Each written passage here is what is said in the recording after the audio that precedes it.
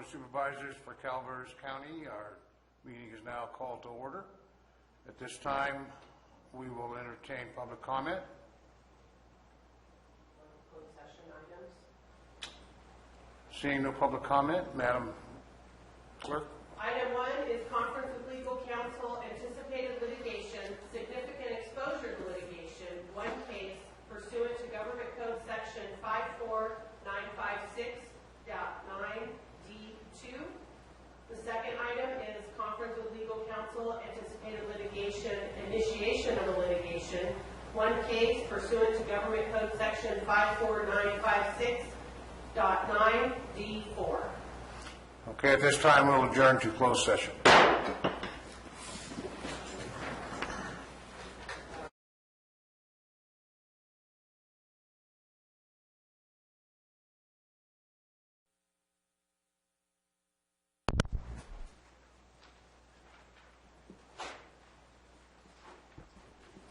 Good morning. Welcome to the Board of Supervisors meeting. Apologize for starting late. We were in closed session. I think before we start, we'll stand for the Pledge of Allegiance. Pledge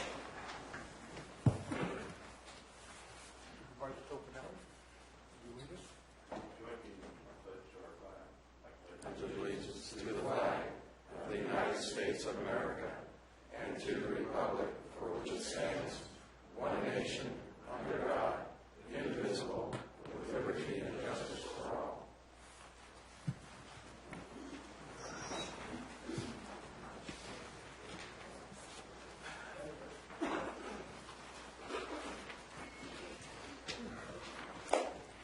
Ladies and gentlemen, we just came in from a closed session where we addressed agenda item number 2 in a closed session and reporting out that no action was taken for that particular agenda item.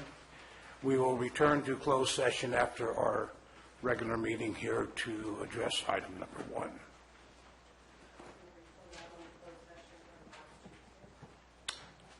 Yes, I will report on the closed session from last Tuesday, and no action was taken there. I can't hear you, ma'am. I'm sorry, you have a sheet of paper that has those listed on it. I believe that they were not announced as part of the agenda today. They need to be read. Okay, if you'll read that, Madam Clerk. I don't have that without that. Oh, I'll read it then. Report a closed session held on February 21st. Item number 1, public employment. Pursuant to Government Code Section 54957, subsection B, subsection 1, County Administration Officer. Action taken was no action. Item number 2, public employment. Pursuant to Government Code Section 54957, subsection B, subsection 1, Environmental Management Agency Administrator / APCO. Board action taken, no action.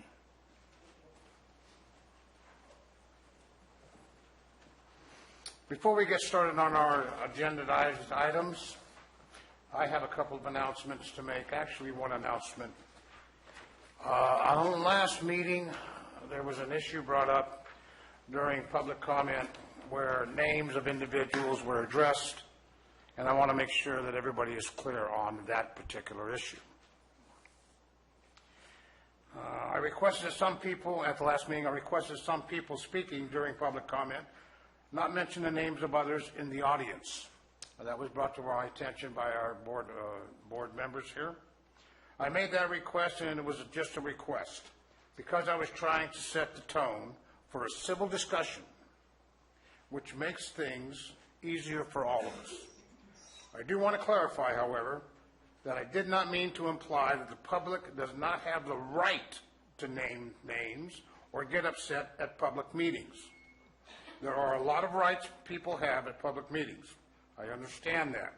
I am simply asking, hoping that we can all make efforts to keep discussion civil whenever we disagree. Having said that, I want to remind everybody that this is the Board of Supervisors chambers.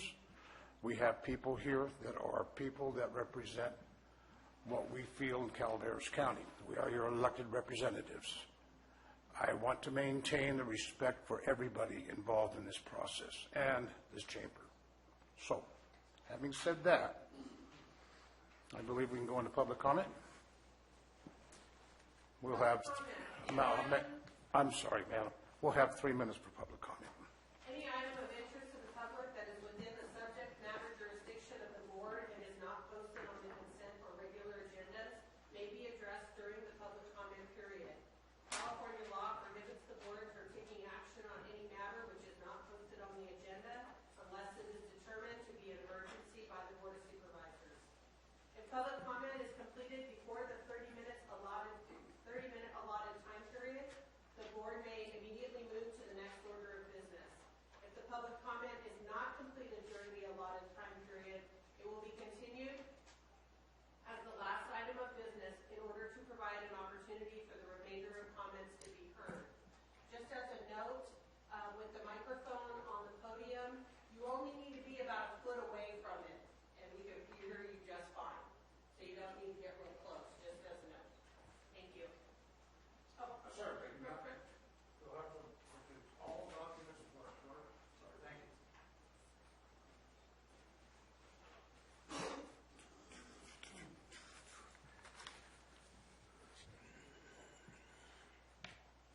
Should I start? Mr. Chairman, members of the Board of Supervisors, my name's Rex Wisnand, and I'm the chairman of the Commission on Aging. And we've been working very hard in the last couple of months. We have 2 sets of bylaws, and we've had that for 2 or 3 years now, and we want to get that down. And we recently did a strategic plan in which we use the old bylaws. So we are complying with the old bylaws. And what we would like to do is meet with you sometime. I say for probably about an hour we could go through the 1 set of bylaws and catch everything up to date, which is really important because we're working hard and we want to make sure that what you guys want is what we're doing. You know, there's no use wasting a bunch of time. And you're going to see it differently, probably, I don't know. So we are working hard. We've got a strategic plan that will be done Friday. We're very strong organization, both locally, statewide, and regionally. And we have people that are representing you as chairpersons and on state committees and all that type of thing that affects seniors in this county. So we really want to make this a strong organization that will help the seniors in the county. We do meet the first Friday of every month, which means this Friday. And currently you have somebody on the Area 12 Agency on Aging, which goes really close. We work real close with the Commission on Aging. And in fact, this county has this president and vice president for that group. And so we need somebody that's representing us from this county, and then we need somebody for the Commission on Aging to attend our meetings because they're very closely knit. They have to do with finances, legislation, and a lot of issues that we need to work with you on for seniors. So if that's possible and you can get us hooked up with that, it would really help us because we don't want to keep spending many, many hours getting this stuff done and then find out you have a totally different philosophy or something. We want to make sure that we're doing what you want. So that's pretty much it. Thank you very much. Thank you, sir. Sure. Rex, was that your name? Yes. Could I meet you after? Could you stick around so we had a break so I can give you my phone number so you can get a hold of me? Sure, love to. Thank you. Thank you.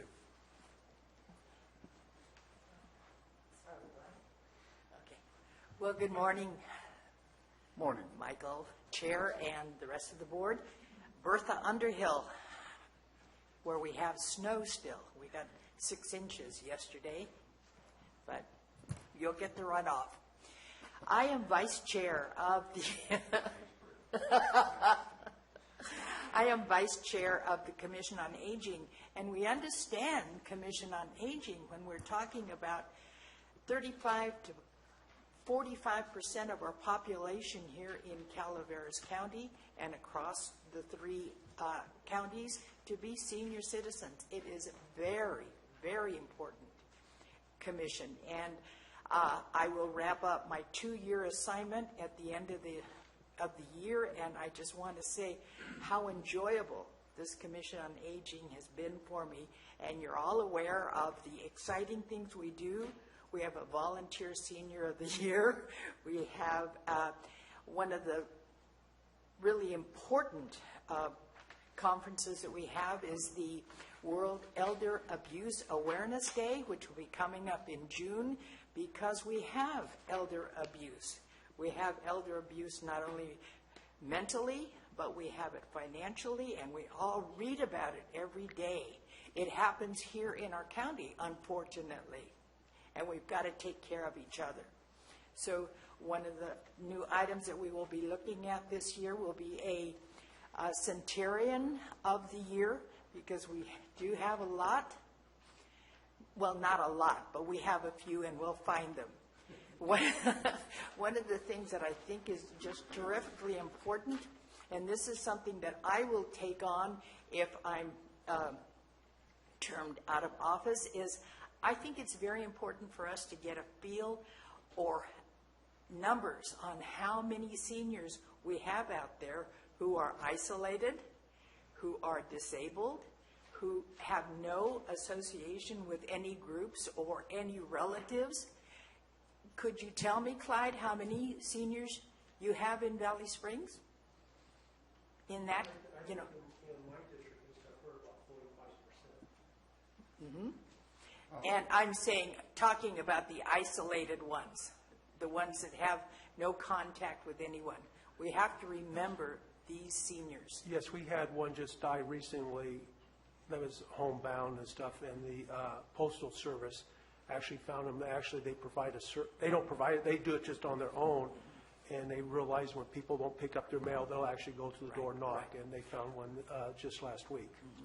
So it's a problem that's that we do have, unfortunate. and that's why And these are the ones we have to find and we have to account for. And I only have 2 seconds left, but you'll be hearing more about Commission on Aging. Thank you very much. Thank you. Ladies and gentlemen, let me make one thing perfectly clear, if I could. We're going to allow 3 minutes for speaking. If we take up some of your time, we'll make some adjustments. Okay? And we're not going to be that tough.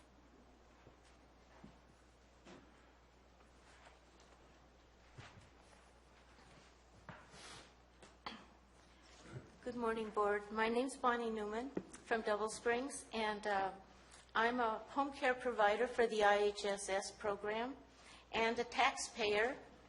And by the way, I'm on the IHSS Advisory Committee. And this is a message to you from me about something that is looming.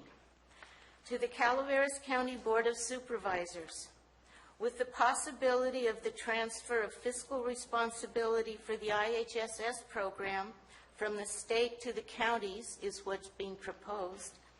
Your IHSS Advisory Committee will be recommending that all members of our governing board, individually and collectively, contact all of our state legislators in opposition to any such changes. Besides the negative financial impact to Calaveras County, disruptions to the program that might occur would be harmful to the recipients or consumers of the services. And we intend to follow up with a letter to you respectfully requesting that you contact the legislators with the help of the Health and Human Services Department to be more professional. Then I'd like to refer to the handout. This committee has been struggling to become relevant for a number of years, and we are going back to our basics of what is expected of each and every part of the IHSS program, and we'll intend to be making recommendations if any such changes might occur to us. But what's especially important to me is to bring your attention to the roles and responsibilities of the IHSS Advisory Committee on page 2. It's our responsibility to serve in an advisory capacity regarding IHSS and the public authority to the County Board of Supervisors, the governing board of the public authority, IHSS contractors, and any administrative body in the county that's related to the delivery and administration of IHSS. The responsibilities of this committee have been outlined since its inception: to stay informed and educated on IHSS and public authority issues, to provide consumer and provider input into IHSS and public authority, to participate in outreach, education, and advocacy activities, to provide a forum for consumers and providers of personal assistance services, advocates, and other interested parties to participate in public authority policy and program development, to review, advise, and make recommendations to the governing board on pending legislation that may impact the program, consumers, providers, and public authorities. Thank you, ma'am. Finally, Time is the up. last, may I just... Your time is up. No, I'm sorry.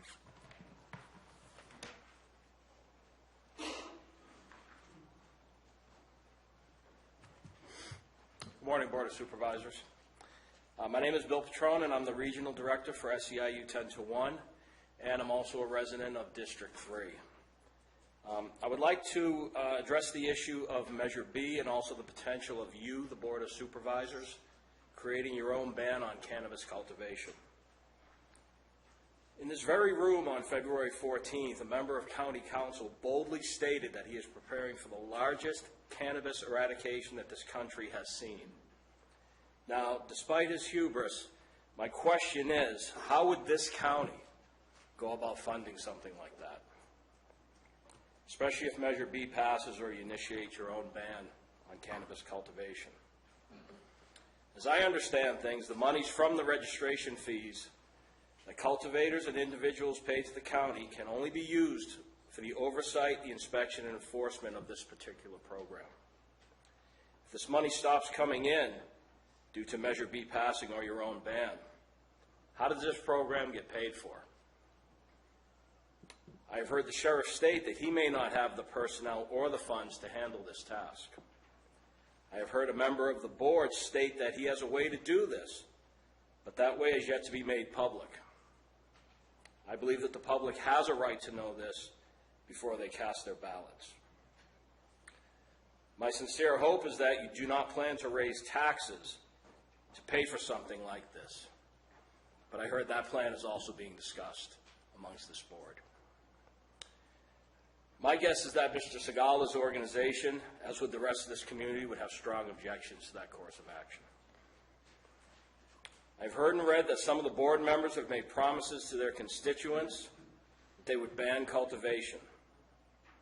Was that promise made before fully realizing what the ramifications of such an action would be on this county as a whole?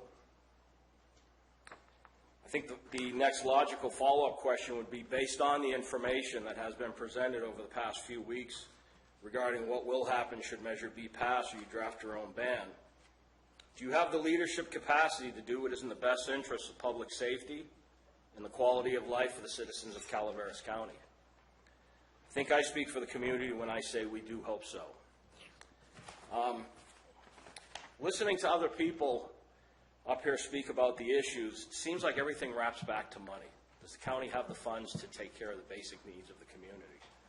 And the more I see, the more I think it may not. So I do think that, as a community, we do have to look at additional streams of revenue. And outside of this cultivation program, I really don't see any other ones. Thank you. Thank you, sir. Any other public comments?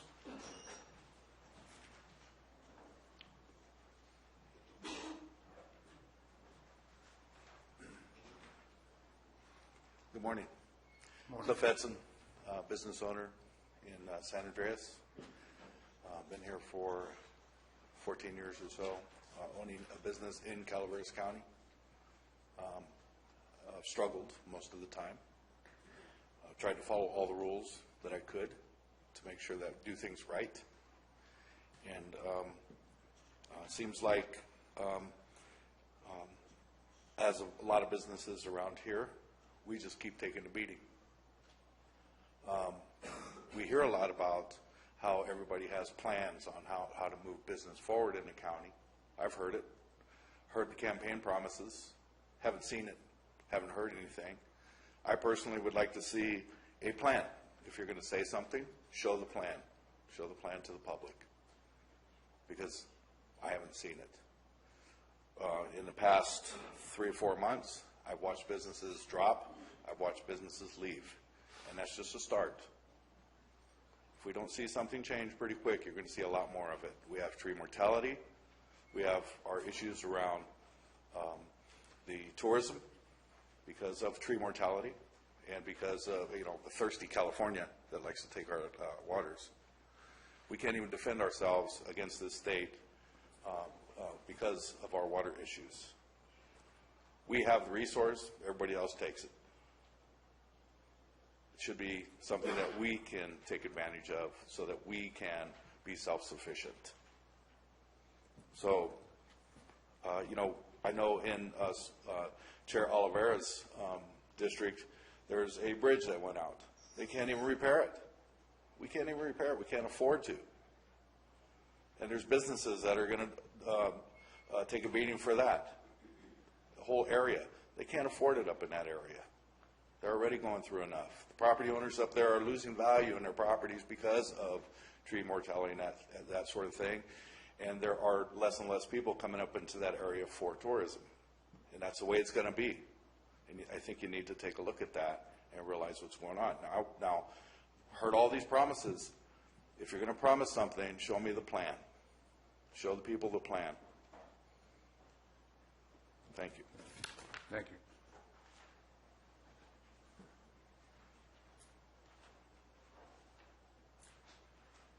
Any other speakers?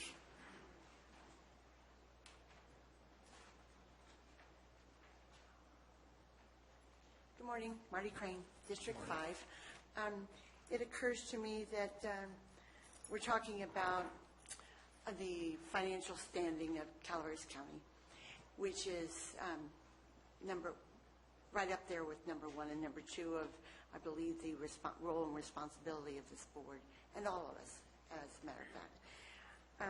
I'd like to remind us that when Lori Norton, former CAO Lori Norton, was here, she set us on a path. We were dancing very dangerously close to the cliff of bankruptcy, the bankruptcy cliff, I want to call it. And she set us on a path, a 5-year plan towards solvency, and all we had to do was stay out of the way and respect the expertise of our fiscal managers in our staff. And we've dipped into our reserves and many other things that we've done, and there's too many to itemize. But if we're going to talk about having a plan, you're new to this board. 4 of you are brand new to this board. So if there was going to be a plan, I'm thinking we had a few years to do it. I'd like to know, can you find it? Can you bring it up so we can see it?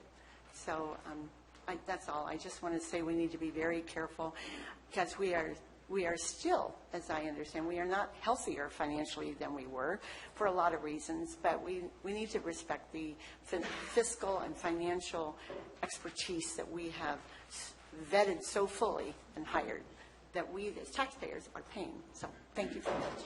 Thank you.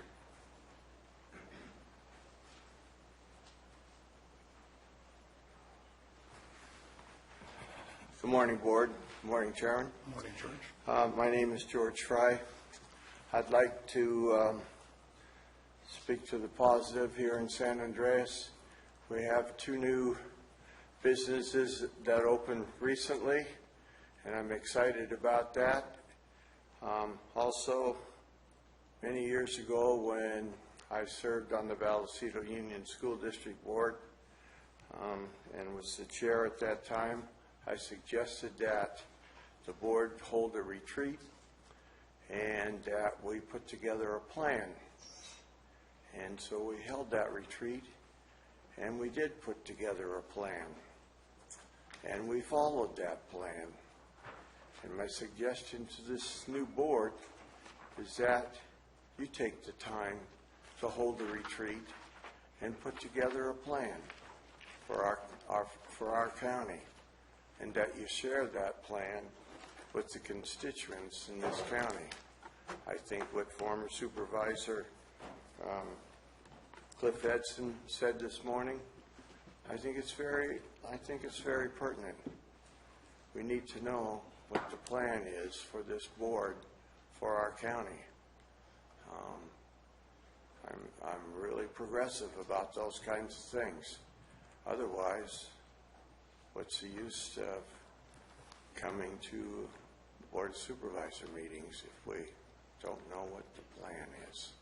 Thank you very much for your time. Have a great day. George, before you walk away, Yes? you and I didn't talk about that, did we? Yeah, as a matter of fact, we did. I think there's the ability with this new board. And by the way, I would like to make one other comment. At the last board meeting, I was a little disenchanted, and I'm not going to pick on anybody because I really don't like to do that. But be careful when you're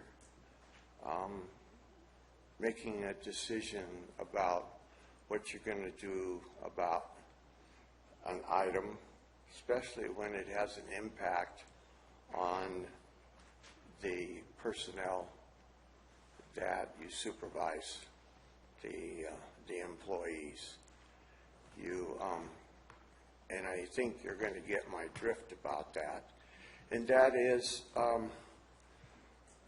think we have a lot of good professional employees, but I went away from this last meeting, and maybe I'm oversensitive, but I think there's a lot of employees in this government center that are sensitive too. And I think that you didn't give them the benefit of the doubt that they could put together an ordinance in a timely manner. And I got the feeling that you insulted their intelligence. Please don't do that. You got some great employees in this government, and you're just going to smack their morale by doing that. So it's just a cautionary thing, and I would appreciate that you take a look at that. You know, I ran an auto center for Sears in Southern California. George, thank you. Okay. I'll tell you that story next time. Okay.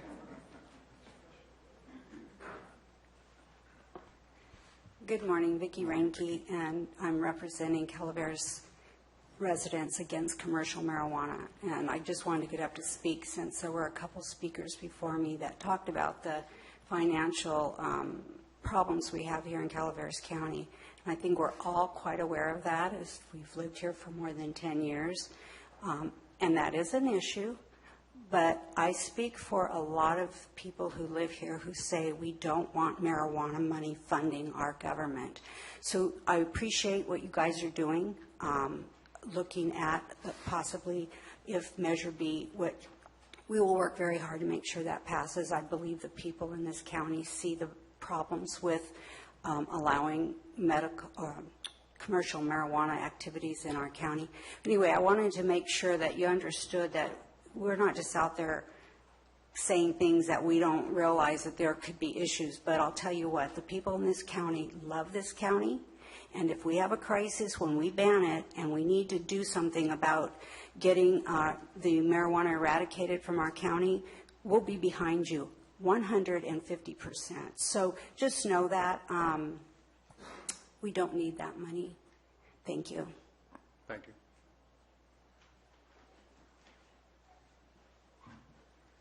I'm on the agenda later, but since they brought all this up, about your money and being able to fund the eradication of marijuana, me as a grower and a lot of other people actually paid quite a hefty permit price to get on it.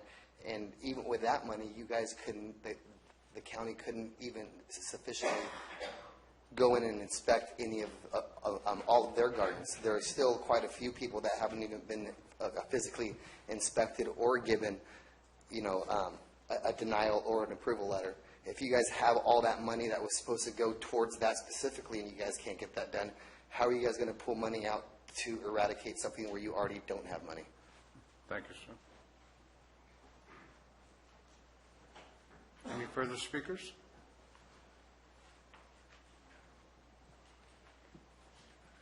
My name is Joel Pitto. I'm from Paloma. To the new board members, I say welcome. Our family's been there a long time.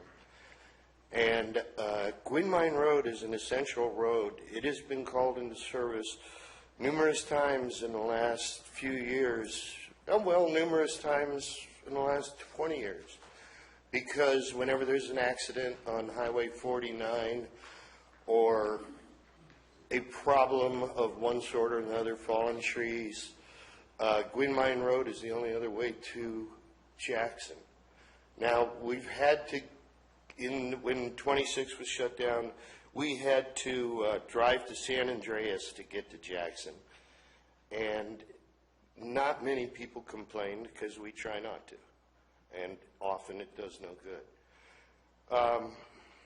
Gwin Mine Road has been allowed to fall into disrepair. It is shut down. It is nice weather and there's nobody down there working on it. And I had a very pleasant meeting with the Public Works Director, and he said all of the right things and he shows great intelligence, but nothing is being done. So for 3/4 of a mile on my property, your guys' lack of ability to focus the proper energy is costing me money. And I will not make a threat to sue this county, because if I did, Megan would immediately issue an order that nobody can talk to me. I am not that foolish, nor do I have the funds to go to battle with you. All I want to do is present some common sense, get somebody off their dime. I was told it takes an environmental impact statement to repair the creek, and that's not correct. At one point, I had to repair a couple 100 feet of the creek and put the stream underground. All of the repairs I did 20 years ago have held and were critical to the correct management of that area. Please do not let it become a problem that needs a civil resolution. Please advance this on your agendas and make sure that something gets done and that secondary road gets open. It is possibly the most beautiful road in Calaveras County, but that notwithstanding, a lot of people for a lot of decades have counted on that and are entitled to that to be repaired in a timely fashion, and not at the very end of the list that you keep all activities in Paloma on. It is a sad situation that Gwin Mine Road has been neglected for as long as it has.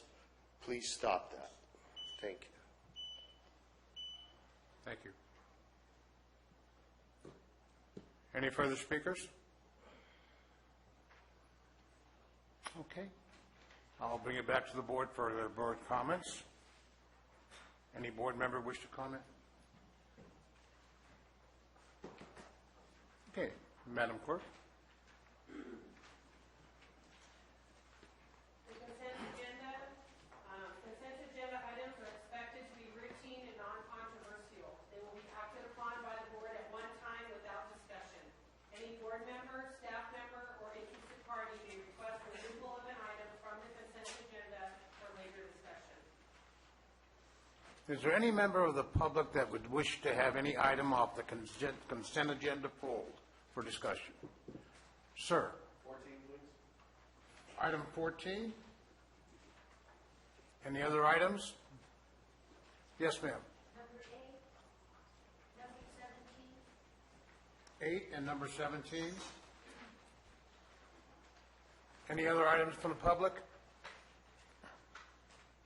Okay, from the board members, any items to be pulled from the consent agenda? Number 6. Number 6. Any other items from staff? Okay. I would entertain a motion to accept the remainder of the consent agenda. So moved. Turn on your microphone, so speak into it, please. Ladies and gentlemen, we have a new microphone system, so we're just getting used to it. Yeah, I'll make the motion. Okay. Motion by Supervisor Clapp. Do I hear a second? I'll second. Second by Supervisor Mills. Any public comment? Back to the board for a vote. Call for the vote. All in favor indicate by saying aye. Aye. Aye. All opposed by saying no. Motion carries 5-0 unanimous.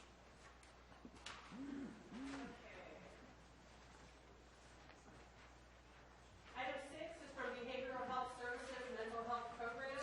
Authorize the board chair to execute amendment 2 to an agreement with Starview Behavioral Health, doing business as Starview Adolescent Center, increasing the maximum amount payable from $200,000 to $870,000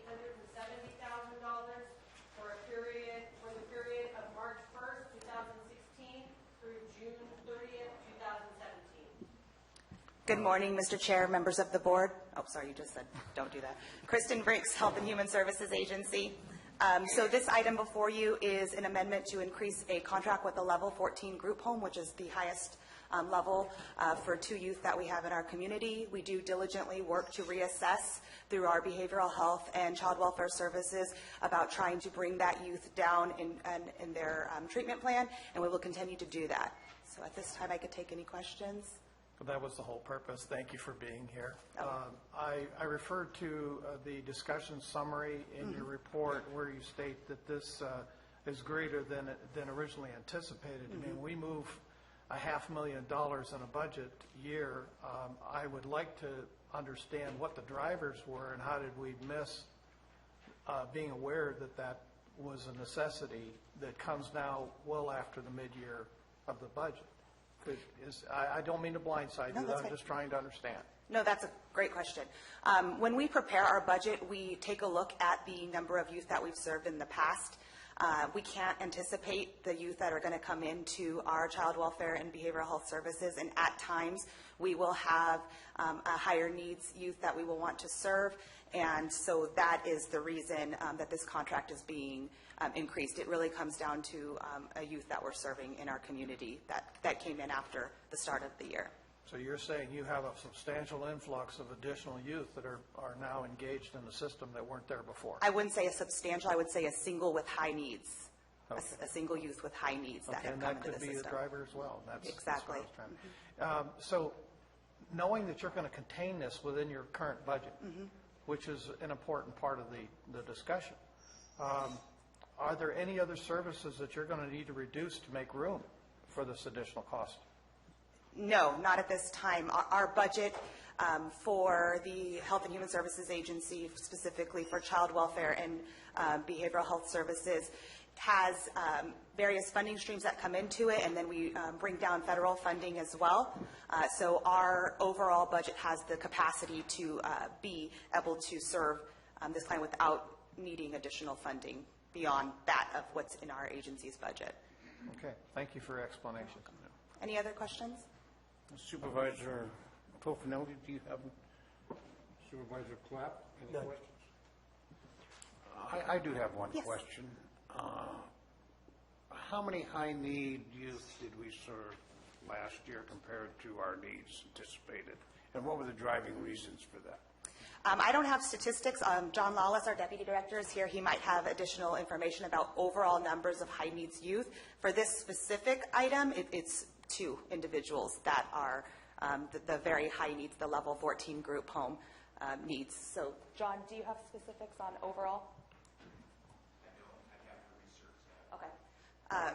Mr. Chair, we can get overall statistics on high needs youth and provide them at a later time if that's appropriate. We have an increase of $500,000 for 2 cases? Yes. Level 14. That's sinking in. Yes. Level 14 group homes, as an attachment to the items, you can see the rate charts that come along. Level 14 group homes are the highest needs, and it's not our intention to have our youth there. Our intention is to have our youth served at the lowest level of care possible in a family home setting. That's part of the overall continuum of care reform that you've heard about with child welfare services and behavioral health going through an improvement statewide. But yes, there are times when we have very high needs youth and we need to provide the services for them, and it is costly. I really have to ask this question. Yeah, go ahead. Could you define a high-need youth for me? Yes, actually, John will be able to use clinical terms if we want to. He's going to get you up here, Mr. Lawless, no matter what.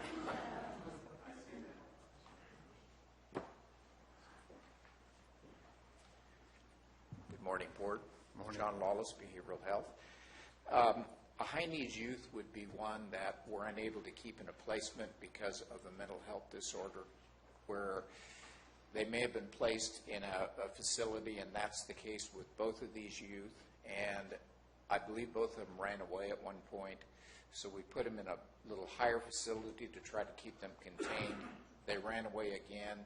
There is real fear that because of a mental illness, they will end up dead. So we're trying really hard to contain them right now and just give them some security. But it is due to a mental illness. Would that include danger to themselves or danger to other persons? Yes. Yes. Mainly a danger to themselves. Which is to...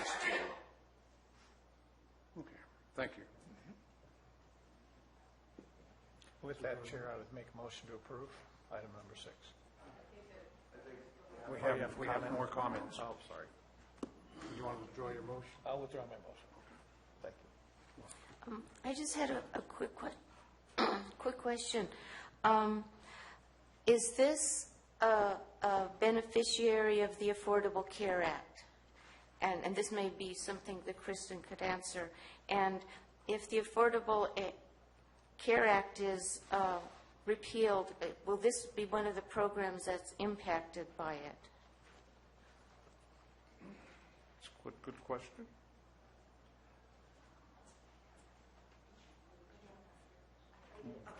Hopefully you can answer that question. Yes. Youth who are part of the child welfare system are eligible for Medi-Cal and reimbursement. This particular home is the highest needs and does have a minimal amount of Medi-Cal that comes back? Not for level 14? No, this particular home does not have a Medi-Cal reimbursement. That being said, when we look at the overall picture of child welfare, there are certain services that do have the ability to draw down that federal funding. This is not one of them. There are others that do. And so Ms. Newman is correct. It should, and this is a very loaded question, or a loaded response, but the Affordable Care Act obviously is up for discussion and many unknowns at the federal level, and has the potential to have, there's always the potential to have an impact here locally in Calaveras County for any changes that happen with the Affordable Care Act. But yes, foster youth are provided Medi-Cal, so they are one of the beneficiaries of that Affordable Care Act insurance service. I have a question. I'm sorry. No, this is But what I'm here as for. I understand the statements just made, is there other facilities like this that are covered by Medicare or Medi-Cal? Different levels of service. Yes, there are services that are covered by Medi-Cal for Medi-Cal reimbursement. This particular level 14, no. And there's honestly not too many level 14 group homes in the state. They are, again, highest need, and so they're limited. They're used very sparingly, and so this is one of them. And obviously, we conducted a research into any type of level 14 that is covered by the ACA or by the Yes. Medicare. And we found none? Well, level 14, this type of service is not covered by, does not receive Medi-Cal reimbursement. That being said, to address where I believe you're going with your question, yes, we are consistently looking at ways to step down that level of service from level 14 to level 13 to in-home care, ideally, is the best level of service, and those are much more cost-effective measures, and they're also better for the youth that we serve. They're better for our child welfare kiddos to be in the least institutionally type setting if possible. Okay, so level 14 is not covered by any type of No, we utilized our program. We use our 1991 realignment, which is a major funding source that we have for many social services programs, including child welfare. Okay, thank you. Wait a minute. Oh. Get my microphone down here. You're just gonna starting, say. when you're talking about realignment, you're starting down another road here. I believe As that. you know. Yeah, I do, yes. Okay, so that's going to have to be probably a discussion for future budget, how that's impacted. Yes, Just a thought. exactly, Okay. yes. 1991 realignment is a major funding source that the counties utilize, including here in Calaveras County, to fund social service, public health, and mental health programs. And I believe what you're alluding to is the whole maintenance of effort. And I believe, yes, that is completely true. Thank you. Any other questions?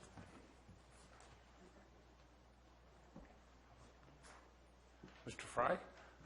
Good morning. Excuse me. Good morning again. I just would like to make a comment. I would like to thank the previous board for having selected Director, I'm drawing a blank now, Kristen Brinks. What an excellent choice. She's just on top of everything. She comes to our in-home supportive services meetings. She adds to the meetings. She's very knowledgeable, and so I want this board to know that. I am currently the acting chair, and I also want to give kudos to Supervisor Clapp, who comes to our meetings, and I just want the board to be aware of that. So thank you very much. Thank you, sir. Any further speakers on this particular agenda item? Okay, I'll bring it back to the board and entertain a motion. So moved.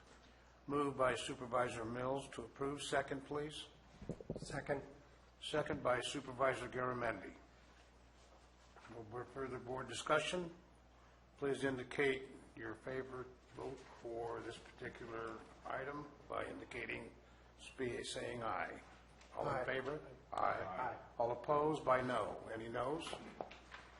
Motion carries 5-0 unanimous. Item 8 is from Behavioral Health Mental Health Program. Authorize the Director of Health and Human Services Agency to, 1, coordinate the Crossroads Turning Point of Arnold, to plan, develop, and manage a Mental Health Services Act housing program with the goal of providing a supportive housing program for adults with serious mental illness who are either homeless or at risk of homelessness. And 2, negotiate an agreement with Crossroads Turning Point of Arnold, which shall be reviewed and approved by the Board of Supervisors for the provision of services required to carry out and manage the program once developed. This item was pulled by the public.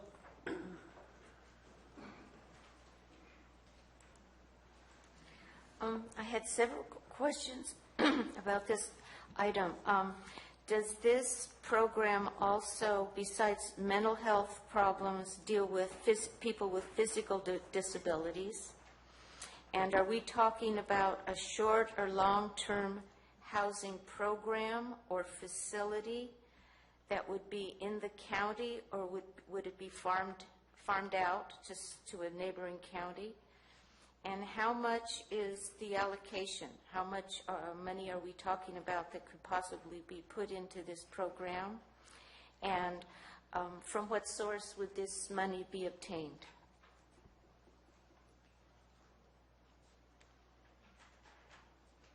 Mr. Lawless? John Lawless, Behavioral Health. This grant is for specifically mental health issues. It can't be used for disabilities or any other situation. It's been earmarked by the Mental Health Services Act of 2004 to be specifically used. Just as a little bit of history, we've gone through many processes to try to get this money in the county. It started out through Cal HFA, who was going to administer it, and then they finally gave the money to the counties to do individually what they would with it. This is the third time we have gone out with an RFP for this, and this was the only applicant that we've had for it. So that's where we're at with that. It is a transition house. We're not intending to put folks in there and leave them for years and years. We are trying to transition them out. One of the principles of the MHSA housing program is the least restrictive environment. Some of these folks need help becoming stable, being able to get out on their own. We are hoping that once this RFP is approved, we'll be able to meet with Turning Point and come up with a plan of transition as well as job training, trying to get these folks as well as they can to get them back into the community. None of that has been done as yet. That'll be the next step if this is approved. The dollars, as I said, come from MHSA housing. They're set aside for this purpose, and that's based on the 2004 housing proposal here. And currently, as far as dollars go, there are about $570,867 that are available for this. There's over actually $600,000, but we have set aside $70,000 to help pay for rent subsidies, to get folks into a home, to help them pay for a home if they're having a difficult time with that. So I think that answers the questions that were raised. Are there any questions from the board? No questions from the board. Any further questions from the public?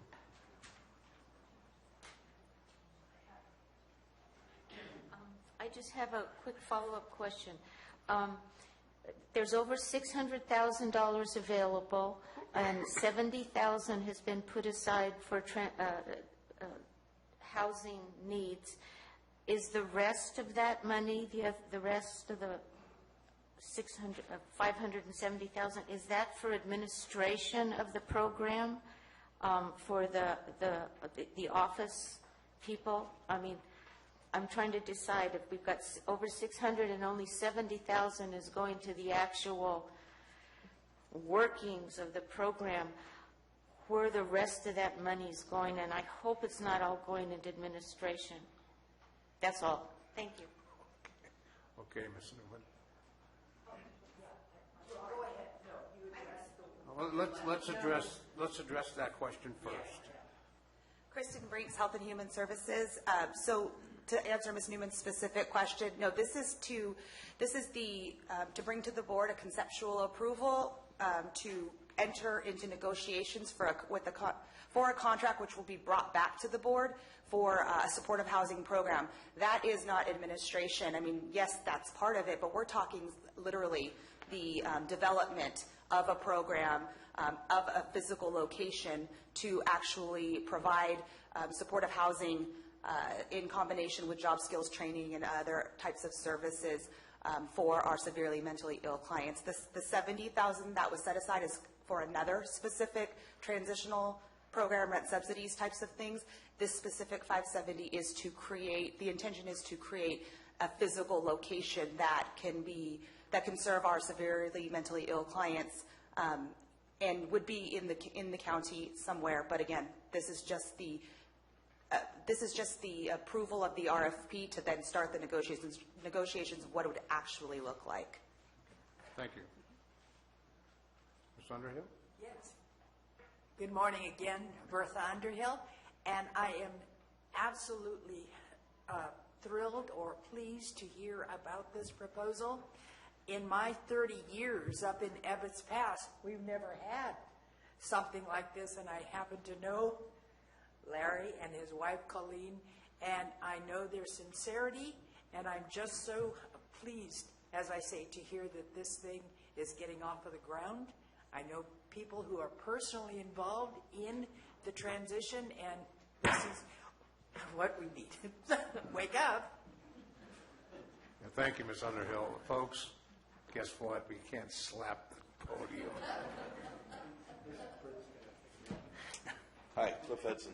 Hey, I also agree with this agenda item.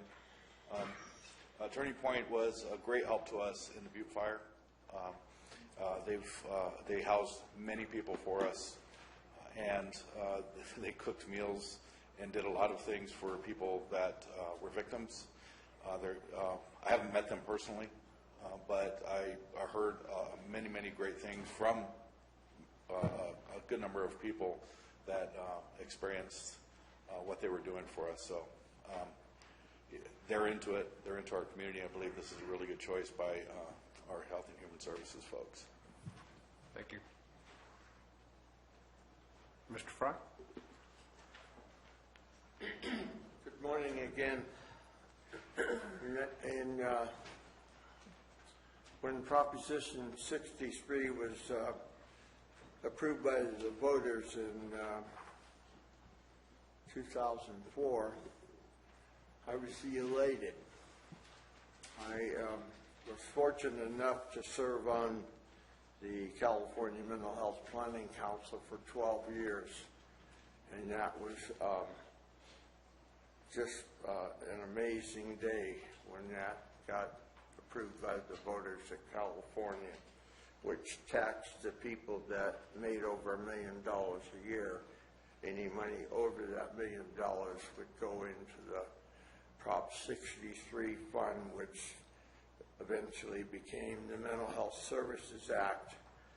And the $600,000 that our county got wasn't really enough to do anything with anything. And I'm glad, but I'm sad that it took so long for that money to be used for something. We couldn't build any housing for people who were challenged, and which was really unfortunate. I didn't realize, and maybe it's something new, that they're able to set aside funds to do other projects.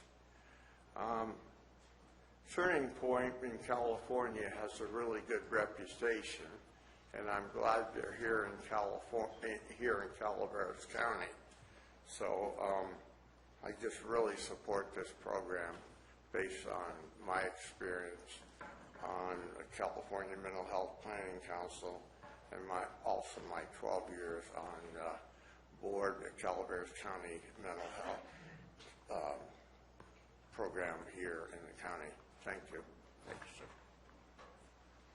Any other public comments on this particular item? I'll bring it back to the board discussion. I do have something to say. I am personally familiar with Turning Point and how it's progressed since its inception in the Arnold area. I am personally acquainted with the owner and his wife. They've done an outstanding job. They are very fine citizens. And having said that, I need to make a disclosure that they are friends of mine. I think this is a good move for Calaveras County. I would entertain a motion. I'll make the motion. Motion by Supervisor Clapp to approve. Second. Second by Supervisor Tofinelli. All in favor indicate by saying aye. Aye. All opposed indicate by saying no. Unanimously passed 5-0.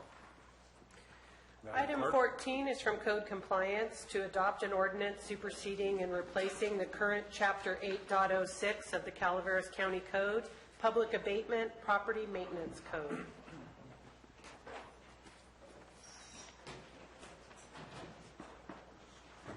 This was brought by the public. Mr. Edson?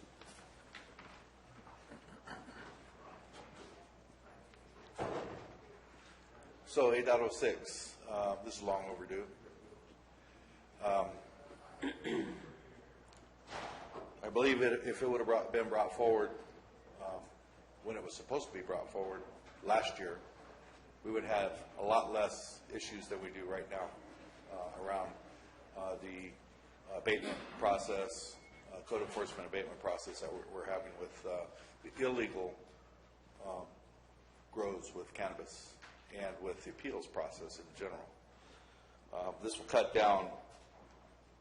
This cuts down the time from 3-month period down to probably 17 to 21 days.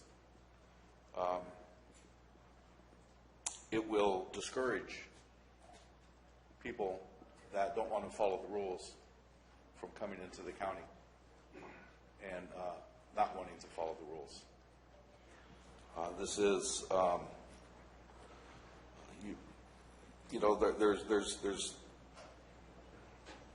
folks that will come in and try to take advantage because of the long process that it takes to go through the appeals process and abatement, and I believe this would stop that. So it takes it out of Planning Commission, which is good. Planning Commission is busy enough. It takes it out of the Board of Supervisors' hands, which is good because you guys are busy enough with regular business. And it puts it right into an administrative law judge, which can look at the law that you set, and rule on it. And that's the way it should be done. So I'm glad to see this on the agenda. Thank you. Thank you, Mr. Edson.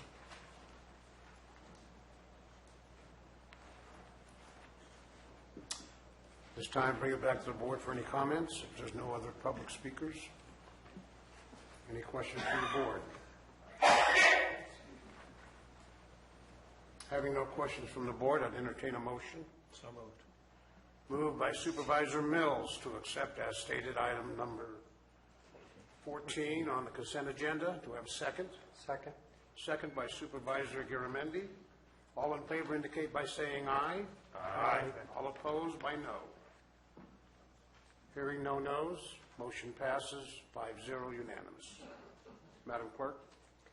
Item 17 is from the Sheriff's Department to adopt a resolution designating certain individuals in the Calaveras County Sheriff's Office as authorized officials to execute applications and documents for financial assistance provided by the Federal Department of Homeland Security. Ms. Newman.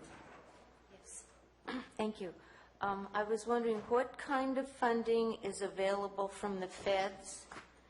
How much is the pot of money? And what is it to be used for? Okay. Captain Macedo, welcome. Good morning, Jim Macedo, Captain, Sheriff's Office. This item is nothing more than a signatory matter. It allows members within the Sheriff's Department a certain rank to sign for funds. There is a wide variety of funds that are available from the federal government. We currently receive 2 grants, an EMPG grant and a Homeland Security grant. The total is roughly $121,000 a year. It's used to offset staffing costs largely, and I believe that addressed all the questions. Okay. Thank you. Any further questions from the public? Any questions from the board? Hearing none, I would entertain a motion. So moved. Moved by Supervisor Tofinelli. A second. Second by Supervisor Platt. All in favor indicate by saying aye. Aye. All opposed indicate by saying no. Having no noes, motion carries unanimously 5-0. Ladies and gentlemen, that'll conclude our consent agenda. We're going to be taking a 10-minute break. I'm sorry, I'm corrected, 15-minute break. That is a lot.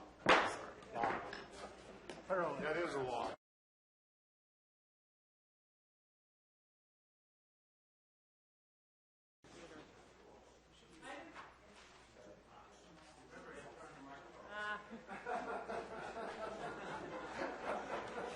usually don't have that problem, so. New microphone system. Item 24 is from the library to approve a 5-year contract for the provision, installation, and maintenance of advanced network data. Excuse me, folks. If you're having a conversation, let's see if we can keep it down so our clerk can announce. Thank you. Maintenance of advanced network data services for the main library and 4 branch libraries in Calaveras County. Approve the receipt of a $90,000 non-matching grant from the California State Library for estimated cost of technology hardware, architectural, and building modifications necessary, and consulting fees for the project, and approve payment of provider costs of $44,877.60 for 1 year. Good morning, gentlemen. Nancy Giddens, County Librarian. I know that you can tell I was really excited about this contract because I wanted you to stand on your heads to read it. Sorry. I just turned my device and it turned right side up. I'm sorry about the upside down submittal of that contract. But I really am excited about this contract with Calaveras, the nonprofit library consortium, which exists solely to help libraries achieve all that they can achieve and serve their communities. They work with CENIC, which is the California Education Network Initiative, the Corporation for Education Network Initiatives in California, and that is the corporation which installs broadband into all of our schools. They also work with libraries, and I believe that we will be able to get this broadband connection, our internet speed, in our branches and our library at the lowest cost that we could ever hope to get. As Supervisor Oliveira remembers, when I was being interviewed for this position just about a year ago, I mentioned the Scenic Broadband Project and expressed my hope that I believe that this was our best path for getting appropriate technology for our county and our library system. However, at that time, I did not know how well the California State Library supports rural libraries. They are offering us a grant, a non-match grant of $90,000 so that we can buy the equipment and the circuitry that we will need to install this into our branches. Now, what will this mean to us? The Office of Education told me this.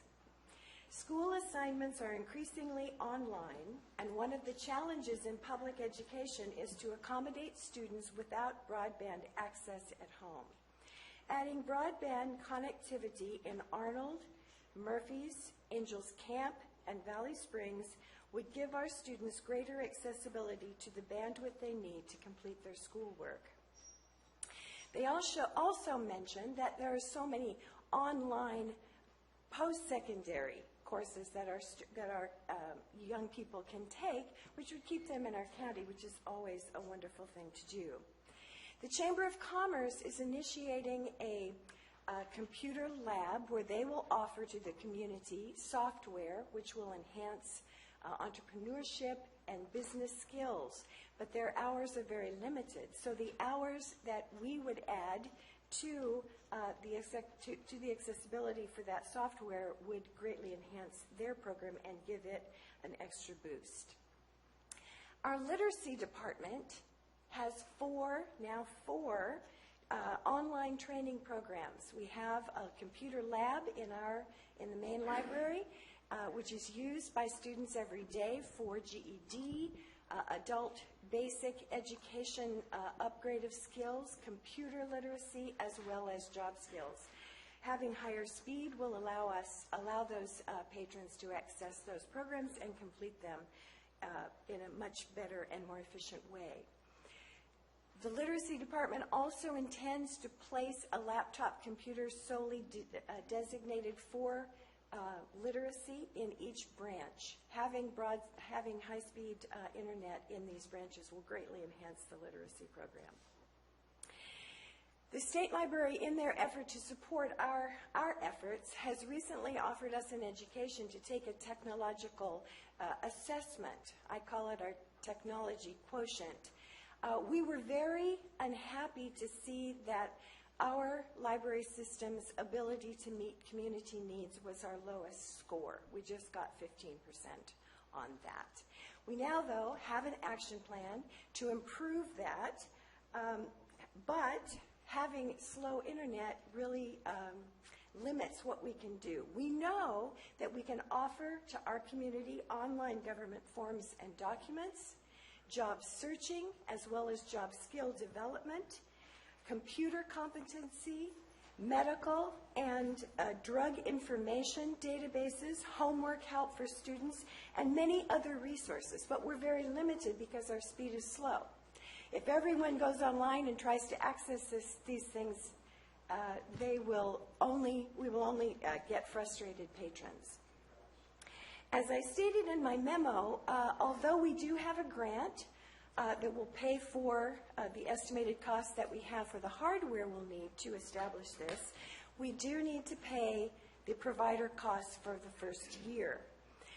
During this first year, however, we will accrue credits which will qualify us for government subsidies, both federal and state, which will result in subsequent years to our having to pay just 10% of the provider cost.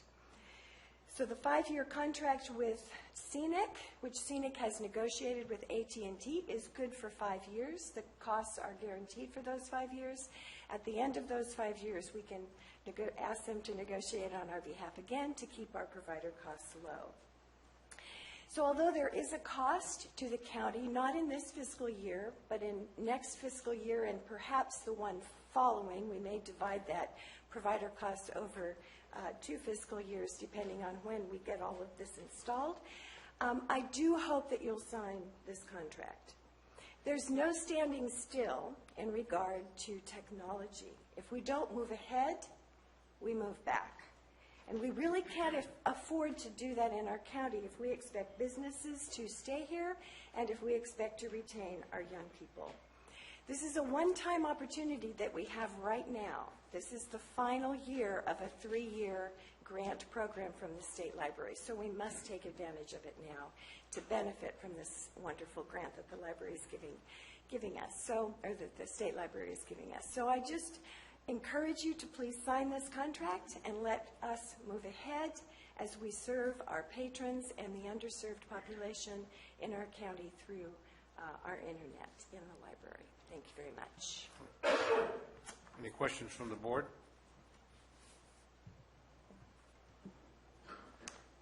Supervisor Garamendi. Thank you, Ms. Giddens. I would like to thank you very much for the spirit and energy you're bringing to your job. Clearly, you're very passionate about your business, and it shows, especially as I see you out in the community, visiting some of our smaller libraries, and really trying to get them involved. So I want to thank you for that. And also for bringing forward this proposal. So it's not really a question, Mr. Chair, it's more of a statement of support. Okay. Thank you, Supervisor Garamendi. Any further questions regarding this program from the board? Okay, we'll bring it back to public comment. I just have one question about the 10% cost for the second and third year. I'm assuming that would be about $4,500 for the continuation of the program, and would that money be coming from the general fund? Thank you. Yes, you are correct. We anticipate that it'll be about $4,500, and it will come from the general fund. We currently have a budget of about $3,000 for that line, so there would be a slight increase. But we will have broadband internet connectivity. Any further questions from the public? Or comments? I would say not a question, but a comment. I'm Connie Bowser from Angels Camp, a member of the Library Commission, and am here representing them. And our mandate is to advise the board on matters relating to the library. In this digital age, having internet service is no longer a luxury, but a necessity. The survival of the county depends on attracting young families to this area. Having a library system that can supplement the education of their children is essential. Also, programs currently in place, such as the literacy program that Nancy was talking about, would benefit greatly from this service. The fact that we scored just 15% in meeting key community technology needs in comparison with services of other libraries our size indicates the need for improvement. To not approve this is not only a disservice to the library, but also to the county. Thank you. Thank you, ma'am.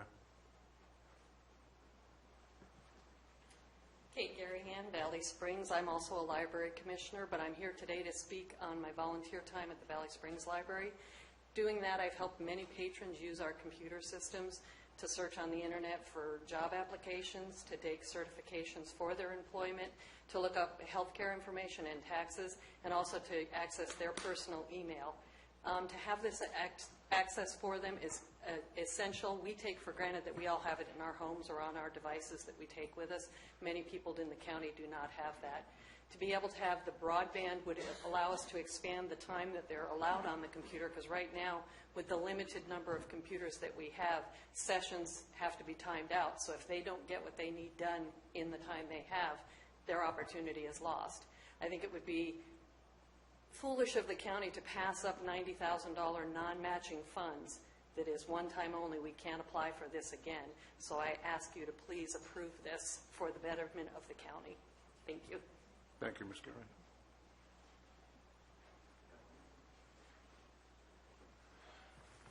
I guess I'm the person that likes to compliment people.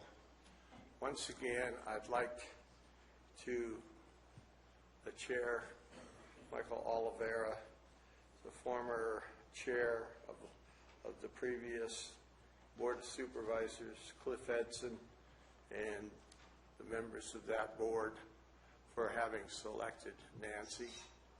What a pearl you selected. And I want to tell you that when I called her yesterday and we got pushed out of the room that we have at the senior center by the women who exercise, they ended up taking over our room. For our in-home senior services, I called Nancy and she called me back and she said, well, we do have 2 rooms and I'm more than happy to work with you, and problem solved. So I really appreciate that, and I wanted the board to know that Nancy is one hell of a lady to work with. So thank you. Thank you, Cliff Edson. Thank you, Mr. Fry.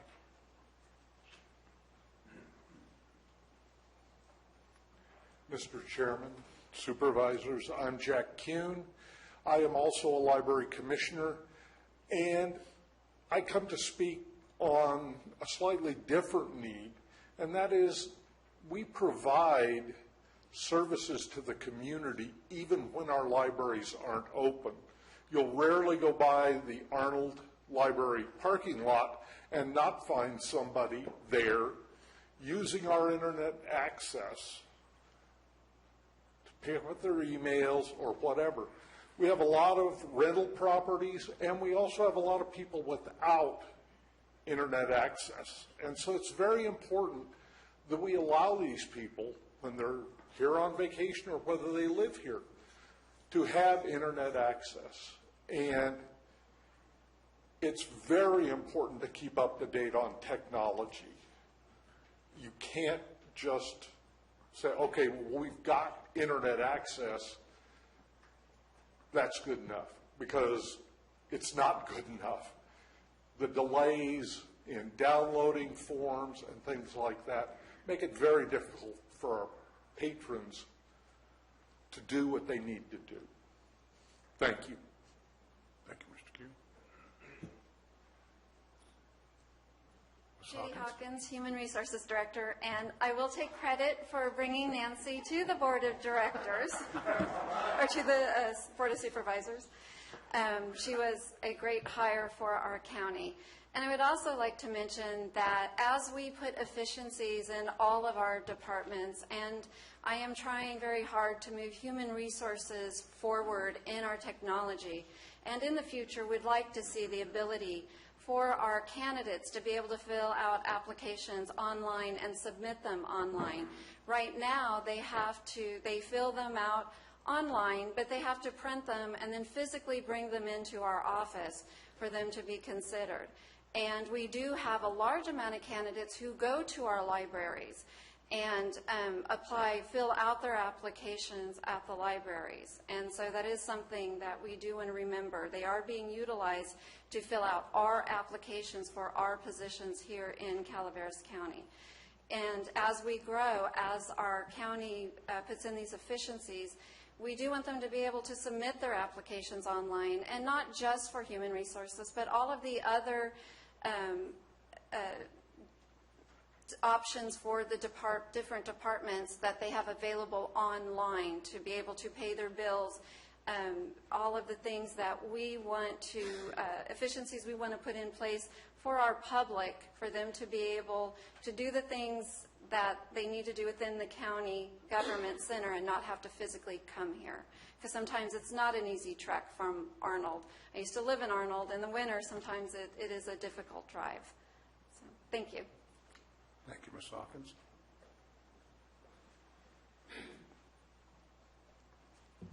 Good morning, Supervisors. My name is Joe Fontana. I asked Nancy what kind of a transmission line are they going to use, and then she said fiber optics. One of the things that I have observed in the 9 years that I've lived in this wonderful county is we have very, very poor communication lines.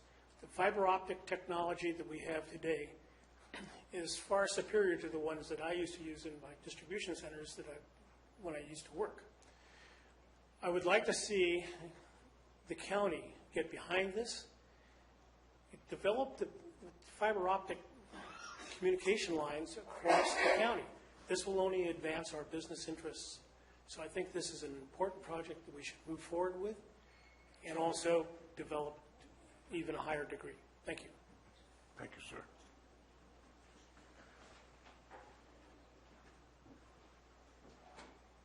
Mr. Edson? You can start now. Oh, I know. On the Hill, right? Cows on the Hill. Yeah. Yeah, this is a long time coming, really. This is a great investment for our libraries. The CVIN line was budgeted by when the last time Supervisor Tofinali was on the board, which was a great thing to do. And it just seems like everything moves at a snail's pace here. The technology is huge in the world. We have our issues here. I can tell you that I'll probably be sitting outside those libraries downloading things because my DSL in the evenings slows down to modem speed. So for the students to be able to go in and utilize these services is huge.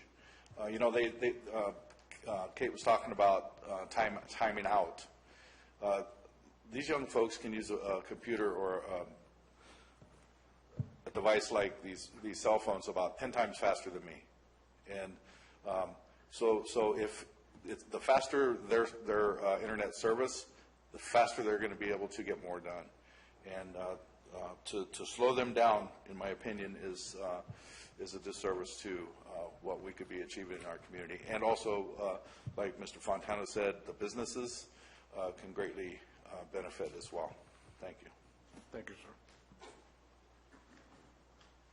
Any other further comment by the public?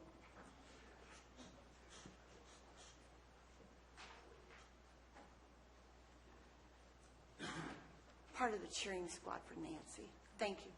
But I wanted to say that I'm excited about this opportunity, but also looking forward.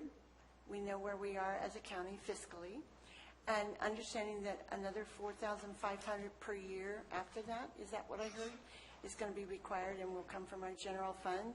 I'd like to challenge everyone who says that they are so in support of our libraries, which would be me. I'm that part of the Friends of the Library. And by the way, the melodrama opens this weekend. It raises money for our library. We do it every year. It's a lot of fun. Supervisor Tofanelli cannot hide. He'll be there.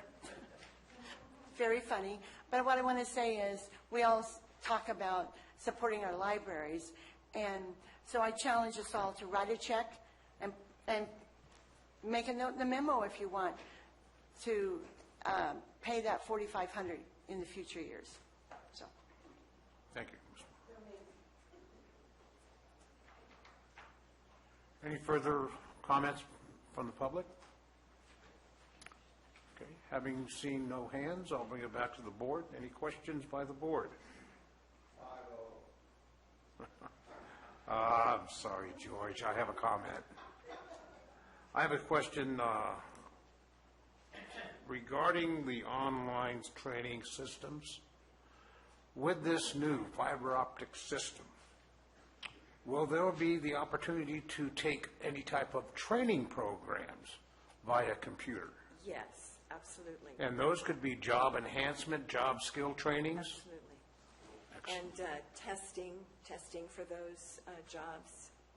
We have multiple options of what we can offer our patrons, and our plan with this is, that goes along with this assessment that we took. We have an action plan in place to add these things. It's just that right now, if we add them, we're only adding to our headache because patrons won't be able to access them.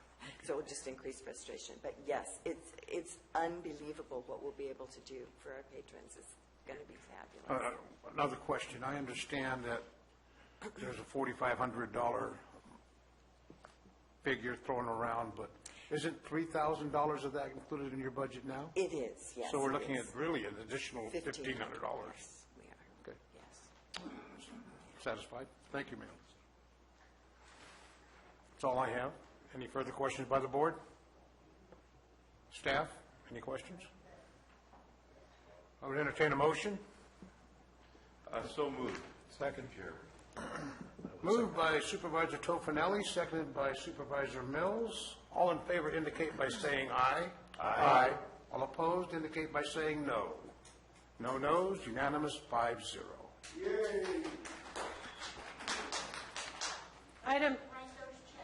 Item 25 is from the Treasurer Tax Collector to adopt language revisions to the current county investment policy and guidelines for 2016-17. Good morning, Barbara Sullivan, Treasurer Tax Collector. Good morning, Ms. Sullivan. This is a routine, non-controversial item, but it ended up on the regular agenda, so I don't know how that happened. Nobody's commented to me, so I don't know. But the item in front of you is just a little language change so that we can now go into other short-term investments other than LAIF and money markets like camp and stuff. So this is something that was brought up with the advisor that we have, and it sounded like a great idea because it's even less administrative costs than LAIF is. So the turnaround should be better for the interest. But other than that, there's just a couple category changes on it, and nothing really too big. So that's the only Questions revision. from the board? Only comment is thank you. Oh, good. It's a strategy that we needed to incorporate a long time ago. I'm glad that we're finally getting to it. Yeah, government code had to catch up too, so. Exactly. Before we could do it, so. Thank you. So, agree. Any public comment? Well, I don't want to stop now. We're going to have to get you a coffee cup up there, George. Yeah, I know. I want to thank the tax collector for making it even easier for the taxpayers to pay their taxes online. She's added some things, and I think that's really awesome in terms of people being able to pay with their credit cards and other things. And I just saw that in online last week, so I think that's really cool. Any further comments from the public? I'll bring it back to the board for any further comments. Once again, I have a comment. Ms. Sullivan? I understand that we're making some improvements to our tax systems as far as billing and some short-term, long-term investments. Are we considering the success of Proposition C, if it does come to tuition, that we'll be able to collect taxes like that too? Even in this county, we're very small compared to the other counties that are involved, like Humboldt and Mendocino, and they're still struggling with it. So it's hard to say where that's going. It would be another year out before I could actually give you something concrete. Okay. But, Thank you. yeah, go ahead. Can I follow up on that, Ms. Hall? Sure. Did you say, we're talking about Measure C money, and did you just say that it would take a year before we could collect it? Well, if you're talking about it going forward, I'm talking as if, assume that the ban fails. that's a different, okay, I'm not talking about that. I was thinking about the whole with the state 164 is what I thought you were talking. No, we're talking about You're Measure talking C. about ours. Okay, Well, so- then to that question, are we prepared? I will be in May. Okay. Because right now, all we're doing is waiting, basically. All I can do is wait. I cannot make a cost or expense for something that may not happen. I don't have the funds to do that, nor does the general fund. So right now, it's a matter of what happens. But I am ready to go forward when that happens. Okay. So, yeah. I know, Just it's want like... to make sure you got a plan. I'm the last one that it affects, but it'll be big. You're the last one, but you putting the fuel in the tank. So. Yeah. So, sorry, I misunderstood the first part of the question. Chair, what this really is, in my best terms, is just a little realignment of an investment strategy and taking advantage of an opportunity, that's all. Very Oh, simple. yeah, I mean, it basically will go in the pooled investments. If you're talking about what the money is Pooled going to be investment. invested in, yeah, it's just part of the pooled investment, no matter where it goes. So it's not strictly identified, just that. Okay. You should have been on the consent agenda. I know, that's okay. So, Thank you, Ms. I'll see you at the next committee. Okay. We'll bring it back to the board. Any further discussion by members of the board? I'll entertain a motion. So moved. Moved by Supervisor Mills. Second. Second by Supervisor Clapp. All in favor indicate by saying aye. Aye. All opposed indicate by saying no. No no's heard. This will be passed unanimously 5-0. Madam Clerk?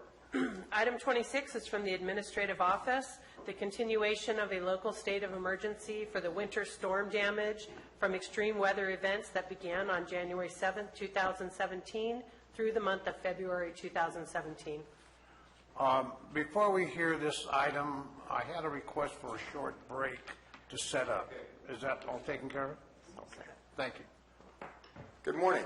Brian Moss, Administrative Office, and this item is just as stated. It's a continuation of the storm damage, local state of emergency. There is one change to this item since it was last at your board, and that is we added the month of February storms in addition to the month of January. There was a lot of questions at Cal OES regarding this, and at first we thought we were going to have to cite each and every storm. Fortunately, I want to say it was Monday, that the Cal OES got back to me and said, no, you just simply need to state in your resolution and include the month of February. So that's why we're moving forward on this.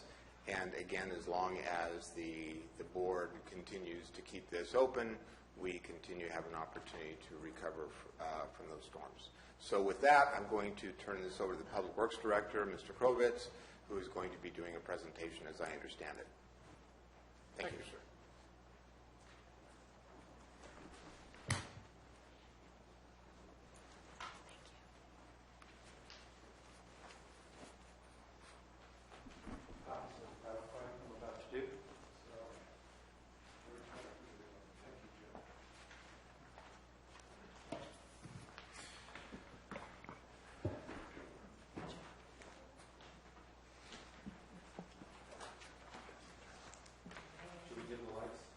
We could. I think it's the middle one. It's the middle one, Jeff. Jeff, it's the middle one. We need to get a remote for that. Doesn't follow instructions.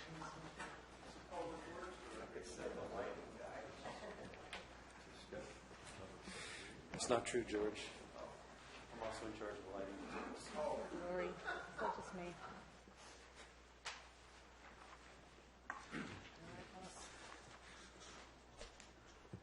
Good morning, I think. Board, Jeff Krovitz, Public Works Director.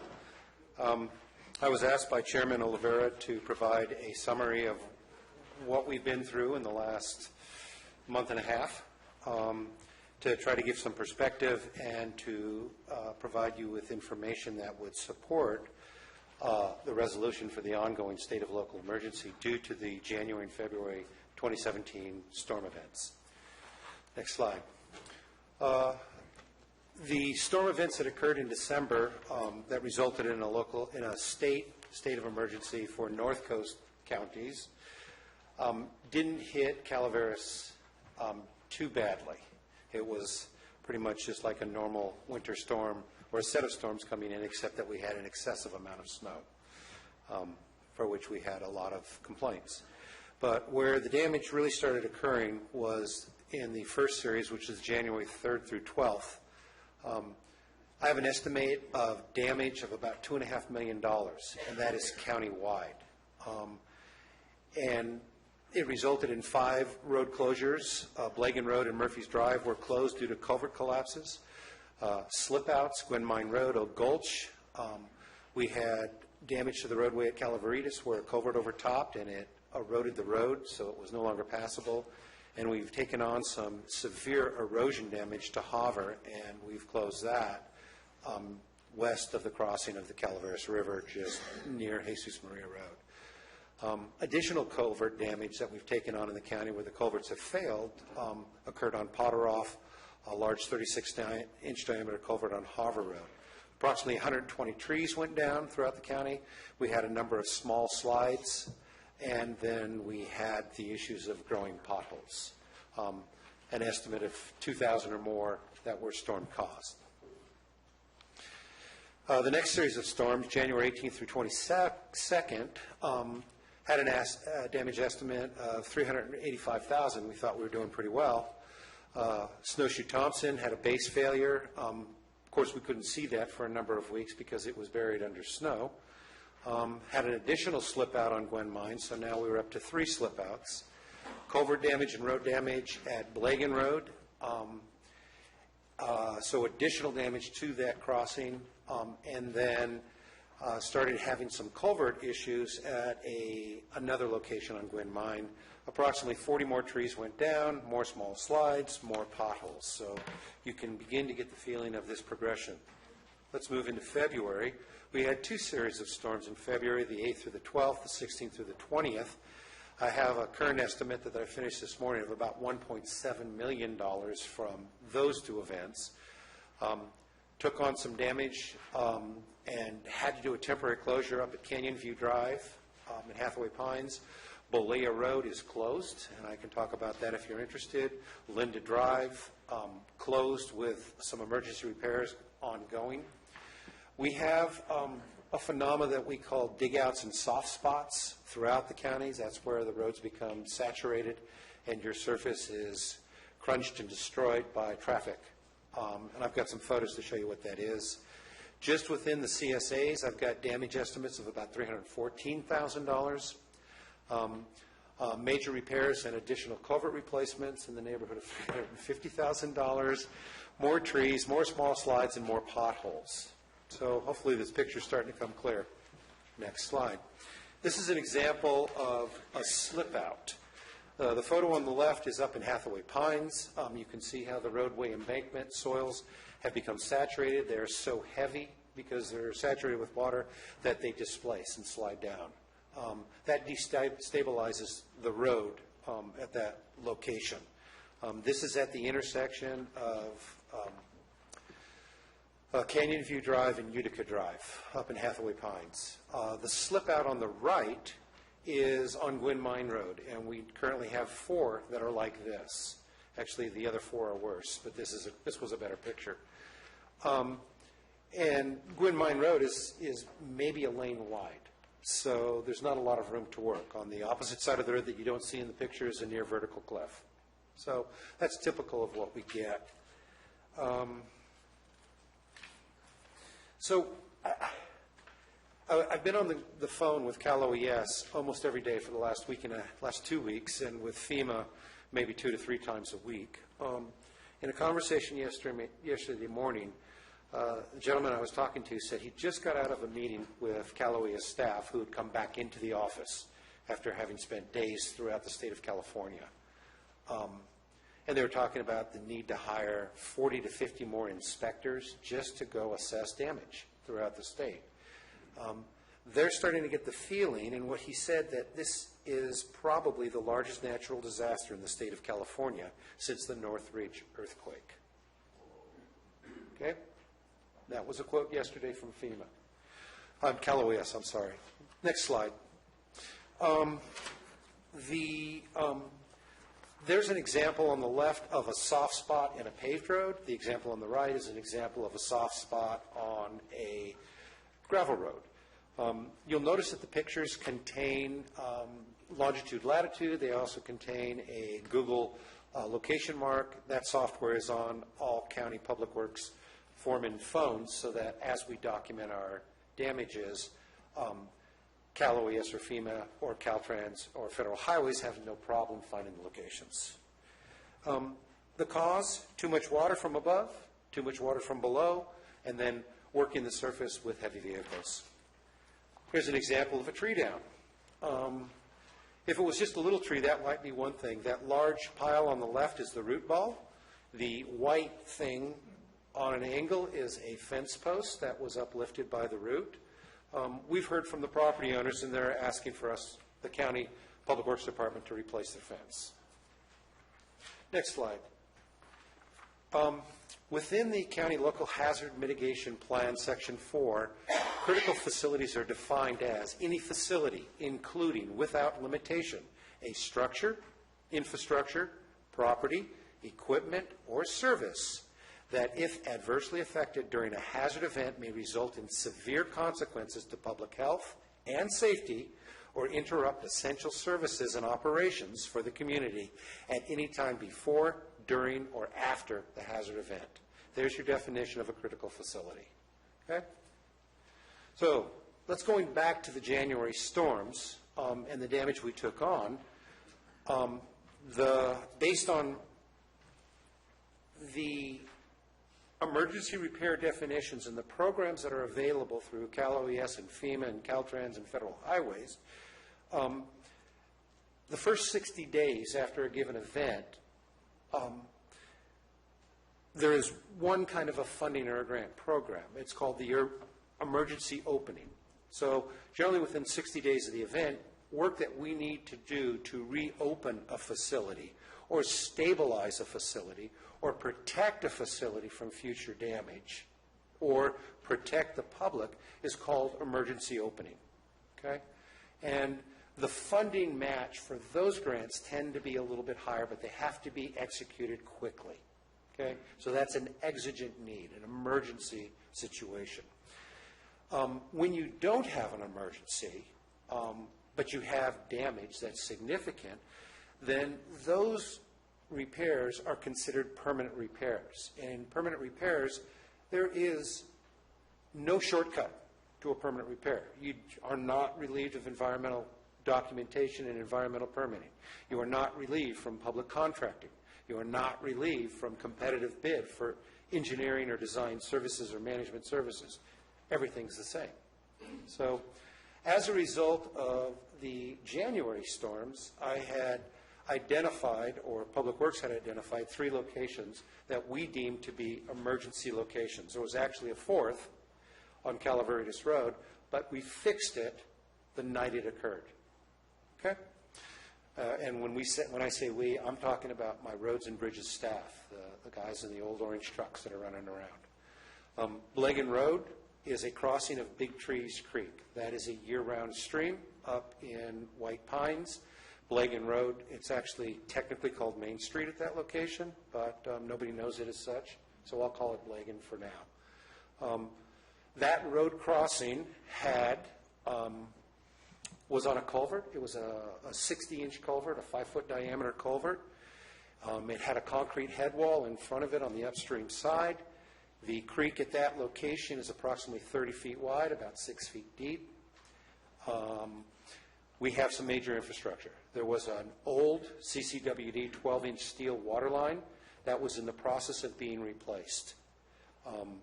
When I got to the site the day after the damage was identified and met with CCWD, they had the brand-new 12-inch line installed, but it wasn't in service.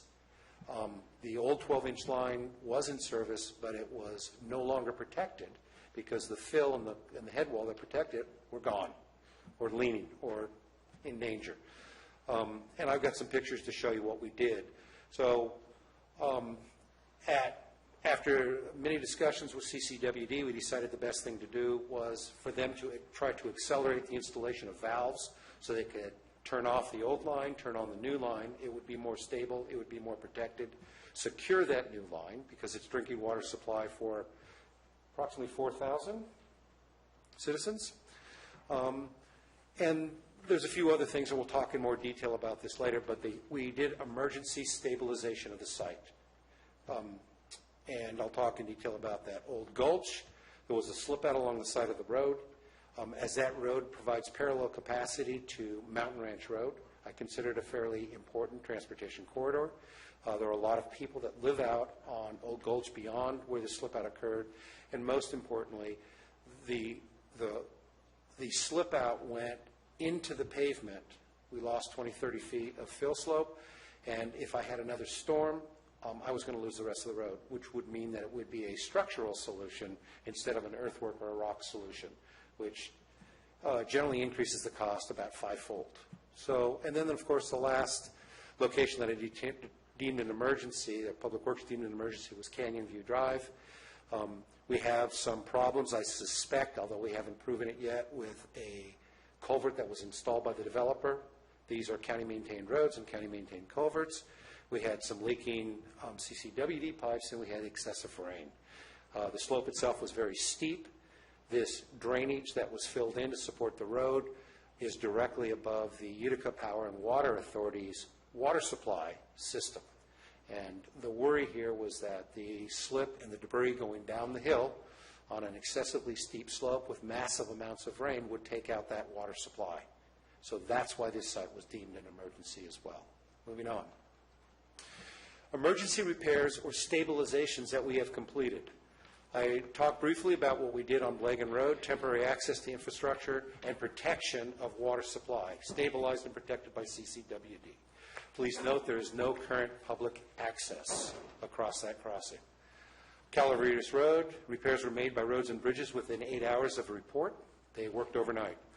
Old Gulch Road, and there's more work to be done, but at least it's passable by vehicles and trucks. Old Gulch Road, permanent repairs, completed an emergency contract with CTA Construction, a local construction company. Estimated current cost, $46,000. Canyon View Drive,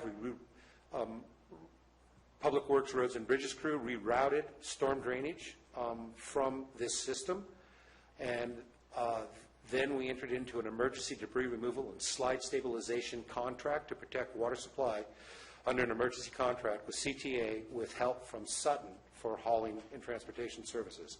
The estimated current cost of that repair was $21,000.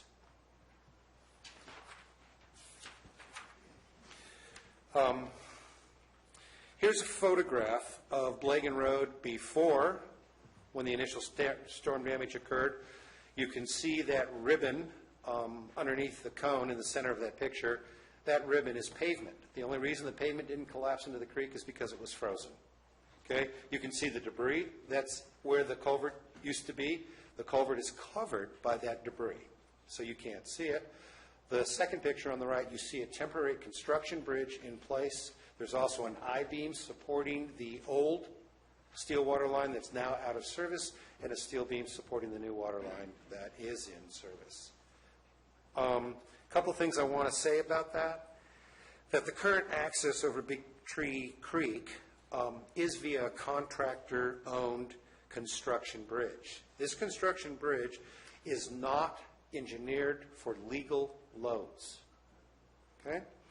The public is not allowed to use this due to liability concerns that CCWD and their contractor have with allowing public to use a non-load rated bridge. That bridge is for emergency access by CCWD and its contractors only. They have water facilities that they need to maintain to supply drinking and firewater supply to these areas. So I wanted to make sure that you understood that.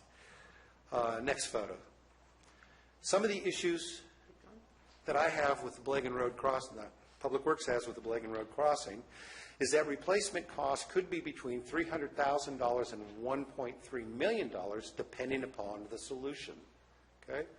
The flood flows exceeded the capacity of the creek, making the replacement with culvert a potentially untenable solution. And I can explain that to you, and I will in a minute. The current funding that we have available to the county as a whole is insufficient for any replacement without state or federal grants. The acceptance of grant funds from the state means that we must, or the federal government, means that we must follow their recovery processes. Acceptance of the grant funds must also comply with NEPA, if we receive federal funds, and CEQA. This is the National Environmental Protection Act and the California Environmental Quality Act that dictates what has to be done. There are no shortcuts when we accept these funds.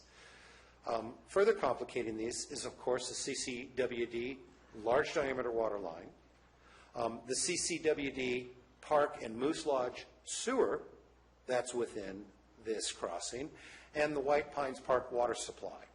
So there are public utilities in this crossing.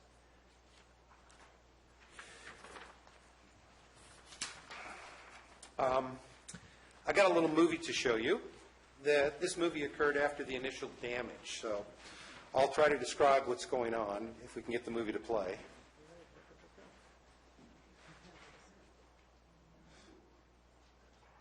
This was taken by a CCWD maintenance employee on his cell phone. The temporary bridge is in place with the new approach roadways. There's a K-well blocking off the old roadway. There's a trench plate, a steel trench plate right there covering where the pavement collapsed. The excavator arm is holding the trench plate down so that the pressure of the water doesn't blow it out. Here's water that's bubbling up through the bridge curb railing. There's the end of the bridge.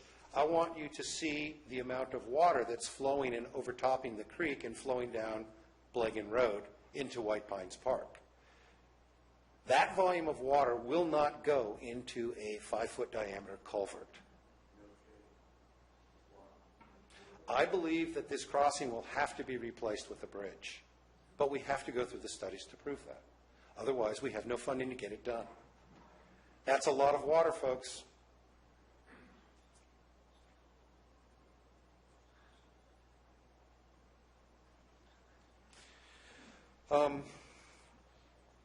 If the current crossing is eventually replaced by a bridge, the project will require all of the work associated with a federally funded bridge program project. That means that it must be adequately scoped. There will be surveys required not only for topographic, geologic, hydrologic surveys, but also surveys for endangered species, biological, plant species, that kind of stuff. The environmental document on a crossing like this will require permits from the Army Corps of Engineers, consultation from the United States Fish and Wildlife Service, two permits from the State Fish and Game Service, as well as a permit for water quality from the local Water Quality Control Board. Design will require hydraulic and hydrology studies, a location hydraulic report to be able to determine the appropriate structure to replace this crossing with. We will need to have a design consultant on board to prepare construction documents. We will need to advertise, bid, and award the contract. We will need to construct it. The railroad flat bridge that will go into construction as soon as the weather clears, for that process, took the county 8 years. For me to be able to do this and have it funded, it must be completed in 2 years. So when we have an emergency, we have the added benefit that we lose approximately 8 years of time to complete a project, but we still have to do all the same requirements. So just so you know. All right, enough of Blagan. This is Old Gulch before the repair on the left, after the repair on the right. This repair took 4 days by a contractor. That included my notifications to Fish and Wildlife. Canyon View Drive. As I mentioned before, yes. It is more or less, I would say it's 2 miles east of the intersection with Calaveras Road. And it's right before the grade starts going up the hill fairly steeply. I didn't think of that. Okay? You'll notice that we had a culvert, a cross culvert from the the cut-side ditch that collapsed because we lost the fill. You can see that the fill that sits on top of the culvert, that's how much roadway fill there used to be before it collapsed. Okay? Mr. Krobus. Yes. Question. Is that a permanent fix? That is a permanent fix, except for the paving. Okay. We actually capped that rock embankment with some concrete slurry before we paved it, and we put these reflective fiberglass markers to warn motorists that you've got a very steep hillside, and those were set in the wet concrete before we came back and paved it the next day. Okay. Thank you. Okay. Next slide. Canyon view. From the time the damage occurred to the time we completed the stabilization and the redirection of the stormwater was about 8 days. That included obtaining rights of entry from the property owners, coordinating with the Utica Power and Water Authority, with CCWD, defining the scope of work, issuing a notice to proceed, and performing the work. Next slide. Our current status of storm damage. Local state of emergency was declared by this board at a regularly scheduled board meeting in January. The governor declared a state disaster for the January storms, and they've since amended that. The federal declaration came in mid-February. The damages were reported from the January storms, and we had 2 separate inspections, one by Cal OES only, and then a second follow-up inspection by FEMA and Cal OES together. That took care of the damages from the January 6th to the 12th storm. Does not include any damages from the other 3 subsequent storms. I'm hoping to get those in today. That reporting goes through our local Office of Emergency Services and then up through Cal OES. The February damages are being compiled for reporting, and we are awaiting an applicant briefing. Because Cal OES and FEMA have been so busy doing damage assessments throughout the state, these applicant briefings have been delayed. Real work, other than emergency opening work, cannot begin until after the applicant briefing. Okay, current status of the cost. Current cost estimates for January and February, you can see, is about $5.4 million. My annual road and bridge budget for repairs on our 700 miles of road is about $700,000 per year, to give you an indication of why the county, at least Public Works Department, for the Roads and Bridges Division, do not have enough money to even begin addressing what's going on and what we've faced in the last month and a half. Next. Recovery plan. Complete all Cal OES and FEMA applications, initial damage assessments, and provide support to state, federal, and locals. Advertise and award contract for disaster recovery program manager consultant, or a PMC. That will not have cost recovery because the cost recovery will only be available if that consultant is working on already approved and allocated disasters. Okay?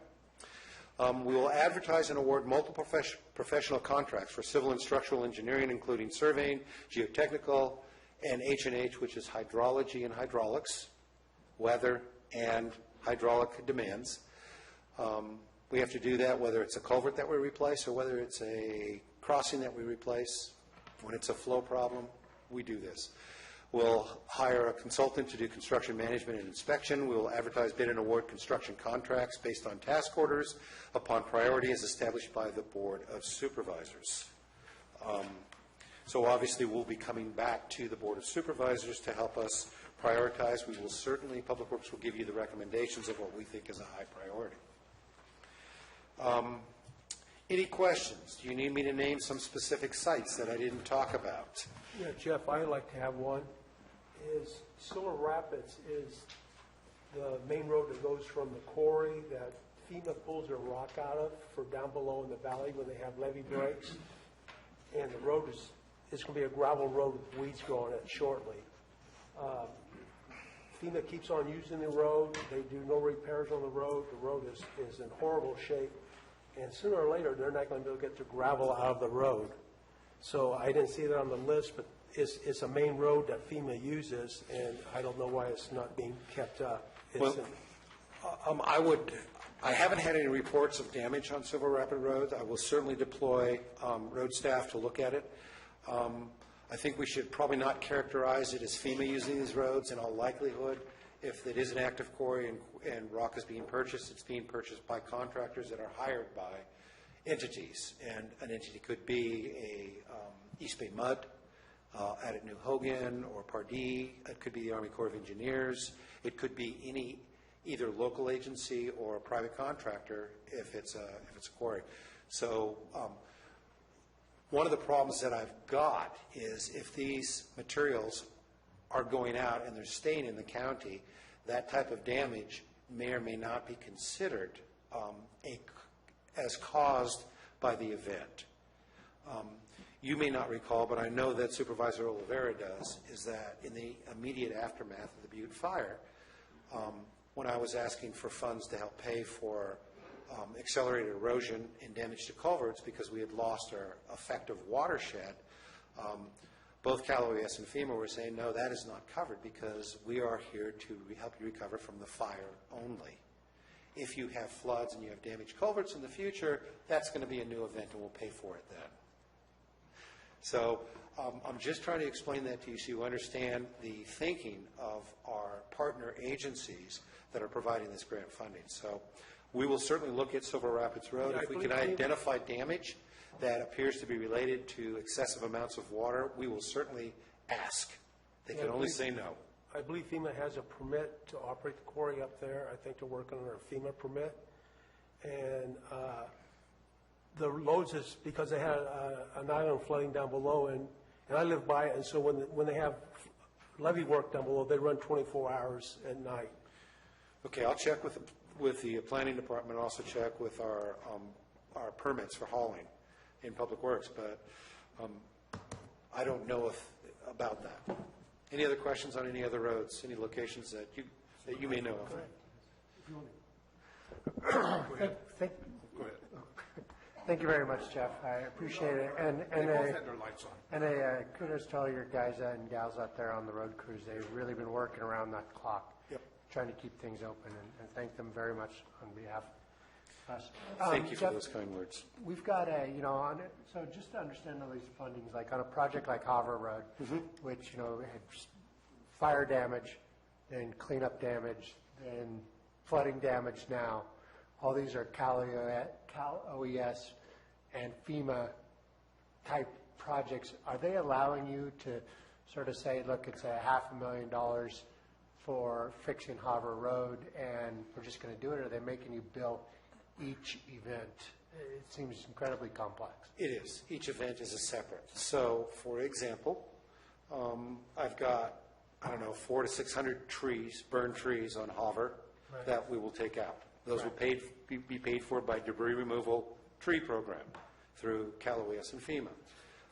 The erosion damage that I have down close to the river crossing as the first event will be, because of the nature of the work, which is severe erosion damage. Kelly, you got a picture there, that photo? I got a quick picture so you can just to bring it home to you a little bit. You can see us in action. I took an action photo when I went out there last Friday. That is by the way, that culvert that you're looking at, that's a 36-inch diameter culvert. And right on the top. This and this are gabions that we installed last summer. A gabion is approximately a 3-foot by 3-foot cage filled with rocks that are wired together. Those wash downstream. Next photo. This was not a setup. Supervisor Garamendi didn't know that I brought photos of Harbor. You just knew I was going to ask. This is the erosion coming from this culvert crossing. On the right, the deep rill, the deep gully, probably 6 feet deep. There's another gully on the left that is just natural erosion, not part of Hava Road. And these two streams come together at this location. Next slide. There's a culvert that used to be buried on Hava Road. It is no longer buried. Next. There's our worker where the culvert used to be. Again. There's your erstwhile Public Works Director standing adjacent to the road near a cut. And the reason I'm there is to give you a little bit of scale as to the type of repair. That's a different location. That's a slip out. But anyway, on Hoover, that erosion type damage over about a half a mile section of road, because of the nature of the work, will be one contract. The rest of Hoover Road beyond, so let's segregate it. The work from Victory to the river will be one, and then from Victory back to Goldstrike will be a different kind of work. I've got approximately 8 to 10 new culvert crossings I need to install because we have now got new creeks and new streams that are crossing the road and doing damage. I've got one section that's severely unstable, and you and I have had the discussion where we want to get construction equipment out to burn sites where they are ready to rebuild homes, and we can't cross the river with this equipment because the river is flowing 400 feet wide, 6 feet deep, nor can we bring these construction traffic in from the other side because they will slide off the road and into the creek. Until we can get it stabilized and dried up, we can't do other recovery. It's very, it's a disturbing and difficult situation. Series of unfortunate events. One could say that. Indeed. But I do appreciate, I know Calaveras Recovers has got 2 houses there. As you and I have discussed, they're trying to pour foundations and volunteers are there, but none of us have power over whether it's going to keep raining or not. We did some work on Friday, and I know that we're going to do more work this week. If they are ready, I think that sometime by the end of this week, if they want to get a load of lumber for forming, this would be a good time to do it because they could progress. And then when the next rains come, we'll, of course, be temporarily precluded from using the road, but then we'll come back. Now, this is not to say that Hoover can't be passed by a pickup truck or an all-wheel drive vehicle. But I definitely would not recommend anybody go out onto Hoover Road just to look, A, and B, don't go out there unless you're driving an all-wheel drive or a four-wheel drive vehicle. Right, no, we're pouring cement, so that's a big load. But really do pass along my thank you to the Tier Road crews. They're Thanks. really working hard. Let's get rid of that picture. It's embarrassing. Thank you. More questions? Yes. I would like to say, thank you again to the crews on behalf of the entire board. These were overwhelming events in many ways, and how the crews stepped up to handle it, the overtime. The public needs to understand there's going to be priorities here, and you're going to need to take what you consider the critical pieces and start putting those back together. And yes, there's some roads in some areas that are just going to get left behind for a little while until we can get the critical pieces put back. And I get that. Are the CSAs and possibly our CSD2 being included in this discussion for their damage? I haven't yet included them because their roads are still passable. They're still usable. I haven't taken on any damage that necessitates a closure or that represents an imminent threat to public health and safety. Yes, I'm thinking more along the lines of Stallion and getting up to the towers, that kind of thing. We went ahead and did repairs to Stallion on Friday. Right. We were notified of a slip out on the curves on Thursday, and we took care of that on Friday. And their people that run that CSD are doing a great job of communicating. I understand that. So that's a big plus, too, is you can't be everywhere with all of your crews. And so just awareness of people to report. Don't let the O'Byrne's Ferry pothole get to the point where, we're losing cars in it before people start to tell you that it's there. That was one of the things that came up. Supervisor Mills, I want to point out that, there's approximately 30 full-time road maintenance workers in the county and about 700 miles of road. And the math is simple. One worker has about 30 miles of road of responsibility. That's ridiculous. Yeah. That's number one. Number two, we try to do our work avoiding overtime. So one of the ways we do that is we modify schedules. In the summer, we're working 4/10s, and we shift it. So we're going 6 days a week, 4/10s. And in the wintertime, when we've got snow plowing to do, we're changing to 12-hour schedules. And they're working 12-hour days to try to avoid that. And when we get these types of storm damage on top of massive amounts of snow, and it gets even more exacerbated if we get snow down to low elevations where people are not really used to it, things get really wicked.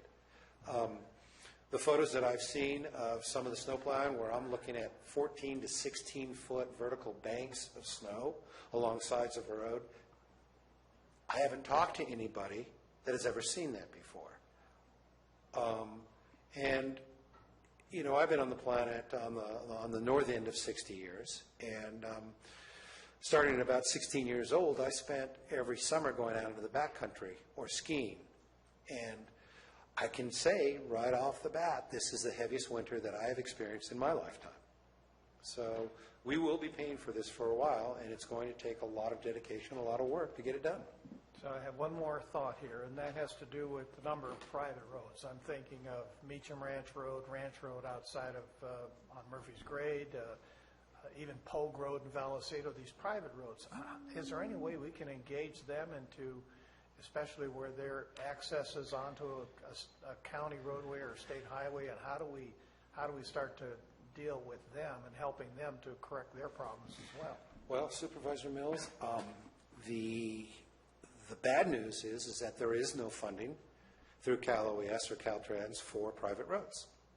The only funding that we've been able to get is if those private roads were used for CalOES or FEMA or Caltrans or Federal Highway sanctioned recovery.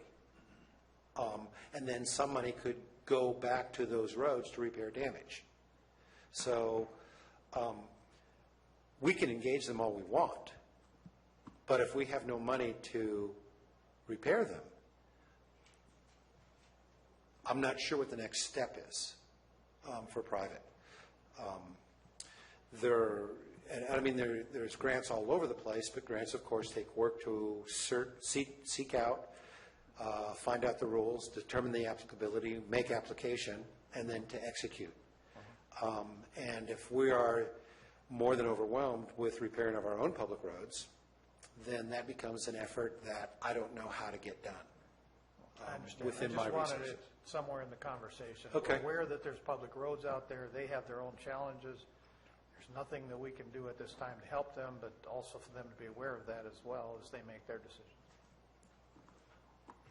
Thank you. Mr. Clapp, do you have any comments? No.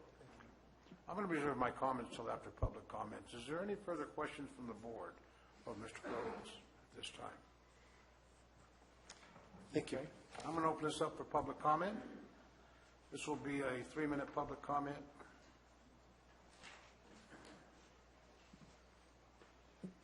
Good morning, ladies and gentlemen.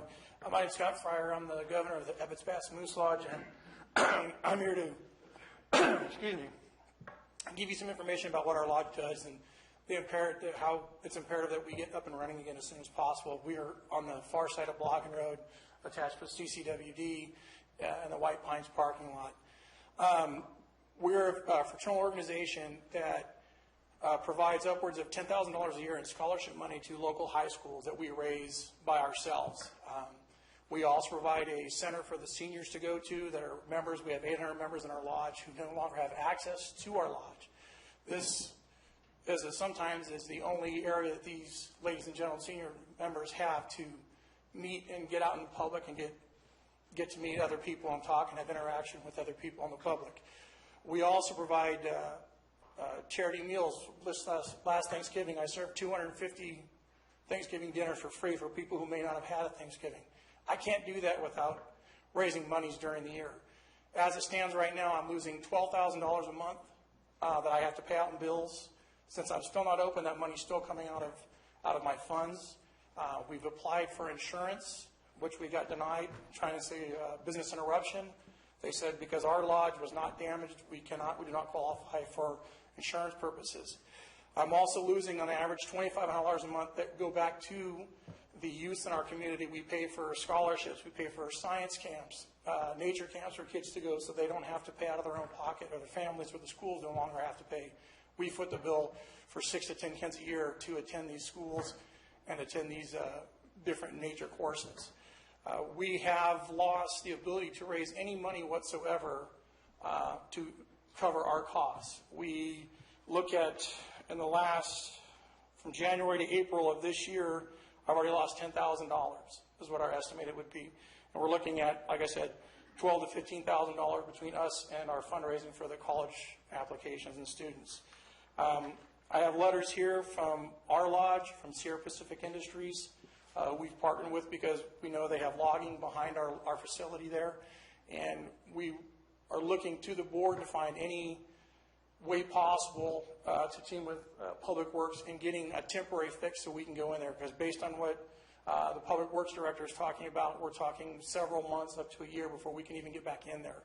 And we're asking that you guys come up with a temporary solution to allow us access to our lodge, to go with these fundraising events, to give money back into our community. Thank you. Thank you, sir. Can I give these to her? Sure. I have to make a disclosure here. I am a member of the Moose Lodge in Arnold, and I just want to make sure everybody's aware of that.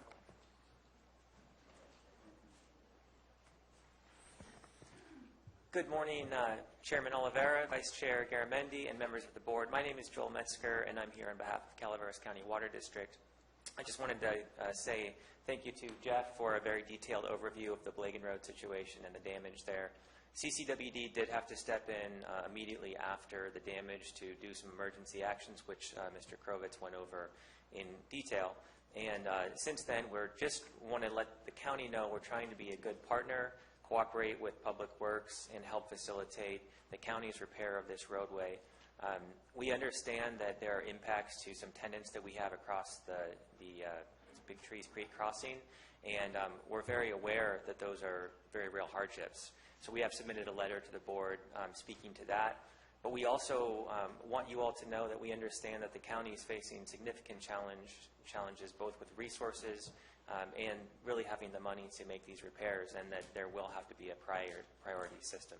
So we do hope that there would be a way to get some sort of public access in the near term rather than in the far term because of the impacts not just to our tenants across the creek, but also to the community at large. White Pines provides a great deal of economic boon to that community, and limited access would be a significant hardship to the community.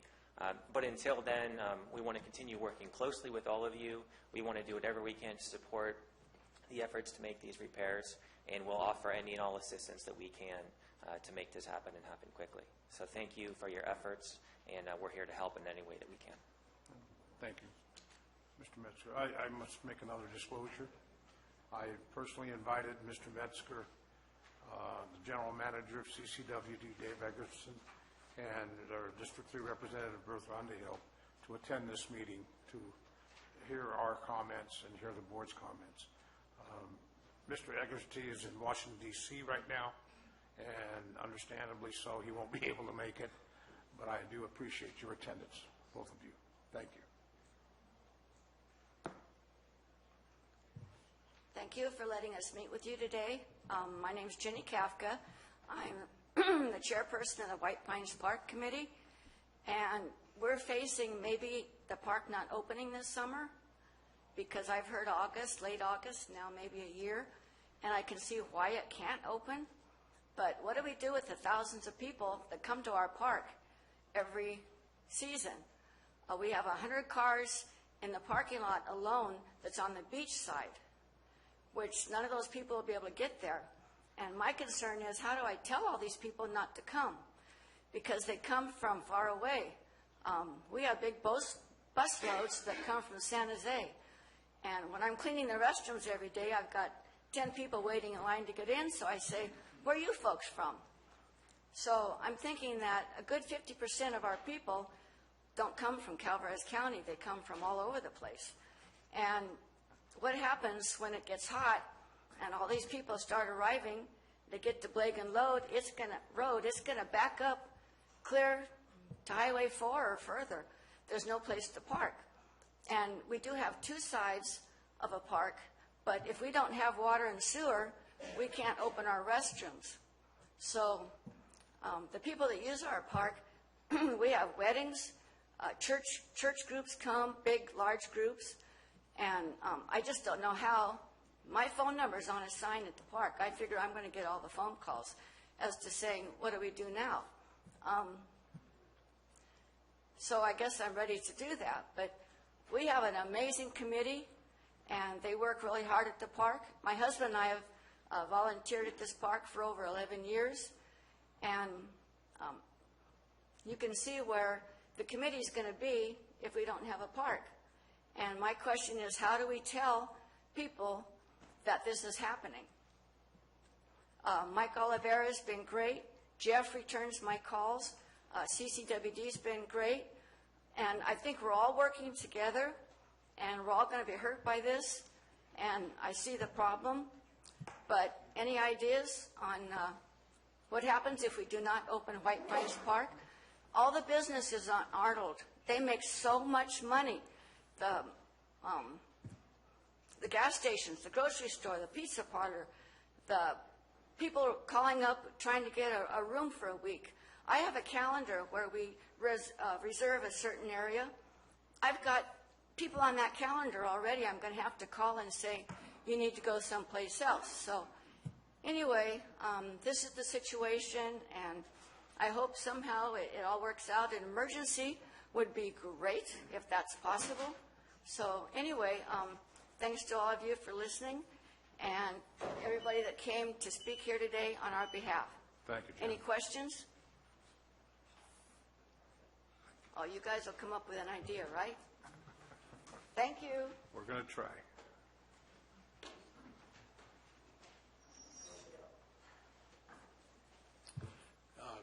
Almost afternoon. My name is Bill Kisslingberry. I'm the administrator at Ebbets Pass Moose Lodge. Scott covered a lot of stuff with you about the Moose Lodge. I wanted to make a couple of comments in general, and for some people that could not make it. I know we pushed this meeting up. We were planning to do this meeting in March. However, I'm glad that we did move it up to today. On the downside, we had scheduled from SPI, they were going to be here. We got a letter from them that was submitted already, a very good letter in response to our asking them to write this letter. It explains their problems with what's coming up with logging and the problems they're going to have if they can't get across Blagan Road with those trucks. It's very detailed. I encourage you to please read it. And I'm sorry that they couldn't be here. Tim Tate was going to be here, but he can't make it. We also had comments from Blue Lake Springs. They have 2 water wells up behind the lodge that they need access to. So there's another reason why we really can't afford to wait until they finish whatever thing they're going to do. So we really do encourage you to think about the temporary solution of a bridge that would be accessible to both Blue Lake Springs, SPI, the public for the beach, the ballpark, and the lodge too. We do a lot for the community, and without access to the lodge, we can't do what we do for the community around. So thank you very much. Thank you, sir.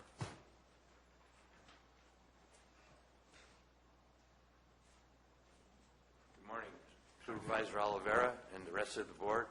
My name is Dave Gallagher. I'm the treasurer of White Pines Park Committee, and the impact of Blagan Road being closed is going to hurt the park, the upkeep, anything else, paying the bills, the upkeep, and just general maintenance of the park. Since we do not get any funding from the state, there is no park and rec in this county that we would get money from. And to reiterate what Jenny says, that they specifically rent cabins in the Arnold area and up the Ebbets Pass corridor to go to White Pines Park because it's close, it's well supervised for the kids, it's a small lake, it's a playground there, people love it there, you can fish, boat, and they don't have to drive up the hill and compete with lots and lots of crowds up at Alpine or Spicer, or even further going up over the hill. And it would be good if it could be on a top of one of the priorities to get a temporary thing done or even to speed up the process of NEPA and SEPA, and so we can get the park open, because it will tremendously hurt the Arnold area financial portion, and also a big portion of the county, because, like I said, people rent places up there, homes, they rent motels. The Ebbets Pass corridor is, the county gets one of their highest percentages of the TOT tax from that area, and it would just be a tremendous impact on the community, the local community, and people that come here to tour. Thank you. Thank you, Mr. Lardner. Oh, congratulations to our treasurer. That was great, Dave. I'm Bertha Underhill from CCWD, and you heard the comments for CCWD from Joel. I have been a member of the White Pines Park Committee in an advisory capacity because of CCWD does own that property up there where White Pines is. If you all can remember, this was manual labor that went in the 1970s to clean out that park, because people would just go and dump tires and refrigerators and junk, dirty diapers and what have you. Members of the community up in Arnold went in and cleaned it out so that we could have a park facility. It is beautiful. If anyone hasn't been there in a while, please come to see what the committee has done. They have recently started cleaning out the other side of the park for disc golf. So as Jenny mentioned, we have weddings, we have reunions, we have barbecues. It's wonderful. They cannot not have White Pines Park for the summer. Let's get together. Let's do something. Thank you, Ms. Underhill.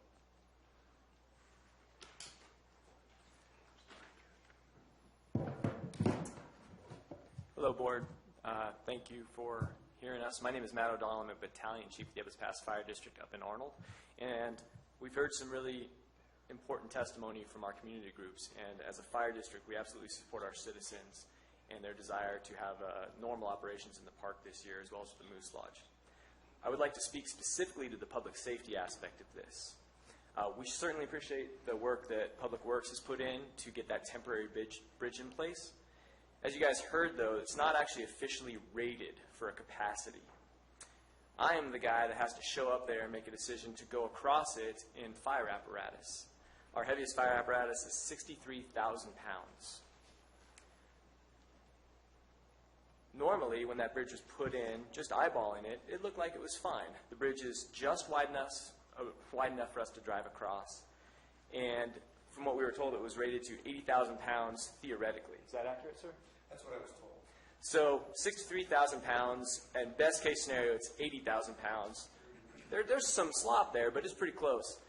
The problem is that with every subsequent storm, that water comes up and it further erodes underneath either end of that bridge. And there have been times where we've pulled up to that and we've made a no-go decision. We will not drive our fire apparatus across that for the safety of the operator as well as the apparatus. In the event that there is an emergency on the other side, we'll still get there. We'll walk in. We will somehow make it work, because we're firefighters and that's what we do. But if we could possibly find another solution through FEMA grants, a rated bridge that's slightly wider, certainly, if nothing else, if we could potentially get an engineer to look at the bridge and make sure that after these subsequent storms, it's continuously safe for us to operate. Otherwise, we are going to have a public safety risk. If there is an incident on the far side Because again, even though people don't have vehicular access to get to White Pines Park, we've had people walking over, and just recently we've had to go out and chase people off the ice.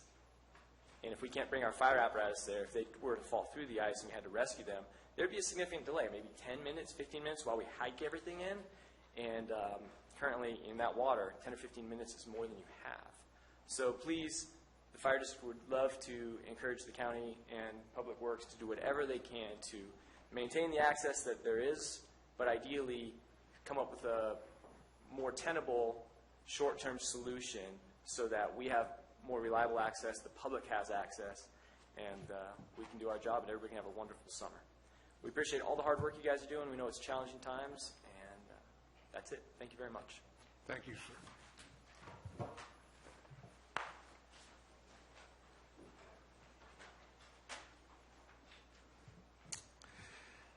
Hi, me again. I just wanted to, well, I'm not going away. I just want to let you know that. I live here. I'm not going away. I want to thank the Public Works road crews. I remember when Calaveras went out, the night it went out. I know lots of people that live up there. And I got lots of calls from them. I just politely told them to call Jack. Yeah. But they got right on it. We expected Calaveras to be closed for 3 or 4 days, and they did it, I think, within 2 days. So, and I know they're out there working. I see them out there. I was up Oak Gulch the other day because that's where my mom lives, and I know where the slip out was, but there's also 2 other locations that are slipping out. So, another event is going to create more issues. They're going as fast as they can, believe me, as fast as they can to try to even keep up with the reporting of what's going on. So, this is years of not being able to maintain our roads in the areas and the culverts and the drainage along the roads and things correctly. I think that we need to consider that. Again, I'm going to beat on this drum again about the inactivity of industry coming into the county and the cost that it's costing us, and this is all part of it. This is what it's costing us. You're starting to see it now. It's going to snowball up in that area because of the folks that are up there. The folks that are up there not going to be able to do business because they're going to have to turn people away. Where are they going to go? They'll go to a different county where it's a little bit easier, a little bit safer, where their roads are a little bit better, where they feel like they can have a better time. And we are going to miss out on that revenue. That is exactly what I was talking about earlier about the tax revenue created from tourism and from and a lot of this it could be caused from tree mortality. A lot of it could be caused from the damage from the Butte Fire because of the extra water flows that are going on. It was a big event to begin with, but we are having extra flows because of the lack of vegetation and the lack of water being consumed by a lot of these plants and things. So, okay. So I think that is a real important issue at White Pines. I believe that they are a big contributor to TOT, and I would ask that it is considered a priority as well. Not to mention that there's a lot of invisible yellow lines on these roads now because we haven't been able to even keep up with painting the yellow lines that keep our lanes separated. Thank you, sir. Ladies and gentlemen, we're going to continue this agenda item, and then we'll take a lunch break. So we'll be here for a while. We're going to continue this agenda item through the lunch period, and when we're done, we'll take the lunch break. I'm Jack Kuhn, and I am a member of the Moose Lodge, and I cannot emphasize too greatly how much the community depends on our charitable efforts. I personally handed out scholarships last year, And if the Moose Lodge stays closed, we can't raise the money to pay those scholarships. And there are a lot of kids in this county that really need the help. And it would be unfair to deny an entire senior class the chance to earn our scholarships. So I urge you to help us find a temporary solution while a permanent solution is being proposed and completed. Thank you. Thank you, sir.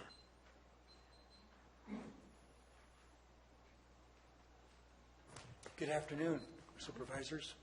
My name is Al Segala, the Taxpayer Association, and my comments are going to be very short. You don't need a lot of words.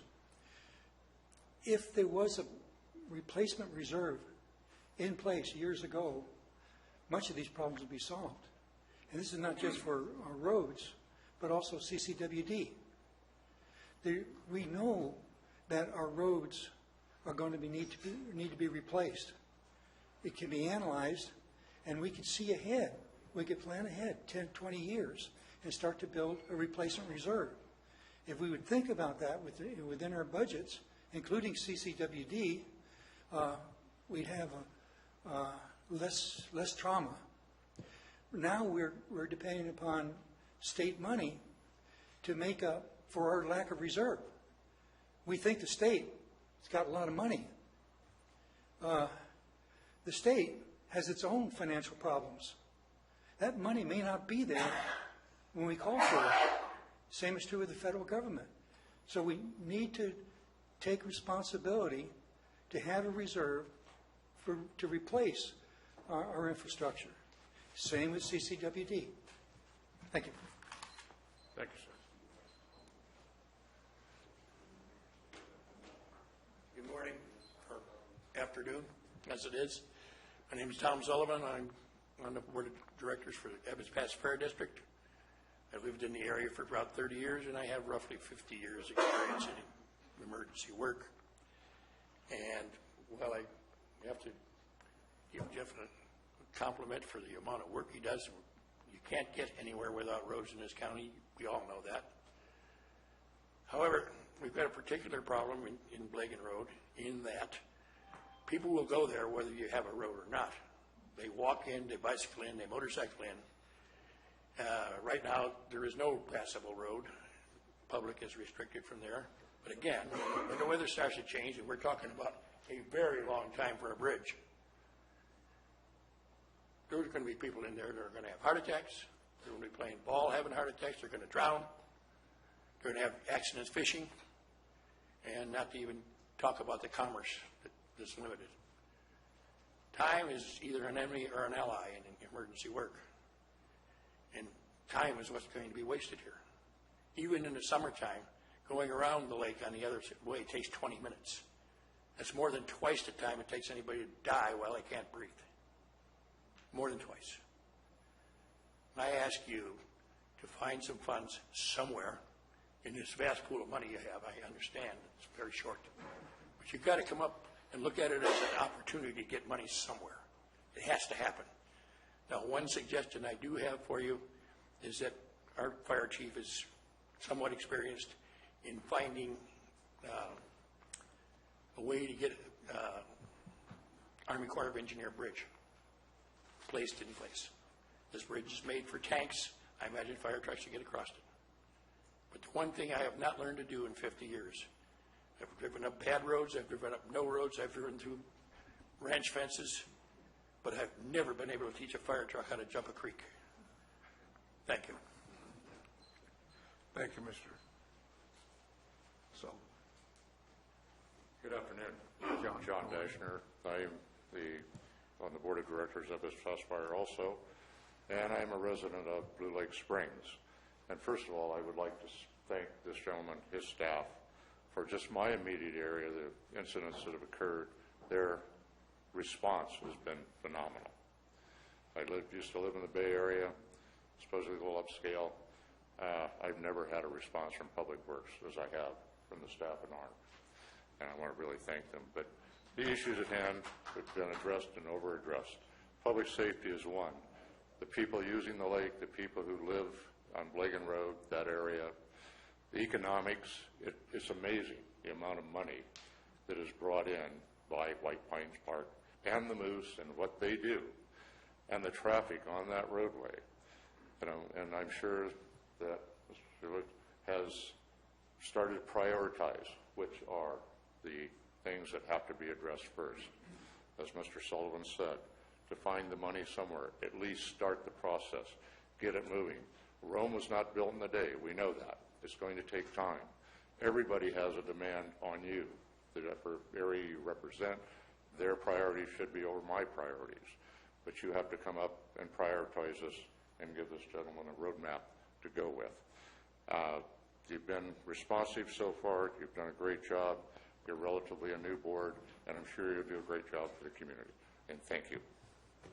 Thank you, John.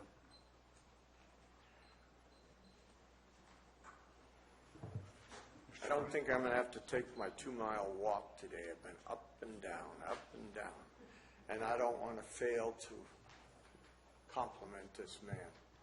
He's been amazing. He's put up with unbelievable stuff, but he's just an incredible public works director. And I can't begin to compliment the Ebbets Pass Fire Department. I used to live in Hathaway Pines, and I was a volunteer fire person in the Ebbets Pass Fire Department from 1977 to 1985. And the Ebbets Pass Fire Department came to my home in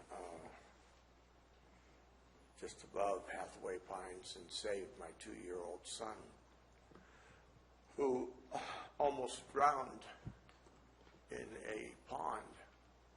If it hadn't been for them, he wouldn't have lived to be 35 years old today.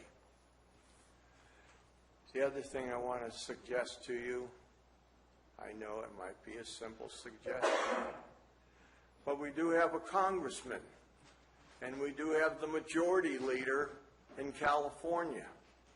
Somebody needs to call those two folks up and tell them to get with the program and get some money and get this problem solved.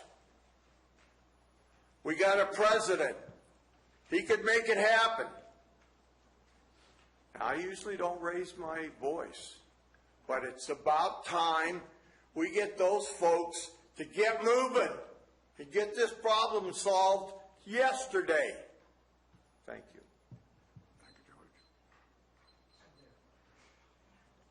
Any further public comment? Okay, we'll bring it back to the board. Any board member have any comment? I have comments. Ladies and gentlemen, I have listened to all your voices. I've read your emails, taken your phone calls. I've lived what you're living. There is no easy answer to this situation. But we're going to find something that we can do to fix this problem. And having said that, I have a couple of questions. And Mr. Kroves, I hope you'll be able to answer them. I can't wait. Is there a possibility of finding any type of structure, temporary rated bridge via Army Corps of Engineers, construction bridge, logging bridge, whatever, that will help us in this situation? Yes. If we can obtain that bridge, what are the hurdles that we're going to face? Number one, let's talk about the future erosion or how big or long that bridge may have to be. A long time? Sorry. That was not your question. I apologize for the levity. The length of the bridge, when I first looked at the crossing, I estimated a 40-foot bridge would solve the issue. But what I've heard from Ebbets Pass Fire Department with ongoing erosion, it might need to be wider. That's determined by hydraulics and hydrology. I can give you a short story. I'll try to make it short. I think it was about 10 years ago, or more than that, because I was in San Diego working on the toll roads. And on my way up to Los Angeles to visit my folks, I got a telephone call from the owner of the Two Rivers soccer camp in Plumas County, whose bridge crossing the Plumas River collapsed under snow load with a tractor on it. Fortunately, the man on the tractor wasn't injured. The call came in the middle of February. The soccer camp was scheduled to have approximately 2,000 kids from the entire world attending soccer camp starting at the end of May. I was able to get permits and a temporary bridge in place by the beginning of May. It did not have a permanent abutment, but by the end of the fall, we were able to build permanent structures underneath the temporary bridge. So that absolutely is a possibility. So I have a suggestion on how we might accomplish this. I'm all ears. As Public Works Director and as a registered civil engineer in the state of California, I have the ability to make the determination that there was an emergency based on the public services and then the access and on the existing bridge. That does not give me the ability to make the determination that there are severe consequences to essential services and operations for the community. Based upon what the board has heard today, that determination can be made today by this board as part of the resolution continuing the local state of emergency, specifically for Blagan. That small piece of work will give me the ability to provide that to Cal OES and ask permission for a temporary bridge that will allow us to have access while we are looking for a permanent solution. Excellent. I have a question for CCWD, Representative Underhill, and also from Mr. Metzger. If we find a solution, do you see it to be a viable solution that all of us can partner and make this thing happen, Joel? Yeah, absolutely. We are paying for the current temporary bridge, and we are locking it off. We'd like to see a wider bridge that has a higher rating that could support all needs and all uses and allow for public access. So we would do anything we could to partner with the county to make that happen. I know you can't answer this question, but there's going to be an issue of liability, and we want to make sure that we address that fairly. But that's one of our big issues that I want to make sure that all of us cover. I can hope that you will take this information back to CCWD board, and depending on what the decision of the board is here, I think we can work on this solution. Mr. Krovitz, one more question. Temporary bridge could work. How do we pay for it? I believe that we could get it paid, or the majority of it get paid for out of emergency opening funds with a declaration of an emergency to community services as well as operations as well as public safety. So I think with those three items we can get an emergency bridge paid for all but in the neighborhood of 6.5%. So just to let you know, I did do a little work on this item and reached out to a British company that established itself in World War II using American technology for temporary military-style bridges. And I'm assuming that the many references to an Army Corps bridge is referencing to this type of a bridge. So I reached out to Maybe, M-A-B-E-Y, and I have prices in front of me for a 1.5-lane bridge with a 5-foot side extension for pedestrians, 50-foot span. We could purchase one of those for in the neighborhood of $70,000 to $75,000. Can we rent one? We can rent it for about half that. Okay.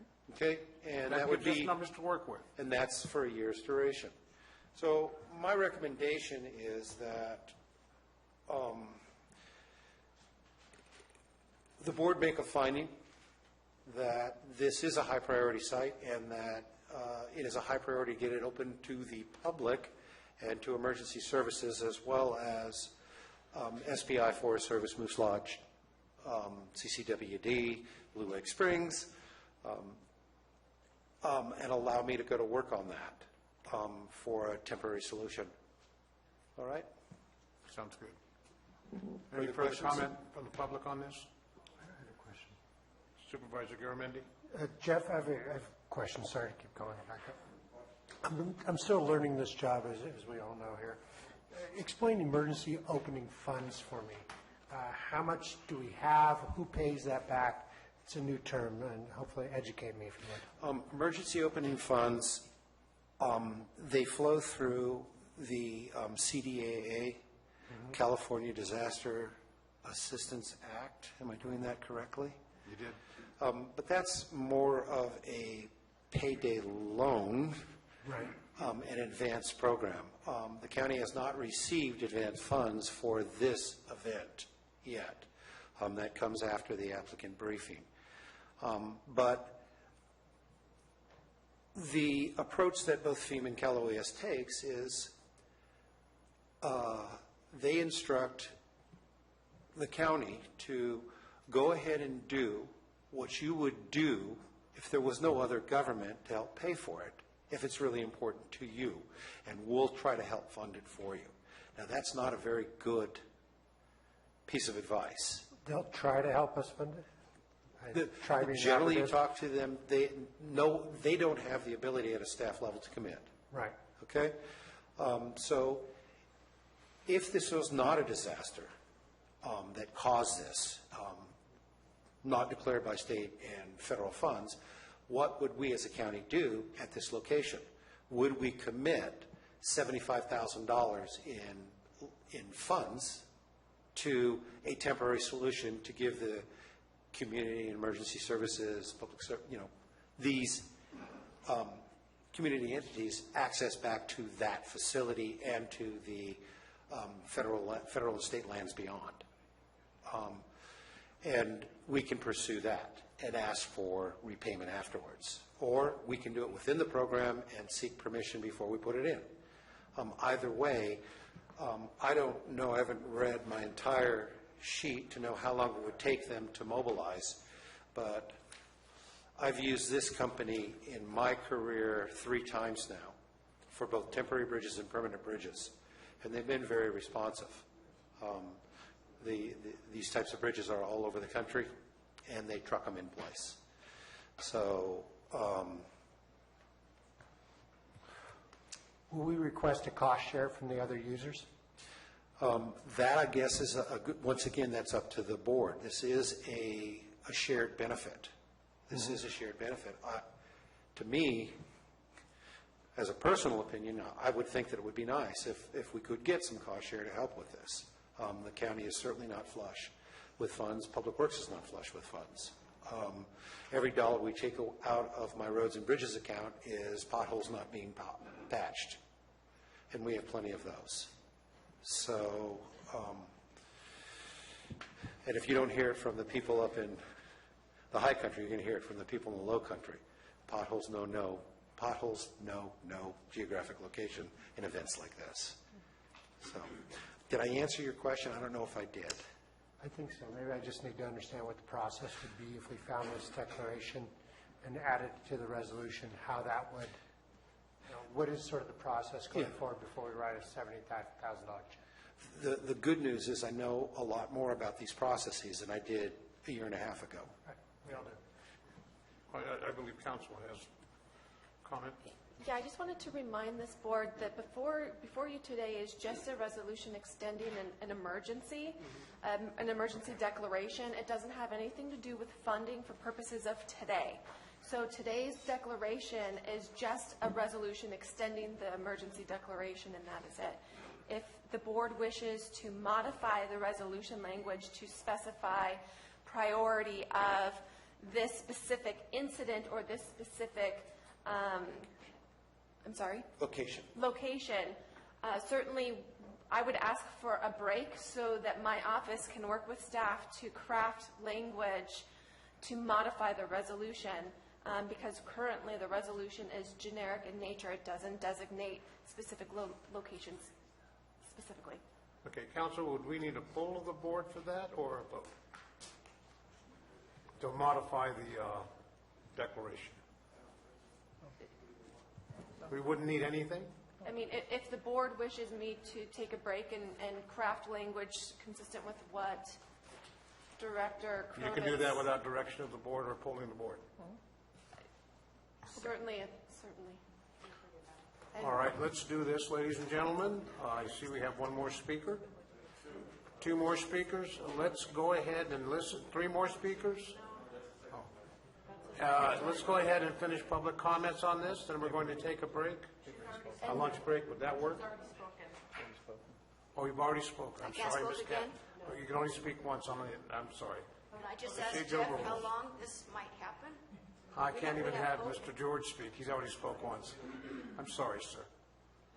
That's our procedures. I just have a couple of questions. I'm sorry. That's the rules, George. We asked SBI to donate. Chair, I have a How point. long is it take for Bridge? Thank you, George. Thank you. We'll discuss that on the break. Ladies and gentlemen, we're going to take a lunch break right now, and we're going to take an hour and a half to give staff enough time to eat and change this or come back with a draft. Is that good, council? Certainly, one other alternative that the Folks, we're not board- done yet, please. I can't hear. Ladies and gentlemen, we're still in session. Another alternative the board may want to consider is extending the resolution today and direct staff, because these resolutions have to come back each board meeting. So certainly, if the board wanted to just extend the resolution as is today, direct staff to craft the language for the next board meeting to address the specific location. There may be other issues. My office has not been involved in this. There may be other issues that we need to be aware of. Mr. Clovis and CCWD, do we have the luxury of taking another week or 2 on this?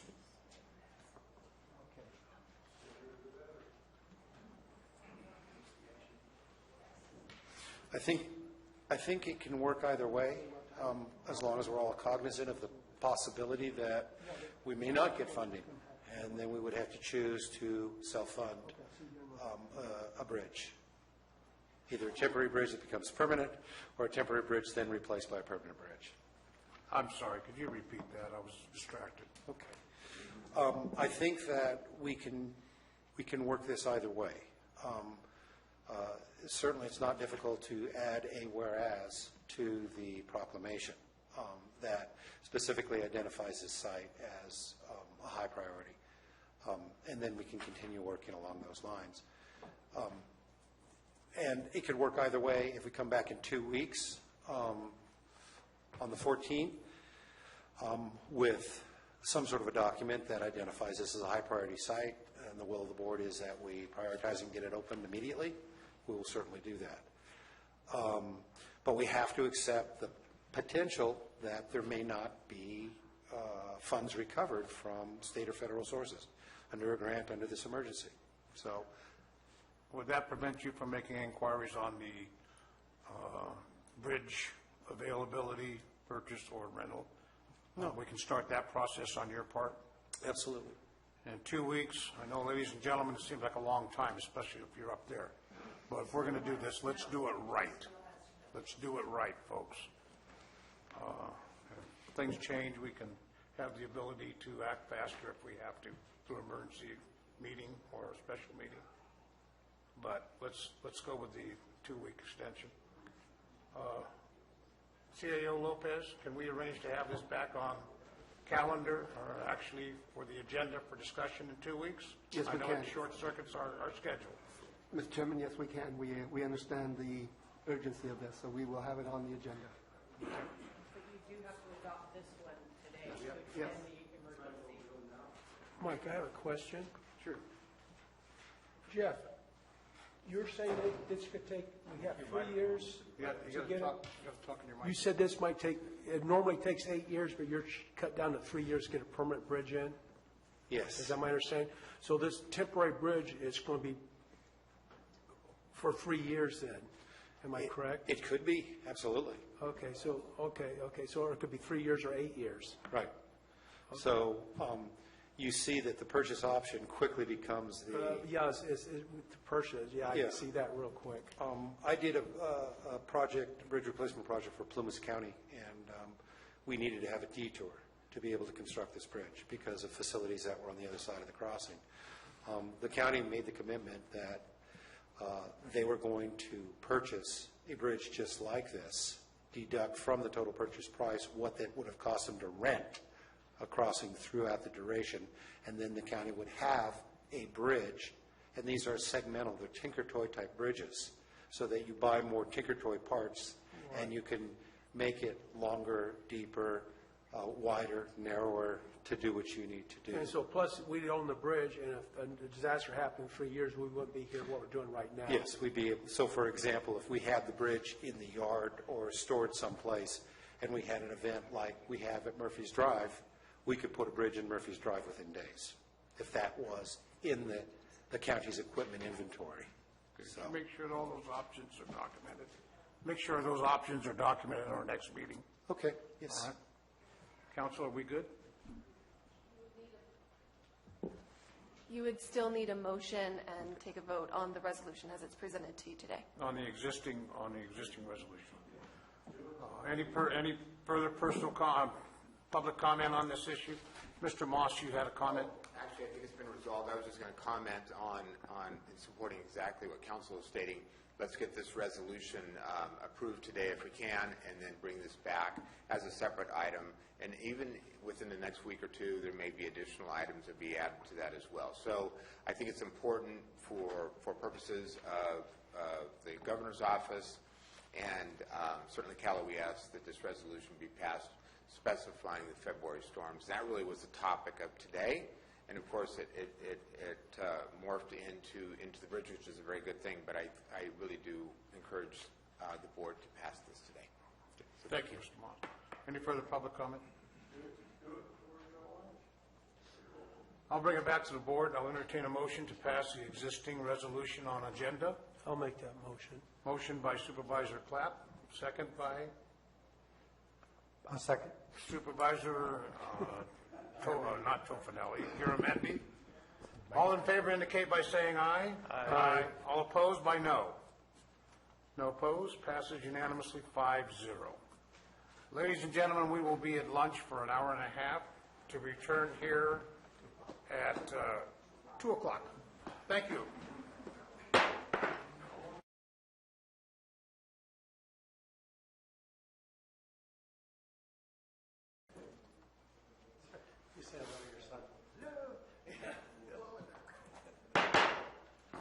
Ladies and gentlemen, we're back in session. Madam Clerk. Item 27 is from the Board of Supervisors to appoint the appointment of applicants to serve on various committees, commissions, advisory boards, and county service areas. We have 3 different groups that have applications submitted. The first is for the Assessment Appeals Board for 1 vacancy for a term ending December 31st, 2020. And an application has been received from Timothy O. Muterdes. The next is for the Children's and Families Commission, First 5 Calaveras. 1 vacancy for a term ending December 31st, 2018 for a Health and Human Services Agency alternate. And an application was received from Laura M. Larson.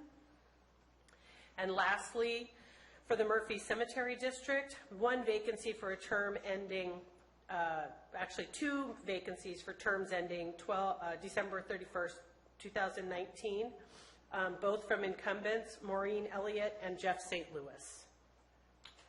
Thank you, Madam Clerk. At this time, we'll open this for public comment. And we will be voting on this one time for all three openings, or all three, 4 positions, I'm sorry. Yes. Okay. Public comment? Yeah, Al Sagana Taxpayer Association. We're familiar with several of these people, and we recommend that you approve the list. Thank you, Mr. Segala. Any further public comment? I'll bring it back to the board. Board discussion, comments? So moved. Okay. Have a motion by Supervisor Tofanelli to accept all 4 candidates for the 4 listed positions. Do we have a second? I'll second it. Seconded by Supervisor Clapp. Calling for a vote. All in favor indicate by saying aye. Aye. Opposed by saying no. Hearing no votes, motion is unanimously carried, 5-0. Item 28 is from the Planning Department to conduct a public hearing and adopt a resolution upholding the Planning Commission's denial of the appeal of the Planning Director's denial of commercial cannabis registration 2016-538 for Scott Hoff on 4837 Ponderosa Way, Murphys, APN 050-017-004, file 2016-1143. Mr. Maurer. Good afternoon, Peter Maurer, Planning Department. This is an appeal of a cannabis registration as read by the clerk. The registration was denied by the Planning Department staff for 2 reasons. One was the failure to pay the registration fee for a complete application for the notice of applicability, notice of intent with the State Water Board. The ordinance requires that the complete application be filed with the Water Board no later than September 7th. While the paperwork was in, the fee was not paid. The Planning Commission made the finding that a complete application includes the payment of the fee prior to the submittal deadline. The second component of this was the failure of the applicant to disclose on his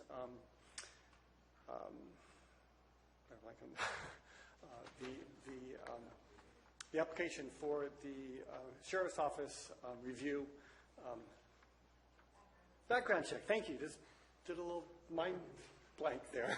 The background check application of prior arrests, and that has been determined to be a failure to file for complete application, and that was the second reason for the denial.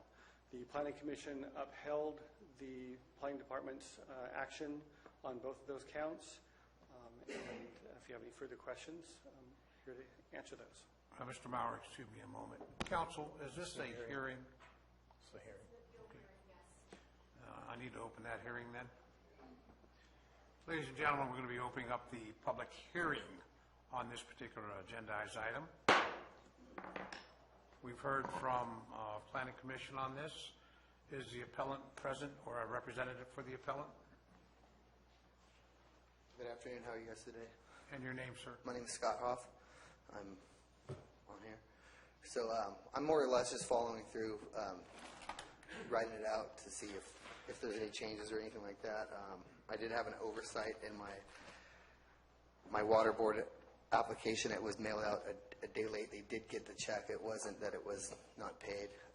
I understand there is deadline, but all that comes back to, deadlines is the deadlines, and my first appeal with the other people, they tried to leave my DUI convictions off that I left off because they were 20 years ago, and most background checks only go back to 7-10 years, so it was just a mind oversight when I was reading it. They actually tried not to have that on my last appeal because I didn't get paperwork and due process at the deadline that I should have, but I brought it up since I wanted to have it appealed, since that's what I paid for. I believe Ethan didn't hand me my paperwork that I was supposed to get until the morning of that appeal. And then as far as deadlines go too, everybody paid their $5,000, and we're approaching the next grow season right now, and more than half of your people haven't even been inspected or denied or anything like that. In my eyes, I feel that if the planning department and the county itself can't uphold any of their deadlines and do their things in a timely manner, then, you know, there should be some kind of a leeway or an oversight for a check being in the mail one day late. And that's pretty much what I have. I have no other options but to try to bring it all the way out to the end until I have no more options. And so I appreciate your time and giving it to me. So. Thank you, sir. At this time, we'll hear any presentations by the members of the public, and they'll be limited to 5 minutes for each person. Anybody wishing to make a presentation from the public? Seeing nobody for presentation. We'll go to summation and rebuttal by appellants. 15 minutes is allowed for each appellant. Do you have anything further to say, sir? No, Oh, you'll have to go to the microphone for me, please. Thank you. No, just other than it's hard to see you guys keep deadlines for applicants when you guys can't keep the deadlines for yourselves. That's my only point. Okay, thank you. We'll have staff summation and rebuttal. Mr. Maurer?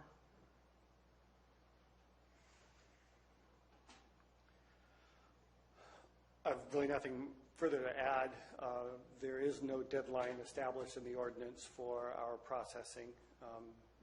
We recognize that it's taken longer than we anticipated, but we are working as rapidly as we can, and there's been no failure to meet any deadlines established. It's unfortunate that the applicant missed it by a day, but that was the Planning Commission's finding that was the required deadline and was not met. Staff's middle, then? Yeah. Thank you. Any rebuttal by a member of the public?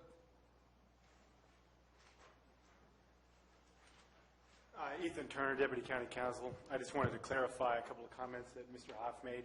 He was correct that the issue of his background check and his failure to disclose was initially removed from the reasons for denial during the Planning Commission hearing, and that was because planning staff had failed to provide him with his background check report.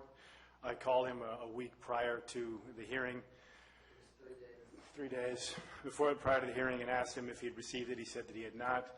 I offered to provide it to him on that day via email, and when he hadn't, he didn't want to receive it that way, so I handed it to him personally on the day of the hearing.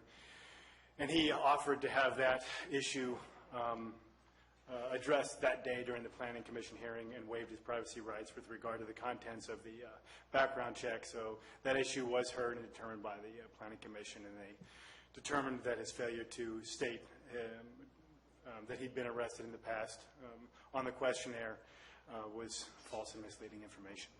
And that's all I have on that. Thank you. Is that an accurate statement, Mr. Hoff, according to your memory?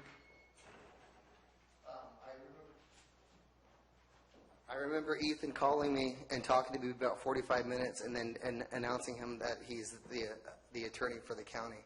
And that's when I told him that I'd have to get my own legal defense and be back in contact with him. And then on Thursday, or on the day of my meeting, is when I got a confidential envelope. For a matter of the record, sir, are you represented by counsel? No, I'm not. Okay. No, I'm not. You mentioned legal defense.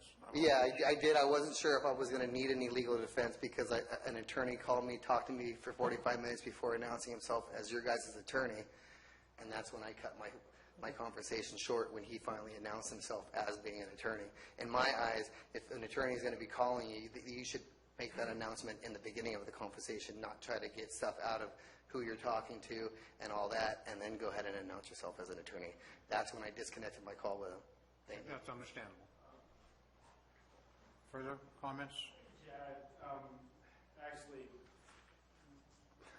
I differ with Mr. Hoff on that account. I mean, the first thing I asked him was whether or not he was represented by an attorney, then identified myself and said who I was. I mean, that was the first thing I did. Okay. Any further comments by public or appellant at this time? Any further questions? We'll bring it back to the board for discussion. Any discussion or questions by the board regarding the hearing?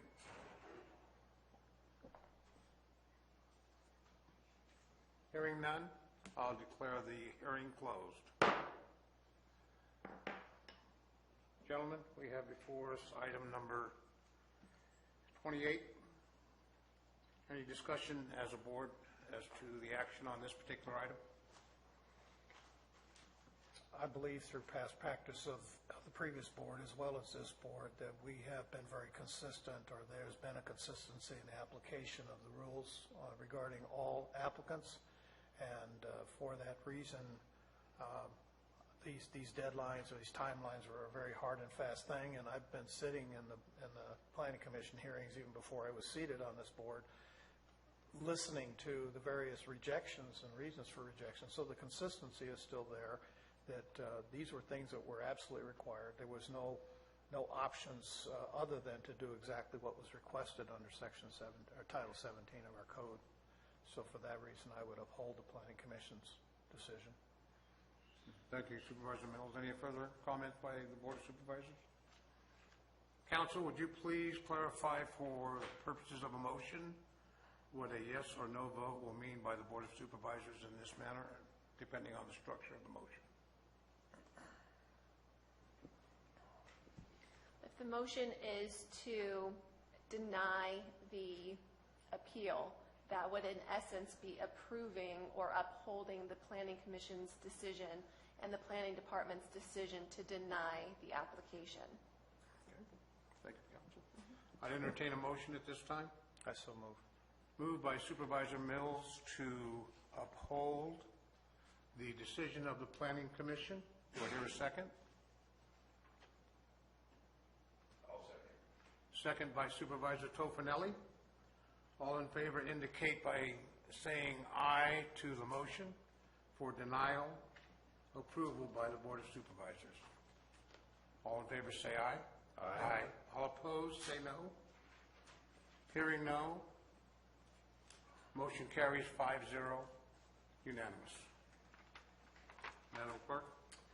Item 29 is from the Administrative Office to receive the fiscal year 2016-17 mid-year report, provide direction for the preparation of the fiscal year 2017-18 recommended budget, and approve the fiscal year 2016-17 mid-year budget adjustments.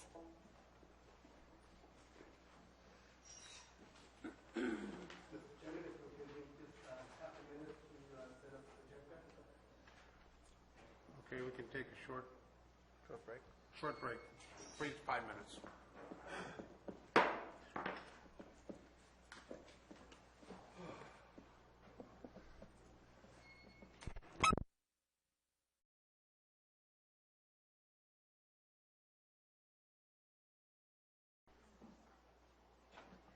Okay, ladies and gentlemen, back in session. Madam Clerk. Okay. CAO Lopez. Mr. Chairman, this is the time for our office to present to your board our mid-year report. The purpose of the report is to show you or attempt to demonstrate to you where we are with respect to our budget as of December 31st of this fiscal year, and also recommendations as to how to prepare the 17-18 budget. Today's presentation consists primarily of two components. The first would be the mid-year financial update, and then in addition to that, the guidelines for preparing the 2017-18 budget. The mid-year report will provide the budget status as of December 31st, the impacts the current year budget will have on the 17-18 budgets, impacts on the Butte Fire on the 17-18 budget, as well as certain recommended mid-year budget adjustments. In addition to that, after we make that presentation, we will reiterate the board's budget principles and budget instructions as we start gearing up for the development of the 2017-18 budget. First, with respect to the mid-year budget status, I'd like to introduce the budget by providing an overview of the county's total budget and, in more detail, the county's general fund budget. First, the 2016-17 budget was adopted by your board on September 27th of 2016. All fund appropriations equaled $158,300,000, just over $300,000. There were revenues to match those appropriations in the amount of $134,000 and just over $150,000. Excuse me, $134,150,000. The differential between the two numbers was as a result of prior year carryovers into the various funds. With respect to the general fund funded department budgets, there was an appropriation of $64,129,000 and revenues of $60,059,000. The general fund was balanced by bringing in teeter funds to balance the budget, as well as prior year fund balance that were also used to present you with a completed budget. Part of the 2016-17 showed that there is a contingency of $1,184,000 for unforeseeable requirements, and in addition to that, there is $2.4 million available in the general fund reserve.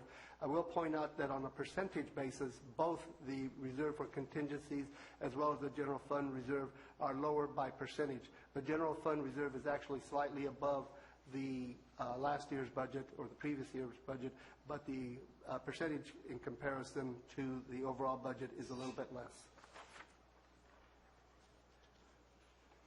We'll not try to focus on general purpose revenues. These are funds over which the board has the most discretion. The monies are generated locally and are used for board-directed activities. As one can see that primarily this is made, these funds are coming from taxes, license, fines, forfeitures, and there's a whole list. I think the difference that you'll see between the second column and the third column is that in prior years there were additional funds that came in from federal and state programs, for the most part associated with the Butte Fire and the various programs that have been developed as a result of that fire. The revenues that we've received this current year, as of December 31st, are just over $18,972,000, and that represents about 32% of your budget. Next chart attempts to show the general fund actual revenue in this current year as compared to the previous budget year at the same time. The comparison between the two shows that there is some pattern there. Again, the funding that we receive from state and federal programs this current year has gone down substantially, but again, those funds were focused on Butte Fire activities and related activities to that. Other than those significant changes, there are variations, but similar variations as to what occurs on an annual basis. The percent of revenues that have been collected this year as compared to the previous fiscal year is just under 3.7%. Excuse me, it is 3.7% difference. The general fund expenditures are the ones that we prefer to focus on because, again, that's the area that you have the most discretion over.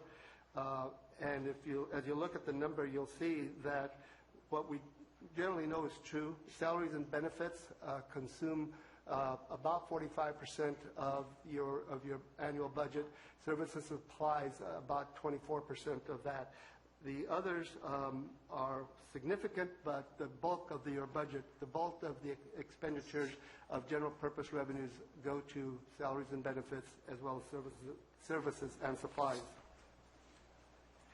The non-general fund revenues, this is just a generalization of most of the departments, because you do have several other departments that use non-general fund revenues, but the ones that are shown on this chart, I think, are representative of all the others, and these are the largest departments and activities that use non-general fund monies.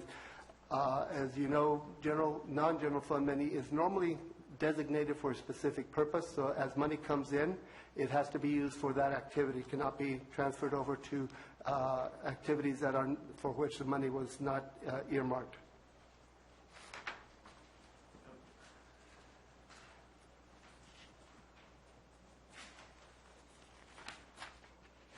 The next overhead shows the non-general fund expenditures. Again, they relate to the programs that I just spoke about in the previous overhead. And we can see that those expenditures, for the most part, with a minor exception of the public access television, the revenues expended this year are all under 50%, most in the 30% or so. This is not unusual because funding comes in on a sporadic basis. Again, to summarize, the mid-year revenues are well below target, and again, most of those come in large amounts, so at any particular time you could be well ahead of the year, proportionately speaking, or you could be below it. But in this particular case, it shows that we are at about 32%, just under 32% of the budget. Property taxes have been apportioned as expected, and again, we expect that the year-end revenues may actually be less as the assessor continues to work on the changes generated mostly because of the Butte fire. Local sales taxes, use taxes, TOTs, which are the transit occupancy tax, and property transfer tax generally are performing as expected.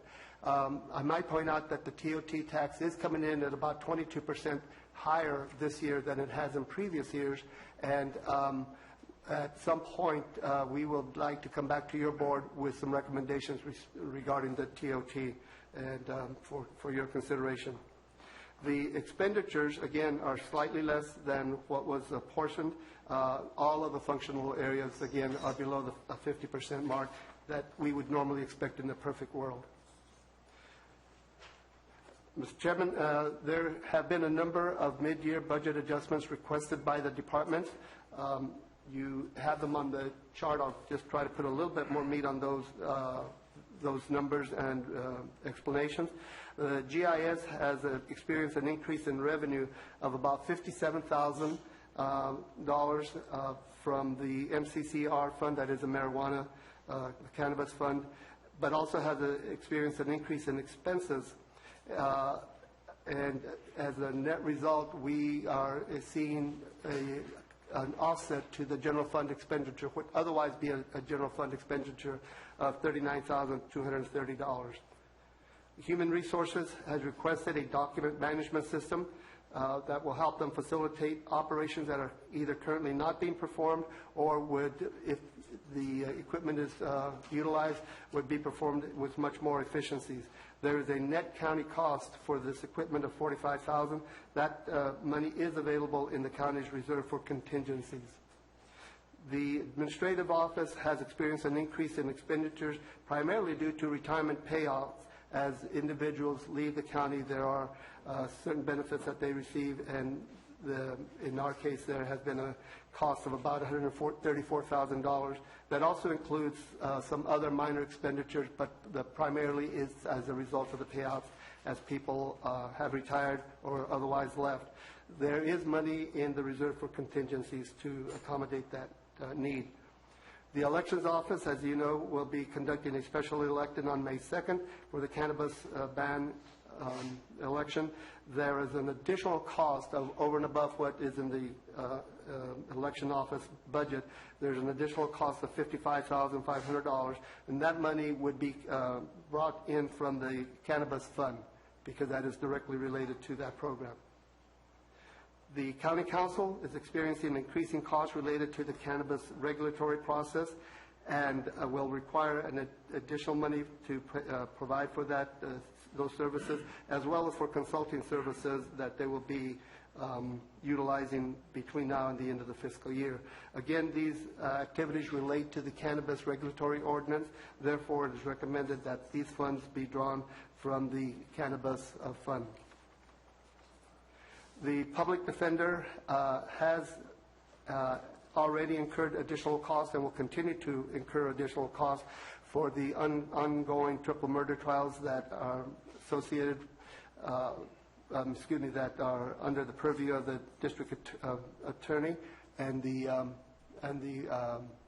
public defender. Excuse me, I just noticed that I misspelled county council up there, so I have no idea why I went back there, but it just caught my attention. Yes, it's the wrong one, but we all know who we're referring to.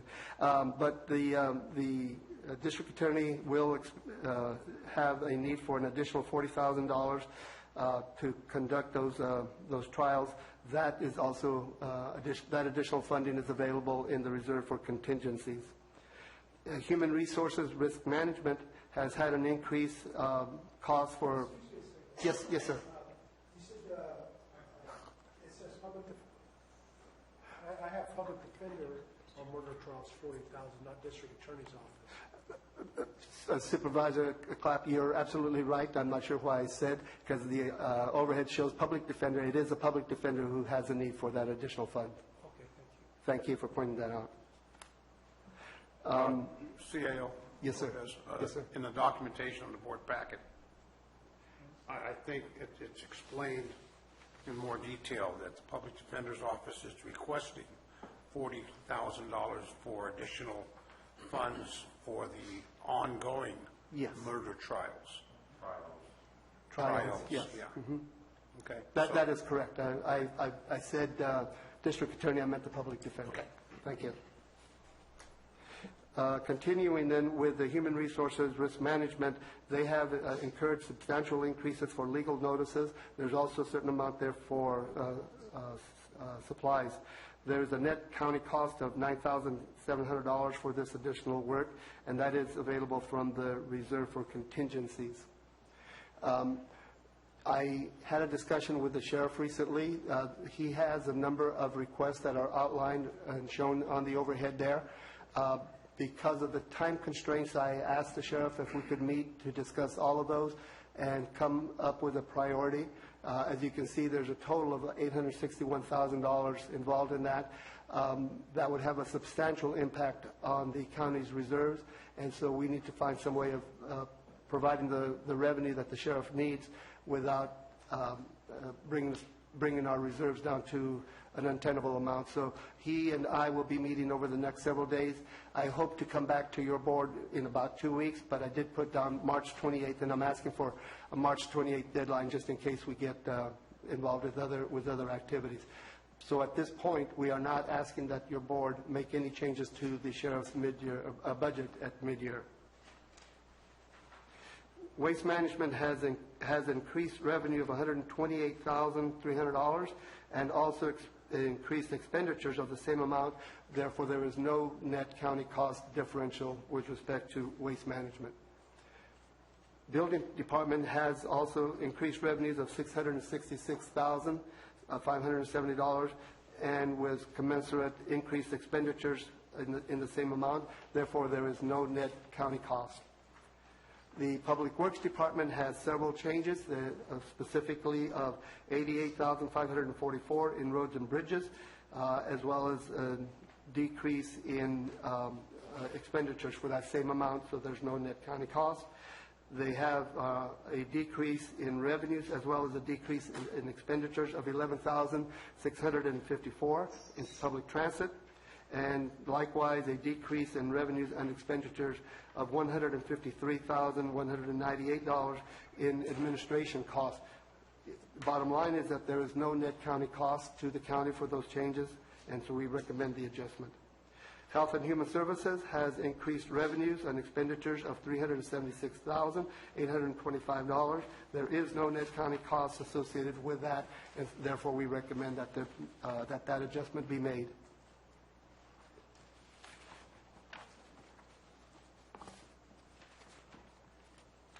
With respect to the 2017-18 budget process, it is recommended that, as in the past, that the county administrator meet with the various departments to identify key issues and develop early first budget projections. That would happen over the next 2 months.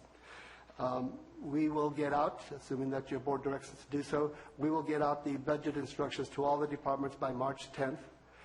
The proposed budget recommendations from the various departments must be submitted to us by April 7th in order for us to come back, in order for us to meet with the departments and determine what the appropriate recommendation will be to your board. And that date of April is set in order for us to complete the necessary documentations to conduct a public hearing beginning on June 28th and going up to June 30th if necessary. Assuming that your board then approves the budget at that time, any technical adjustments resulting from getting the actual year-end fund balances, we will come back to your board sometime in late September with technical adjustments related to the final budget. Supervisor? Yes, sir. In our packet at the beginning of the year, we had our budget hearing set for the 13th to the 16th of June. So this is a change of calendar here? That is a proposed change, yes, sir. Is that an option?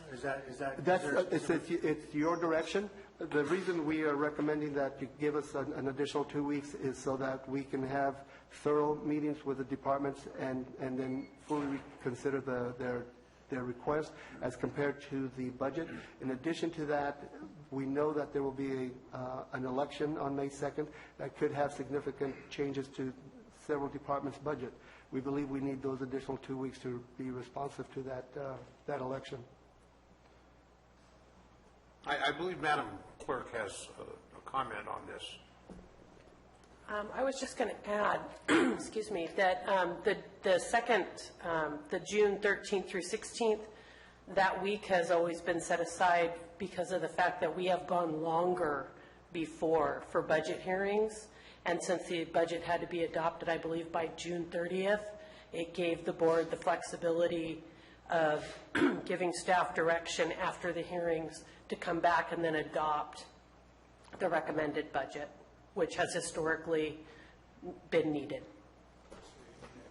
Yeah, I would think that, being jammed, if that's a statutory deadline, and I hate being jammed against it, right up against it. We've got several months ahead of us. I don't know if 2 weeks are going to make, won't tell you your business. And Supervisor Garamendi, we can bring the final budget to you in the middle of June, but it may be limited. What I don't want to do, one of the options that we have is to have the departments prepare 2 budgets. One if the ban is imposed and one if there's a permanent ordinance, because it'll make a substantial difference in the revenues and expenditures for the county. So if we are looking at the 13th, it'll put an additional burden on them to come in on a preliminary basis with 2 budgets on some of it. And that's something that can be done. I don't know that that it would be that difficult to complete the budget, assuming that we have the 3 days that are shown on there. Any adjustments based on board direction, I believe that we can, in fact, I'm very confident that we can complete them and get you the final budget by the deadline of June 30th. And I also recognize it's easy for me to say that. The likelihood is that at that time you'll have a permanent CAO, and so the burden will be on that person. But I've gone through these enough to know that generally we're looking at a long day of making adjustments based on board direction. And it would seem only prudent to get that election on May 2nd, and they've got to turn in their paperwork to you by April 17th. They're going to have to do 2 budgets anyway. And this would give us the additional time to consider those differences between the ban situation and the permanent ordinance situation.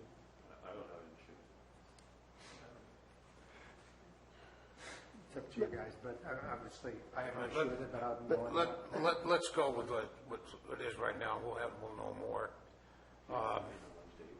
Once again, we better be prepared, depending on the outcome of that May election, which way to go. And it's going to be, it could be tight, but I think we can do it also. Okay. So we'll leave it on June 13th through 15th? I believe that's a Tuesday through. Usually we advertise the public hearing notice that we have to do for the Tuesday through the Friday. Right. So. So it'd be 2 weeks, 14th through... 13th through the 16th, I believe. I believe June 28th is a Tuesday, so it would be the 14th. Okay, okay, my mistake. Okay.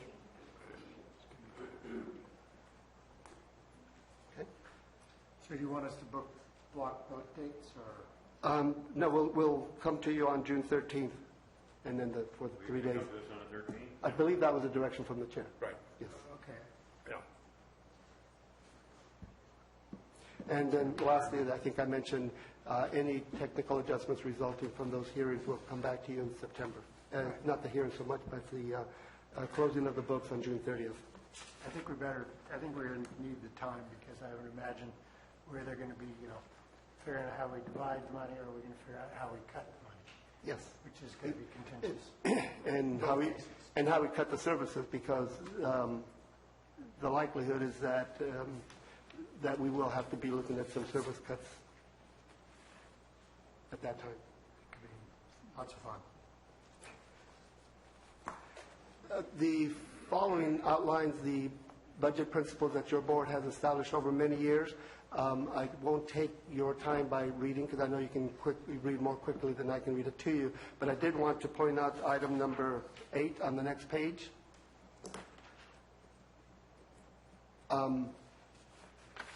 The board in past years has indicated that the fees should not be raised to balance the budget, and I totally agree with that. That's not the purpose of fees. However, the purpose of fees, the special fees really are necessary so that individuals that are looking for special consideration, for the most part I'm talking about development fees, licenses, and those sort of activities which have a personal value to the individual.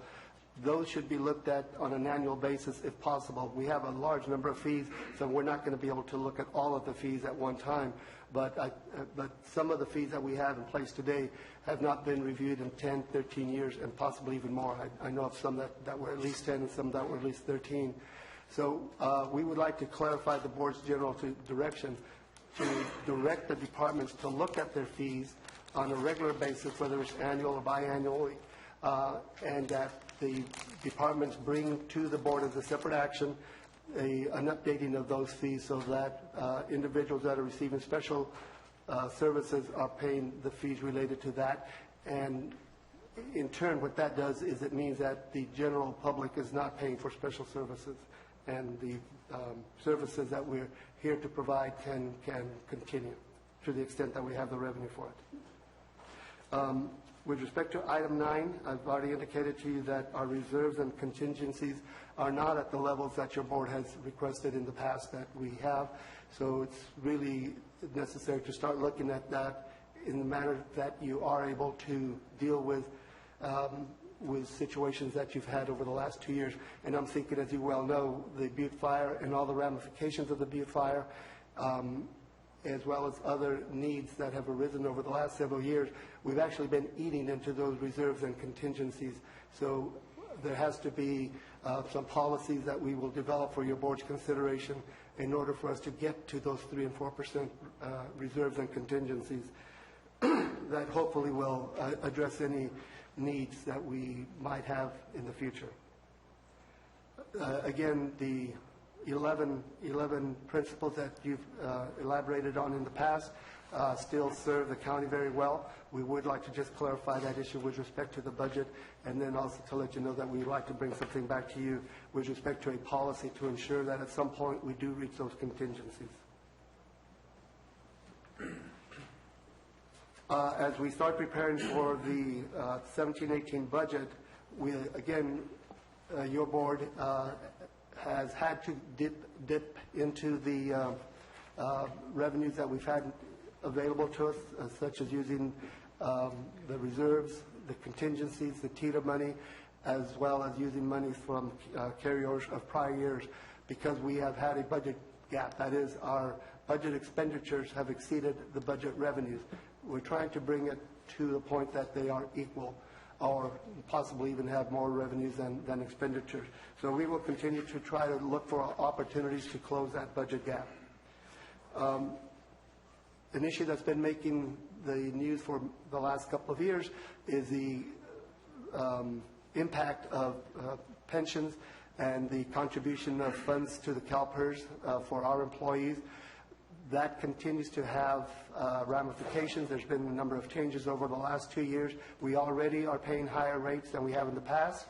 It's almost certain that we're going to continue to pay higher rates, at least for the several years ahead of us, and those impacts change on a yearly basis. So we will be trying to bring to you the latest information that we have with respect to CalPERS, so that when we bring the budget, that will be included in there. As the board knows, we will be start negotiations with our represented units, and that should start sometime next month, assuming that you provide that direction to us. We will be looking at, and I've had some discussions with the assessor's office, at ways to support that office so that we can bring back the property taxes that we had prior even to the Butte Fire as a result of the recession in 2007-8. There have been a number of down valuations over the last several years. We need to find ways of bringing those valuations back up so that they reflect the actual market. As I mentioned earlier, the transit occupancy tax is something that the chairman and I have looked at. We want to bring something back to you before the end of this fiscal year, at least to start the process to see if there's an opportunity to maximize those taxes for the local government. Supervisor Garamendi? We have some questions at the intersect. At the end of the presentation. Okay, sorry.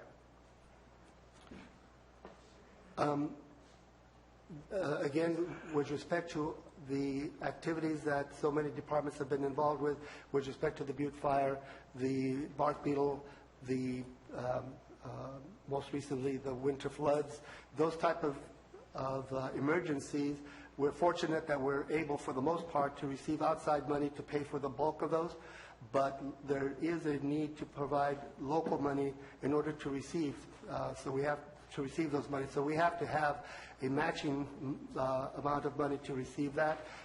It can be as low as 6% or 6.25%. There have been some occasions when we have received money to pay for those things, but we need to be ready to pay our 6.25% up to 25% for those reconstruction costs. And to rephrase it slightly different, if we get $1 million of outside money, we can be paying as much as $100 million. We could be paying $6.25 million, or we could be paying $25 million in order to receive that money. We don't have either one. We don't have the $6.25, and we don't have the $25 million. So the departments will be instructed to look to see what it is that we're rationally expecting to get, so that we don't outspend our ability to come up with a local match, and that'll just be part of the budget consideration. And then, again, as you know, there is a band election scheduled for May 2nd. The board has also given instructions to staff to prepare a band ordinance as well as regulatory ordinance. So regarding the ultimate ordinance or lack of an ordinance that comes up, we will have to prepare for that. So after we know what the band ordinance election looks like and what the board's action ultimately is, we will have to consider that and possibly come back and amend the draft budgets in order to include that in our final budget to you on June 13th. So at this point, Mr. Chairman, board members, we are recommended that you approve the requested 2016-17 mid-year budgets. And in addition to that, and I'll read the essence of that because I know the lettering is very small. We're asking that you authorize and direct the CAO to begin the process of establishing the 2017-18 budget in conformance with your approved principles and the following criteria. The departments shall be directed to prepare their budgets on a status quo budget in recognition of the variables that we've mentioned. As we have in the past, we do not want to balance a budget with one-time money. That is, we don't want to provide long-term solutions to short-term problems. So if there is an opportunity for one-time money, certainly we want to go after it, but we don't want to establish an expectation that that one-time money will be here on an annual basis. We will continue to transfer funds to the general fund department, the designated fund, in order to offset the cost of the 27th pay period. In most years, we have 26 pay periods. This year, specifically, we have 27 pay periods.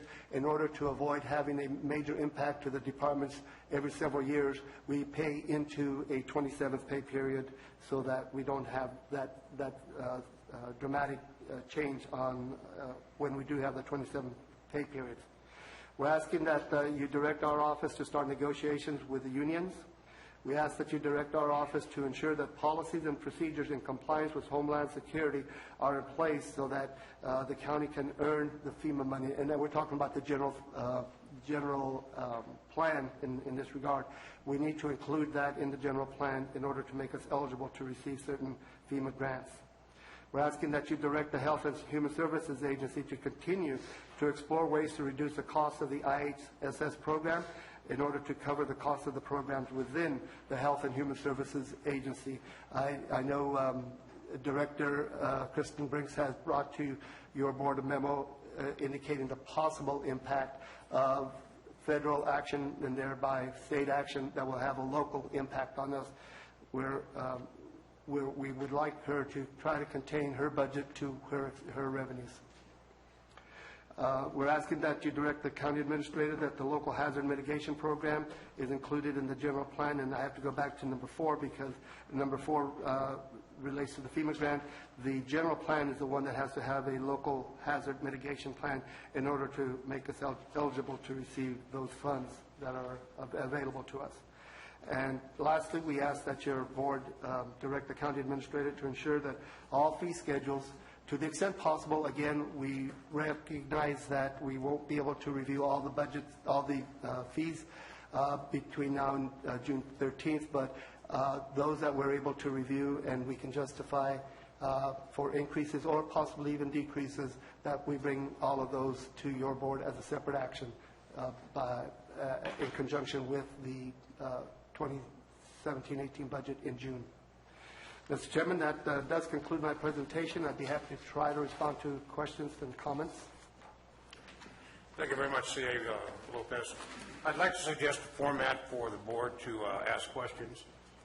Maybe we could take it by individual supervisor, cover those areas. Keep in mind that this is a preliminary. The CAO and admin will be meeting with individual department heads to figure out the procedures and the particulars of the budget draft. But there are some questions that probably need to be addressed right now. I think we'll start with Supervisor Tofinelli, just go down the line. Microphone. I just have a few questions to start out with. What is the amount of the contingency fund now? During the year, I know we've taken money out of it. We have, and as indicated, we're recommending that you take money out of the reserve for contingency today as well. Let me find it really quickly. I know it's about $2,200,000 and some thousand, but let me not guess and find it for you. And then I have a total of, you're asking for, excluding the sheriffs, I have $477,000 you're asking for us to approve right now. Does that sound right? Yes, that is correct.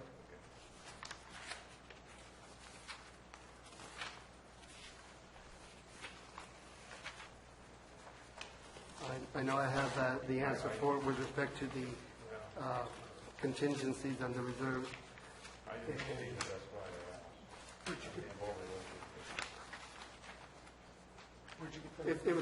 It was fairly early on.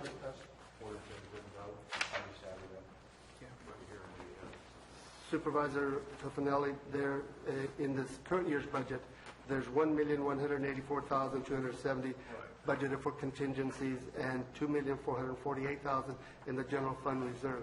That's what's in the budget.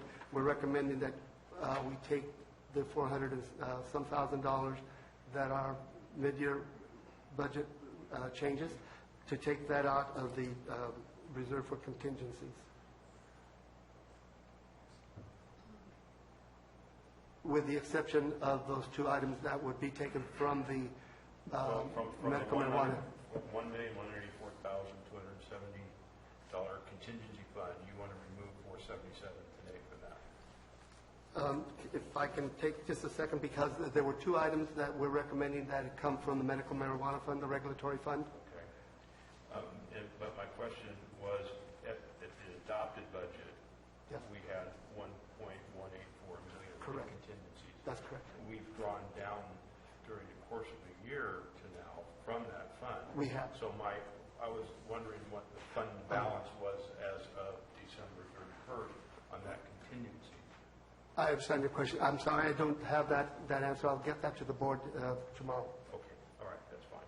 But we are minus whatever the medical marijuana deal is. Would come from the Would come from the contingencies, 477. if that's what your board approves. That was my question on that.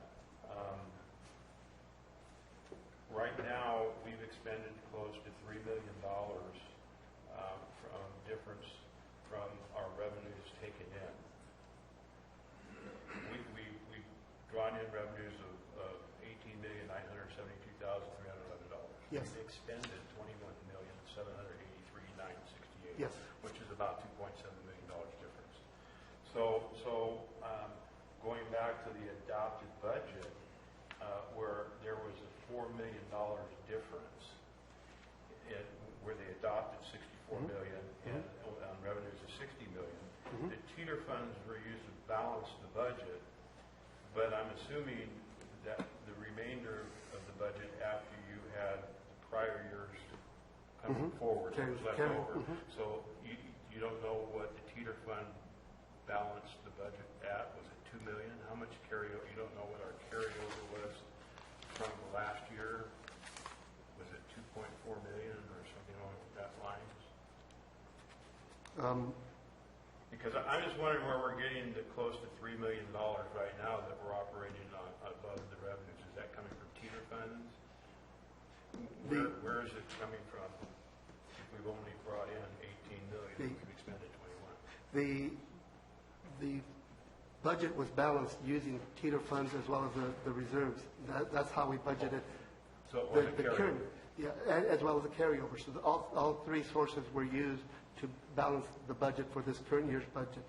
And that's why it balances. Now, the revenues are not coming in at that 50% level. So December 31st, we did not get 50% of the revenues. But the expectation still is. Not abnormal. Not abnormal at all. Yeah. In fact, it's very normal. Yes, very normal. So I'm just assuming that we're drawing from the teeter funds to pay off the bills Yes. as they come in. Now I understand your question. The answer is yes. That's what I was yes. getting at. Because the funds are there, so we're paying the bill, and we're expecting the revenues to come in. To replace the funding for that. That is correct. All right. I think that's most of my questions for right now. Thank you, Supervisor. Supervisor Garamendi. Thank you very much. And that was a really good question, Gary. I was worried about cash flow and how that works out as well. CEO, the TOT, you said it's rising, it's up 22%. From the previous year, from the It doesn't surprise me as our hotels have been filled with construction crews and everybody else recently. Do we have, as my understanding is, the Visitors Bureau has a fixed percentage of that TOT going to their budget. Do we have the rest of that TOT? Are they also on a fixed, getting a 22% increase in their budgets? That is correct. It's proportionate. Yes, it is. The contribution to the Chamber of Commerce, Visitors Bureau, excuse me, is proportionate to the revenue received. It's not set at a specific amount. And the other 2/3, are they the same way? To somebody else? To others, there are some others, but that is the major user of that TOT. Do you know who they are? There are, I think, 3 or 4 others. I don't have the names. Public Works gets Public Works. And keep in mind, though, that TOT revenue is general purpose revenue. Right. It's your decision as to how it's going to be spent. Right. So whether it goes to the Visitors Bureau, Public Works, or other organizations, you make that decision.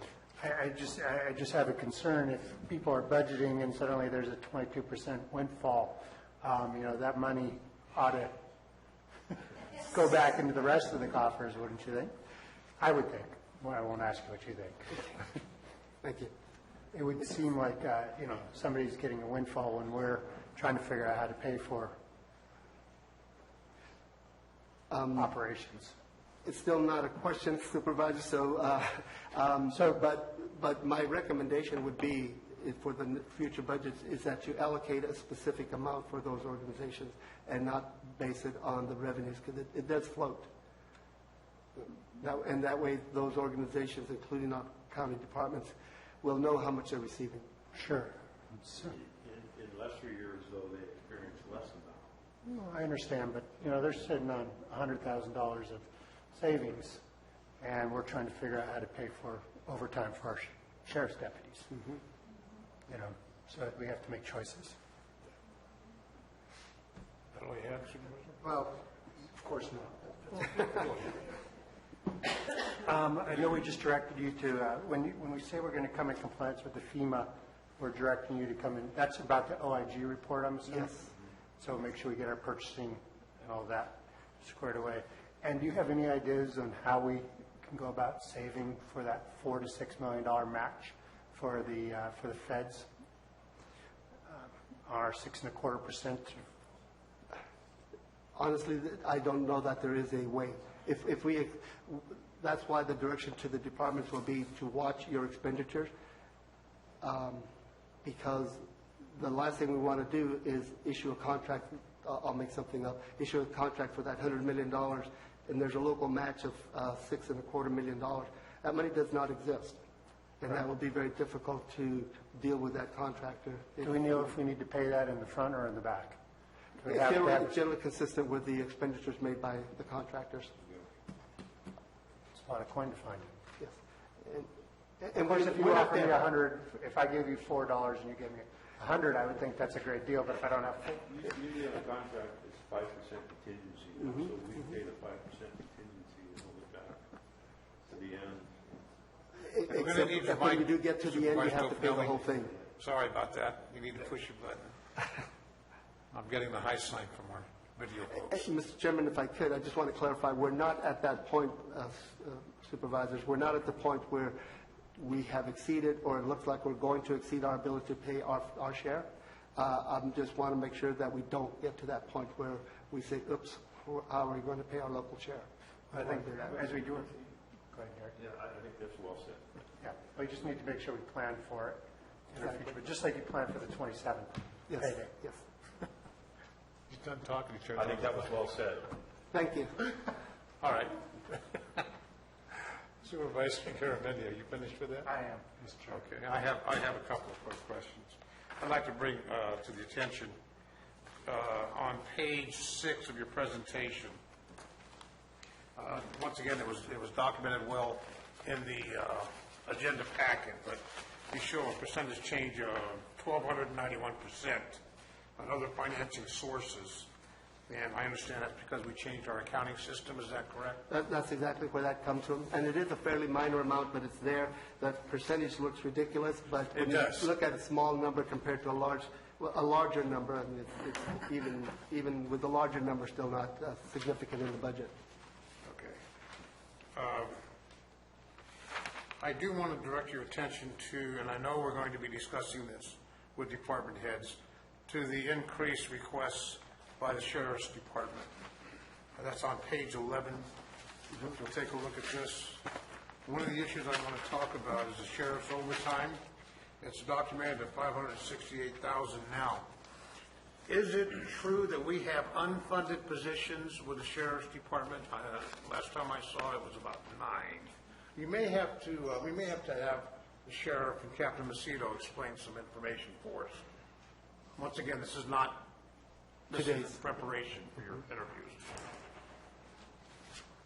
Captain, how are you? Good afternoon, Jim Macedo, Sheriff's Office. Was the question unfunded or unfilled? I just want to make sure we're clear. Unfunded. Unfunded. Unfunded positions. Yes, there are positions listed in the position control list that were at one point in time deemed parking lot positions that are unfunded. And is that the situation now? Yes. Okay, is there any salary savings from those positions? Should they be funded to account for this overtime that we could actually charge against? No. Unfunded positions are not funded. There was no money directed towards those. There has been salary savings as a result of the unfilled positions, but that has been getting eaten up significantly by overtime and other expenditures. Okay, that was my point. Is there a way to fund those unfunded positions? I know we can't arrive at that answer now, but that's something we should be taking a look at. And CAO Lopez, if you'll put that on your list to discuss, we might have that answer when it comes to budget time. I'm just trying to figure out why we have unfunded positions. Well, maybe the captain can enlighten us. How come we have those unfunded positions? And why do we have them? There was a series of back and forth during the recession, and to try and simplify the explanation, there was a concern that positions were being lost as they were reduced during the recession or during other significant budget cuts that occurred outside of the recession.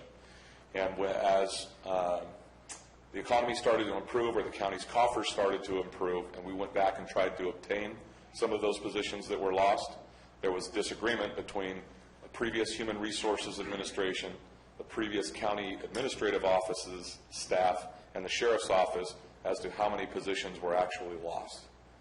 And I can tell you we kept incredibly close track in the sheriff's office because we lived through those cuts and those recession, and we knew how many positions we lost, despite what others may have reported.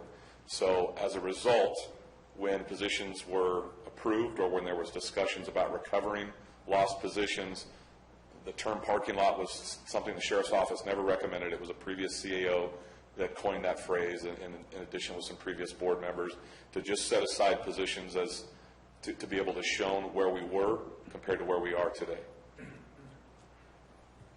So, if we could address that issue in this upcoming budget, I think we'd have a better understanding of where we actually are. And historically, it's not just the sheriff, other offices have unfunded positions.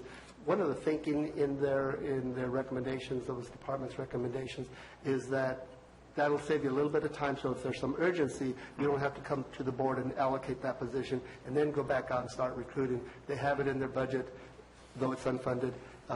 They can do the recruitment a little bit quicker. Generally, we're talking about a couple of weeks in most of those cases, so it's not really a major impact. But I can understand why departments like to have those unfunded positions. And is this the same situation with the jail? I see where jail overtime is $132,000. So the jail overtime is a significant issue. However, there's no correlation between unfunded jail positions. There is between unfilled jail positions. Okay. Thank you, Captain.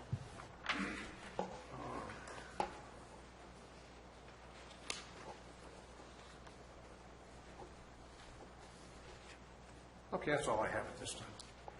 Supervisor Mills? Who has a sharp pencil here? I'd like to, there was a pop. I'd like to start on page 4 of your presentation. And just from my previous history, grants or contracts, sometimes you end up paying up front to be reimbursed. And I'm not so certain as to just how much we're going to need to come up with, even if it's a 6.25% match, whether we're going to have to come up with substantially more just simply to meet the terms and conditions of some type of a grant or a contract in the future. So the idea of just sticking to 6.25 is almost pie in the sky with a concept. We also have to think about the effects of the realignment money that the state's talking about right now. IHSS is only a small part of it. HHS is a big part of it, and I talked about that this morning. is that might be a severe impact to the point we say to the state, you know what, you mandated in-home health services, but can we really do it? And maybe we need to talk about negotiating from a position of, we're going to give it back to you if you're going to go this direction, and maybe we find somewhere it's the middle ground on this and get into some negotiations with the governor's office about what that is, not only as it reflects the state's budget, but our budget and how we provide that service. I look at that $4 million gap in general fund departments and know that a good majority of it comes from TEETR funds, or it comes from maybe, as you talked about, inability to provide a good cost recovery. That at some point we're going to have to look at that seriously and say, are we truly recovering all of the money for those services that we should be? And as a result, then there might be money in the general fund that can go to other critical services very quickly without having to fight the fight. Also keep in mind that if we start truing up out of contingencies at mid-year, what are we going to be truing up at the end of the year? So we really need to be thinking about how each department is performing to their fiscal year 16-17 budget right now as we prepare our next year's budget, so we don't be surprised with a severe shortfall that we just can't cover. Then moving on to page 5, I understand the Butte Fire plays a big role in our intergovernmental revenue, so there's nothing that is too surprising in 5 and 6. In salaries and benefits on page 7, I defer back to OPEBs, other post-employment benefits for those that like acronyms, or unfunded liabilities. If you look at our 2015 CAFRS report, at some point this county is going to have to start looking at a trajectory that's a little different than it's going right now, because there's a serious problem there. And it's almost like it's off the budget table. It's off our discussion. We don't want to look at it because it's too painful to look at.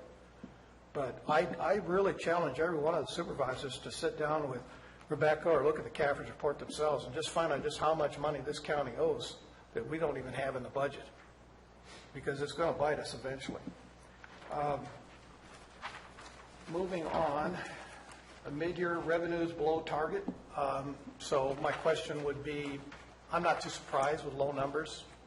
Everything is trending and variable, so there's a lot of functional differences here. Thank you, Captain Macedo, for mentioning unfunded versus unfilled, but there's another piece of this elephant that I think we need to discuss, and that has to do with employee turnover. Because employee turnover is a calculable cost. And when you turn over, no matter whether it's in a specific department, it's not just the cost of the turnover, but it's the cost of the loss of institutional knowledge. There's a lot of other things that happen when you lose staff. And that should be a calculated cost that we fit into our budgeting profile so that we know that we need to start setting up some type of action plans to get us down into that 3 or 4% turnover rate per year. That, to me, that's an acceptable number. Where we're at right now is not acceptable. So hopefully our new CAO can start to address our turnover issues. That's some other things that I wanted to actually, oh, here it is. Property tax trends. I had spoke with several districts that take a big chunk of the property tax monies in Calaveras County, because I was trying to find out just exactly what are their expectations, because their budgets are derived from our property tax valuations as well. And where they're feeling that they should be running about a 2% per year, they're running at about a 1.81. So if you just calculate that out on $1 million and then you multiply it out over to a lot of different districts, that's a pretty substantial hit. So I agree with C.A. Lopez's concept here that we need to start truing up what we're getting in our property tax revenues and how we're deriving those numbers. CalPERS, I'm seeing that at about plus 4%, just as a rough number right now. So CalPERS needs to be calculated into our budget at a plus 4% over last year. That's a substantial hit.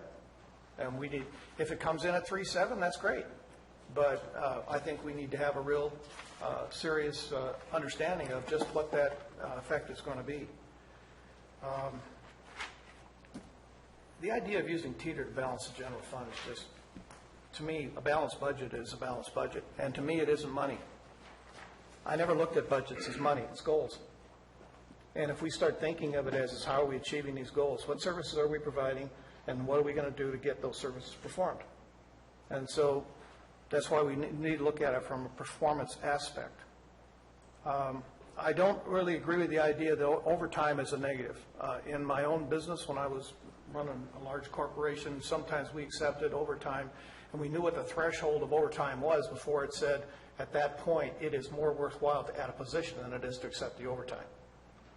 And you calculated in your risk management, so you knew what the cost of workman's comp claims or potential accidents and all of that can be calculated into it, so that you know what those variables can be. And you might find that the overtime that you're working right now is totally acceptable for the positions in which are being filled. And you're saying, I don't need to add positions because this overtime works. But there's other places where you could say, no, the risks are too great, there's too much variability here, and we need to change that trajectory and look at an additional position or two. So where we have unfunded positions, that's one thing, but unfilled positions year over year in a budget allocation is a buffer that I think we need to be honest about. And look at it very seriously as to, if it's being done, what other things are being done to create buffers in budgets? Because now you don't have a true perspective of the goal. So departments need to look at looking at the contingencies and saying that's a last resort. It's not the option, the first option on the table. It's the last option on the table. So I know I've covered a lot of ground here, but I hope everybody understands. I do understand budgets. Okay, thank you. Thank you. Supervisor Platt, comments? Heard enough. Heard enough. All right. I'll bring it back to the board. Mr. Chairman? Yes.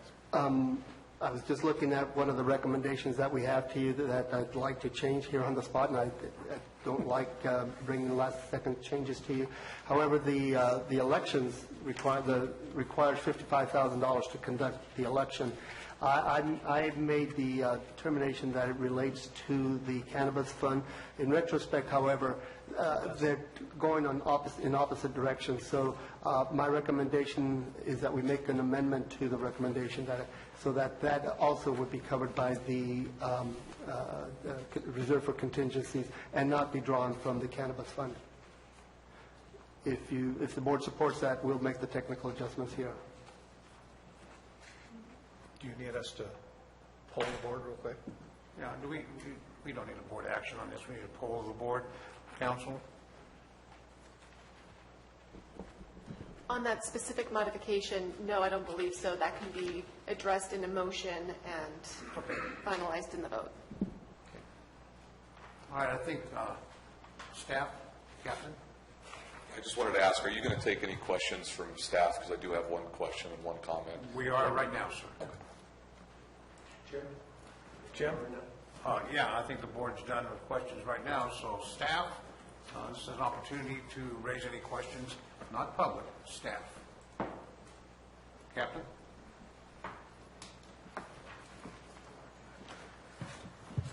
So I'll start with the question, and this is more along the lines of the mid-year direction from the CAO's office. I want to make sure I understand this clearly, and I also want to make sure the board understands this clearly. When the request is for a status quo budget, you're asking for departments to submit a status quo budget that incorporates all of its budgeted employee costs into the budget proposal. Is that correct? That is correct, together with any changes that the board might approve either today or in the near future, yes. And the reason why I wanted to ask that question, and this is something we'll talk about later on during our budget proposal, but when you have larger departments or an agency the size of the sheriff's office, when you have larger numbers of employees, that those budgeted cost increases that are known factors, that inflates our number considerably. That inflates our number considerably. So what will have to happen when we actually build our budget, the sheriff's office budget will be built with a deficit, with an actual percentage cut, because we have to accommodate for all of those known budgeted employee cost increases for the coming year.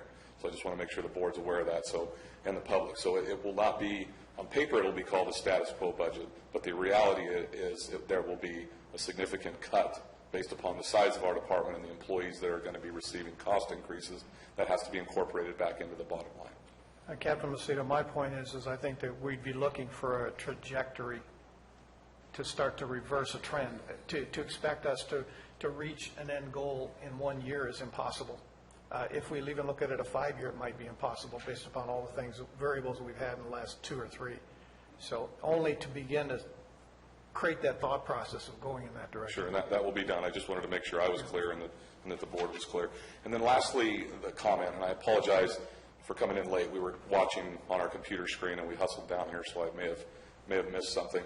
But if I understand correctly, the board is possibly going to vote on mid-year adjustments today based upon other recommendations. And I'm a little concerned because you're going to vote to expend dollars this year when you've yet to hear from the sheriff's office and what our considerable needs are, at least publicly. So am I misunderstanding you that you're not voting to make any financial commitment mid-year at this point?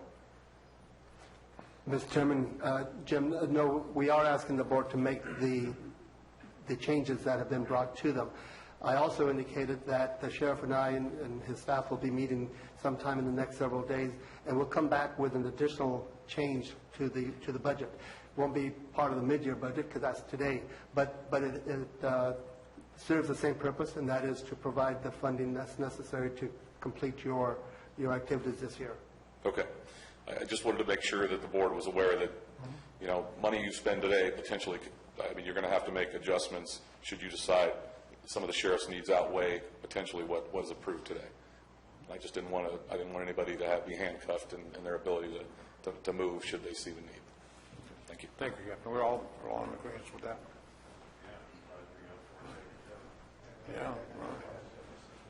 Yeah. Any further staff statements or questions? Okay, then we'll open it up to public comment at this time. Time limit will be 3 minutes.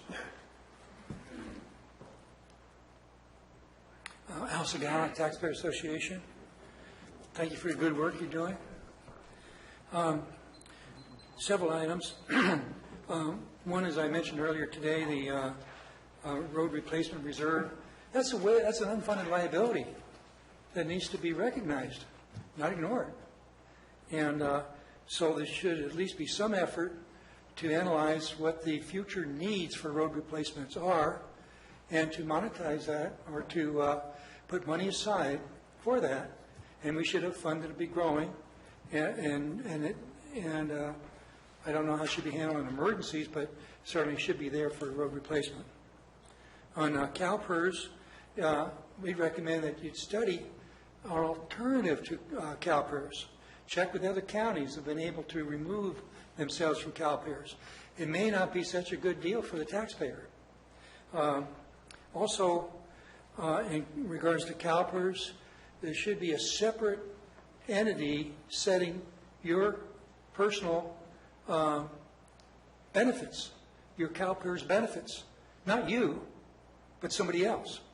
The reason for that is that you are approving CalPERS benefits for employees which your benefits are tied to.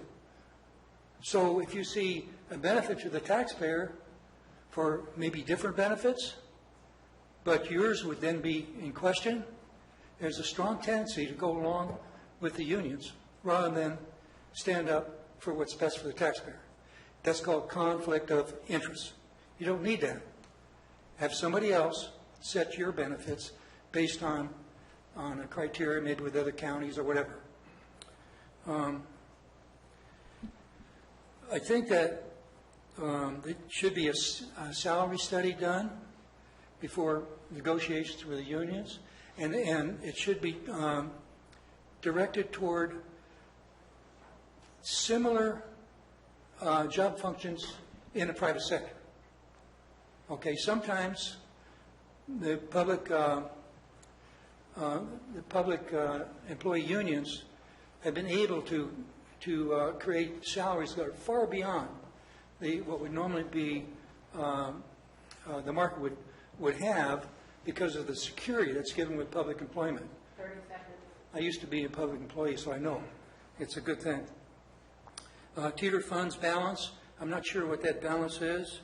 Contingency funds, I'm not sure what that is. It looks like we have a $1,184,000. We're taking away $477,000, but then there was a mention of $2 million. I'm not sure how that worked out. On the sheriff, On employee turnover, there should be exit interviews to find out if the problem is really salaries or something else. Find out what's really happening when people leave our county. Crime statistics, the sheriff. Thank you, Al. Sheriff Time is up. should Time is report up. on crime statistics. Mr. Scala, time is up. Thank you. I just want to say thank you all for being who you are and doing what you're doing. I appreciate it as a taxpayer. I am friends with Henning Schreiber, in charge of animal services. A couple of years ago, there was an issue with some horses that were impounded, and I understand from him and others that there was a cost of $120,000 that we are not going after, and I'm just kind of curious why not. Also, there used to be, when you write a rubber check in our county, the DA's office would go after them. We're not doing that anymore. That's money that can go in our coffers. There's quite a few things in other counties that are around us that I see that are happening that we can bring into our fund. I'm just a little taxpayer, but I see that as being something that we can use. The DA's office, I know, is overwhelmed with what's going on with the murders and things, but I think that check process thing is a good idea. And to see that people are not licensing their animals, that's money that can go back into the animal services, because I know they're at the bottom of the budget. I understand that. So that's just what I wanted to put in your mind. Thank you. Any further public comment? Any further staff comment? Then we'll bring it back to the board. Any comments by the board members or questions? At this time, I entertain a motion.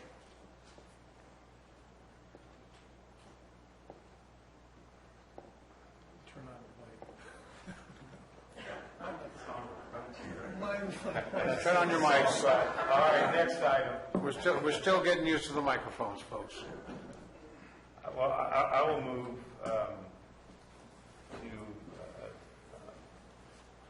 to adopt what the CAO is asking us to do for mid-year, with the inclusion of the change that he is asking for, and the exclusion of the sheriff's office. That's going to be brought back to us hopefully in 2 weeks, the next meeting we have, as proposed by the CAO. Everybody understand the motion? Seeking a second? I'll do that. Seconded, actually motioned by Supervisor Tofinelli, seconded by Supervisor Clapp. All in favor indicate by saying aye. Aye.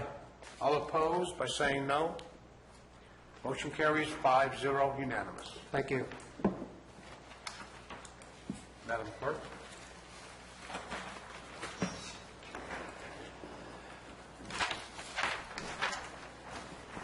Supervisor announcements.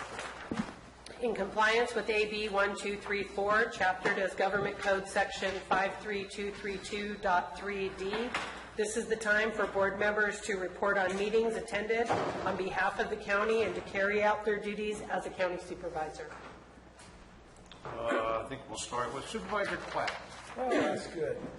Hey, anyway, I got to go to my first IHSS meeting the other day, and so I decided to take transit to it. I dropped off right here, and so... Did you get there on time? It was very punctual. I rode with 7 different people. They seem to know everybody, so each other, because they must ride up together. It was pleasant. I got to do my 2-mile walk in the morning, and I got to walk through Silver Rapids to see how bad it was. And so when I stopped off, I had a half hour, so I ran and to Public Works and told them what a great run I had. And the Public Works director said, well, I really appreciate that. Now you make me look bad because I haven't rode it to work yet.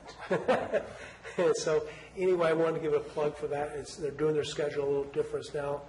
And I'm going to try to come up I believe it's Monday, the last Monday of the month, and I'm going to try to write it up each time on Monday to come up with stuff. So it'll be once a month I'm going to try to take it, see how that works out. And I got a meeting with Area 12 Aging on Thursday, and I'm looking forward to that because I'm trying to get a program started for people that's inbound in their homes and stuff, elderly people that doesn't get out, so they have some type of morning check and stuff on them and stuff, because the post mistress was saying that they do it right now and they're having problems. And so apparently we've already lost a few people in their homes that the post office has found. And so I'd like to get that where we're doing it and not the post office is having to hit and miss on it. So I'm bringing it up at Thursday's meeting in Mariposa. So yeah, so I enjoyed the bus ride though. Supervisor Mills? Yes. Thursday, February 16th, I spoke to the Angels Murphy's Rotary on my vision for the county at a luncheon. That evening, I was in Copperopolis with the Copper Cove Lake Telecommuters Association for a question and answer session.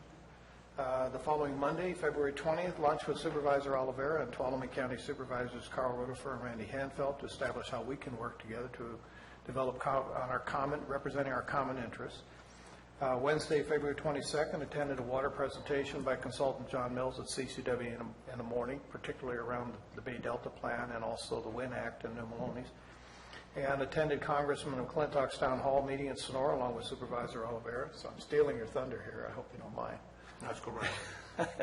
And then on February 23rd, Thursday, chaired a meeting with all the homeowners associations in Copperopolis on topics ranging from the community plan update to how they'd like to see Lake Tulloch used.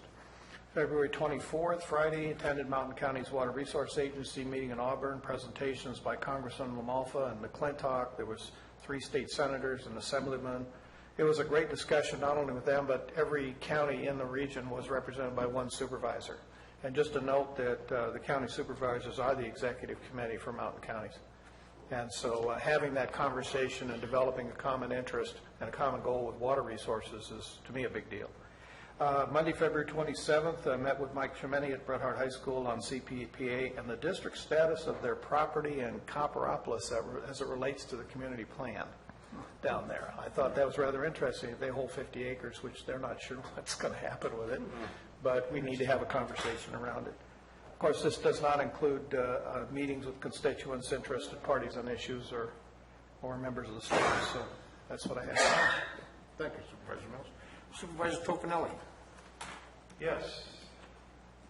You can report out. On Friday, the 17th, I met with Mark with Gamby Disposal. Gamby's the contractor that runs all our transfer stations. I went on a little ride with him to visit our transfer stations, and even though the weather was raining and pouring and it wasn't very good, the transfer stations seemed to be operating very good. There were people actually there in the stormy weather depositing their stuff, and things were looking pretty good. Very impressed with the operation. Also that day I met with Nick Cassie, who is the Cal Fire Chief here in San Andreas, and talked and discussed with him several items in my district I'd like to get accomplished. One of them is going back into Cosgrove Creek. Prior to me leaving the last time off this board, we had in place a application process each year that we got a permit to go in and clean that creek out. And we utilize the conservation corps that they have, and we had open discussion in reutilizing those corps to go back in once we get the necessary permits.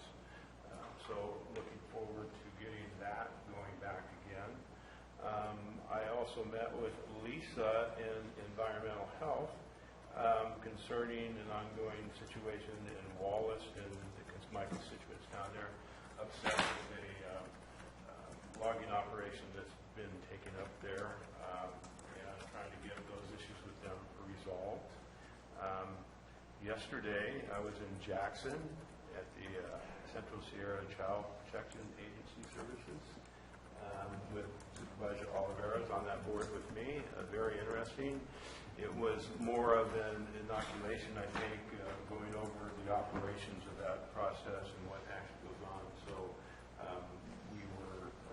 we spent a couple hours going over exactly the operations of that for all the new incoming people. I guess that board has We do. There's actually 3 new members, 3 new supervisors. Very interesting. And I met with a lot of constituents over the last couple of weeks on many issues, a lot of road issues. Some of them, a lot of them weren't brought up here because I know they're not at the extent of some of the ones in the other districts that really work it hard. Back in 2008 and 9, I was very lucky in my district when they had what they call the America Recovery Act and those funds, and I was able to get a lot of roads paved that were badly needed in my district back then. So a lot of the roads, there are some in my district that need repair, but a lot of the roads that were taken care of back then are still in good condition now. It withheld all the storms that we've had. So I didn't bring up any of those issues here. I'll meet privately with Jeff on some of those issues. So, Thank you. Supervisor Karaman.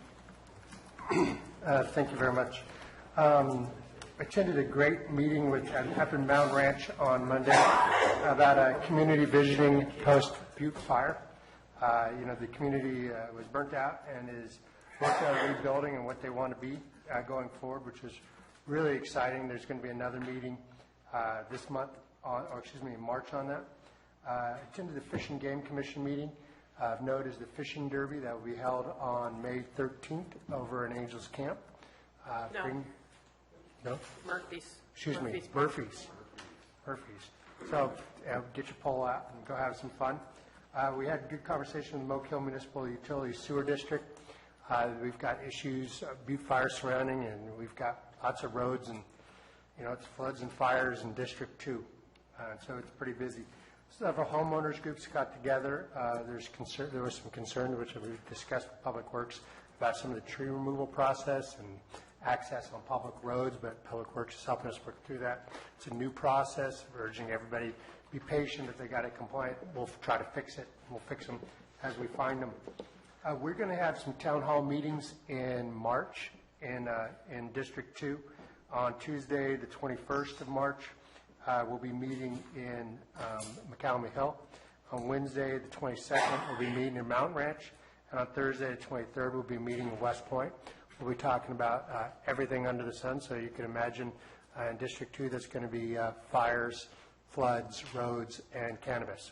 So that will probably be, we'll have a free-flowing conversation. Should be a lot of fun. I'm envious that you got to go to all the transfer stations. That's where I learned the most about what's going on in the community on a Saturday. yes, it is. It's a place to go, see and be seen, and find the scoop. So Find the scoop and all recyclable. I know it's a family tradition. Supervisor, was that a campaign stop? Is that a campaign for the Campaign stop? Oh, you mean for at the When you were transfer running? station? Perhaps, I don't know. They know me too well there. Thank you, Supervisor Garamendi. I attended several meetings, as previously stated by my fellow supervisors. We do sit on joint committees together. I did handle some issues, believe it or not, up in District 3 regarding flood damage, and I'm not going to go any further into that, but we had pretty much an education on that. I want to appreciate the facts that Public Works jumped right into that. The community jumped into it. I was pleasantly surprised to see how much effort was put into this, and I look forward to getting that problem solved. There's some other issues I attended regarding the flood damage with certain merchants up in District 3 in the Arnold area and in the Murphys area. As you probably will or may not know, our Murphys Park was just about an ocean, if you will. Fortunately, I think we're okay on that. We don't have any permanent damage, but there is some facial damage, if you will, regarding that flooding. I attended a Central Sierra Economics Development District meeting. It was a very important meeting, and in that meeting it was discussed and related that apparently it is the decision of Tuolumne County not to renew the JPA agreement we have with them, which expires in June 30th. That brings up some situations that we're addressing. There are several options whether or not we want to move that committee over to Calaveras County and keep Alpine County, who was a joint member of that agreement. Mariposa County is also a member of that agreement. We're exploring those options. We'll be meeting monthly at least now to determine what the future of that organization is going to be. Keep in mind that we are enjoying a $250,000 grant for our Chamber of Commerce as a result of being part of that organization. That grant, I am told, is not in danger of being canceled. Just the administration will be transferred over under the same regulations that the grant requires. We attended a closed session meeting on the 21st. We did report out on that. We did do an agenda review, which is normal for our Board of Supervisors meetings. I actually meet as chair with our staff to discuss the agenda items. And at this time, I'd like to extend an invitation to Supervisor Garamendi to attend one of those meetings. And that way you could find out what we do in case I end up lame. But I'm a firm believer in keeping the entire board, and especially the vice chair, involved in those type of operations. Once again, make sure that this procedure continues on without hiccups. We did attend, as we stated before, a Central Sierra meeting with Supervisor Tofanelli, and it was a great opportunity to see how that operation works. And I'm very proud to say that is probably one of the best operations I've seen when it comes to a very difficult process of collecting child support and providing for the folks involved in that type of arena. Sierra Child Support is doing an outstanding job. They are probably rated in the top 2 or 3 in the entire state. And we're very fortunate to have those folks part of our operation. Their executive director and their staff are doing an outstanding job. The state has rated them very high, and once again, they're the folks that are doing that job. I did have a meeting with a group that is planning on bringing, hopefully, some internet services to those areas, those rural county areas that have no service whatsoever. Apparently there's been a grant issued. I'll be going into that a little bit better after meeting with our public works folks and our planning director, which we have scheduled for next week. It's a very exciting project. I know we talked about broadband with our libraries. I think this will actually fill that niche where those folks that are in those rural areas have no access to any internet. So I'll bring you more information on that. Is that AT&T? No, it's not AT&T. It's Caltom? Caltom got a $2.9 million grant, I'm informed. And they want to really partner with the counties. They've already partnered with one of the counties, El Dorado County, and it's a very exciting program, but I'm going to let Mr. Krobitz and Mr. Maurer making their own assessment on it, and hopefully we can put that program together for Calaveras. With that, I have nothing further. Staff? CIO Lopez? I have nothing. You need your mic on, sir. County Council? Nothing You to learned. report. I do have a couple things. Go real ahead. quick. Madam Okay, Clerk. so the first thing I wanted to announce is that the public computers in the lobby of the Clerk Recorder's Office are now set up for public viewing of the Board of Supervisors agendas. So if anybody doesn't have access at home, doesn't make it to the library, they can come into our office and they can view the Board of Supervisors agendas, past and present, there on those computers. And we will be happy to assist anyone who comes in that needs help with that. And then the other thing I have to announce is that Calaveras County is going to be having a photo contest. 5 total photos will be selected, 1 from each supervisorial district. The photos will be displayed in the board chambers at Government Center. The criterion is photos should be color and submitted electronically for consideration at calaveraspirit@gmail.com. The photo must depict a particular supervisorial district. A title or short description of the photo location is required. Selected photos will be placed on a 30 by 30 canvas. Additional photos may be selected for display in other areas of the county offices and will be printed on 11 by 17 photo paper. A short biography of the artist will also be displayed. A signed release of liability will be required for selected photos. The photo becomes the property of the County of Calaveras. Selected photographers will be recognized at a Board of Supervisors meeting, and the submittal deadline is Monday, April 3rd at 12 noon. Selected photos will be announced at a future meeting of the Board of Supervisors. You must be a resident of Calaveras County to qualify. Use your imagination and submit a photo for any or all districts. There is no limit on the number of photos submitted, but all must meet requirements to qualify. Diane, did you submit our picture of the board? I'll do that. I'll do that. I don't like my picture. It's in. Ladies and gentlemen, that'll probably conclude, but I have one other quick issue I'd like to discuss. Were you able to hear us today? Did it work better than it's worked in the past? I'd like to publicly thank not only our IT staff, Stan and his crew, Madam Clerk, Diane had a lot to do with that, and Ed Lark over at our public TV. As you see, we have new microphones. We're still learning how to use them, but I think it's for the betterment to make sure that all of our folks have a chance to hear what we're talking about, and the folks in the lobby and over there in television land. So I publicly say, thanks a lot, IT. Thanks a lot, everybody involved. With that, County Council, do you have a comment or anything? I just wanted to remind the chair that we do have a closed session item that we didn't finish this morning that we have to finish now. That is Number correct. 1. That is correct. We will be going into a closed session. So at this time, the regular agenda meeting is adjourned, and we'll be reporting into closed session.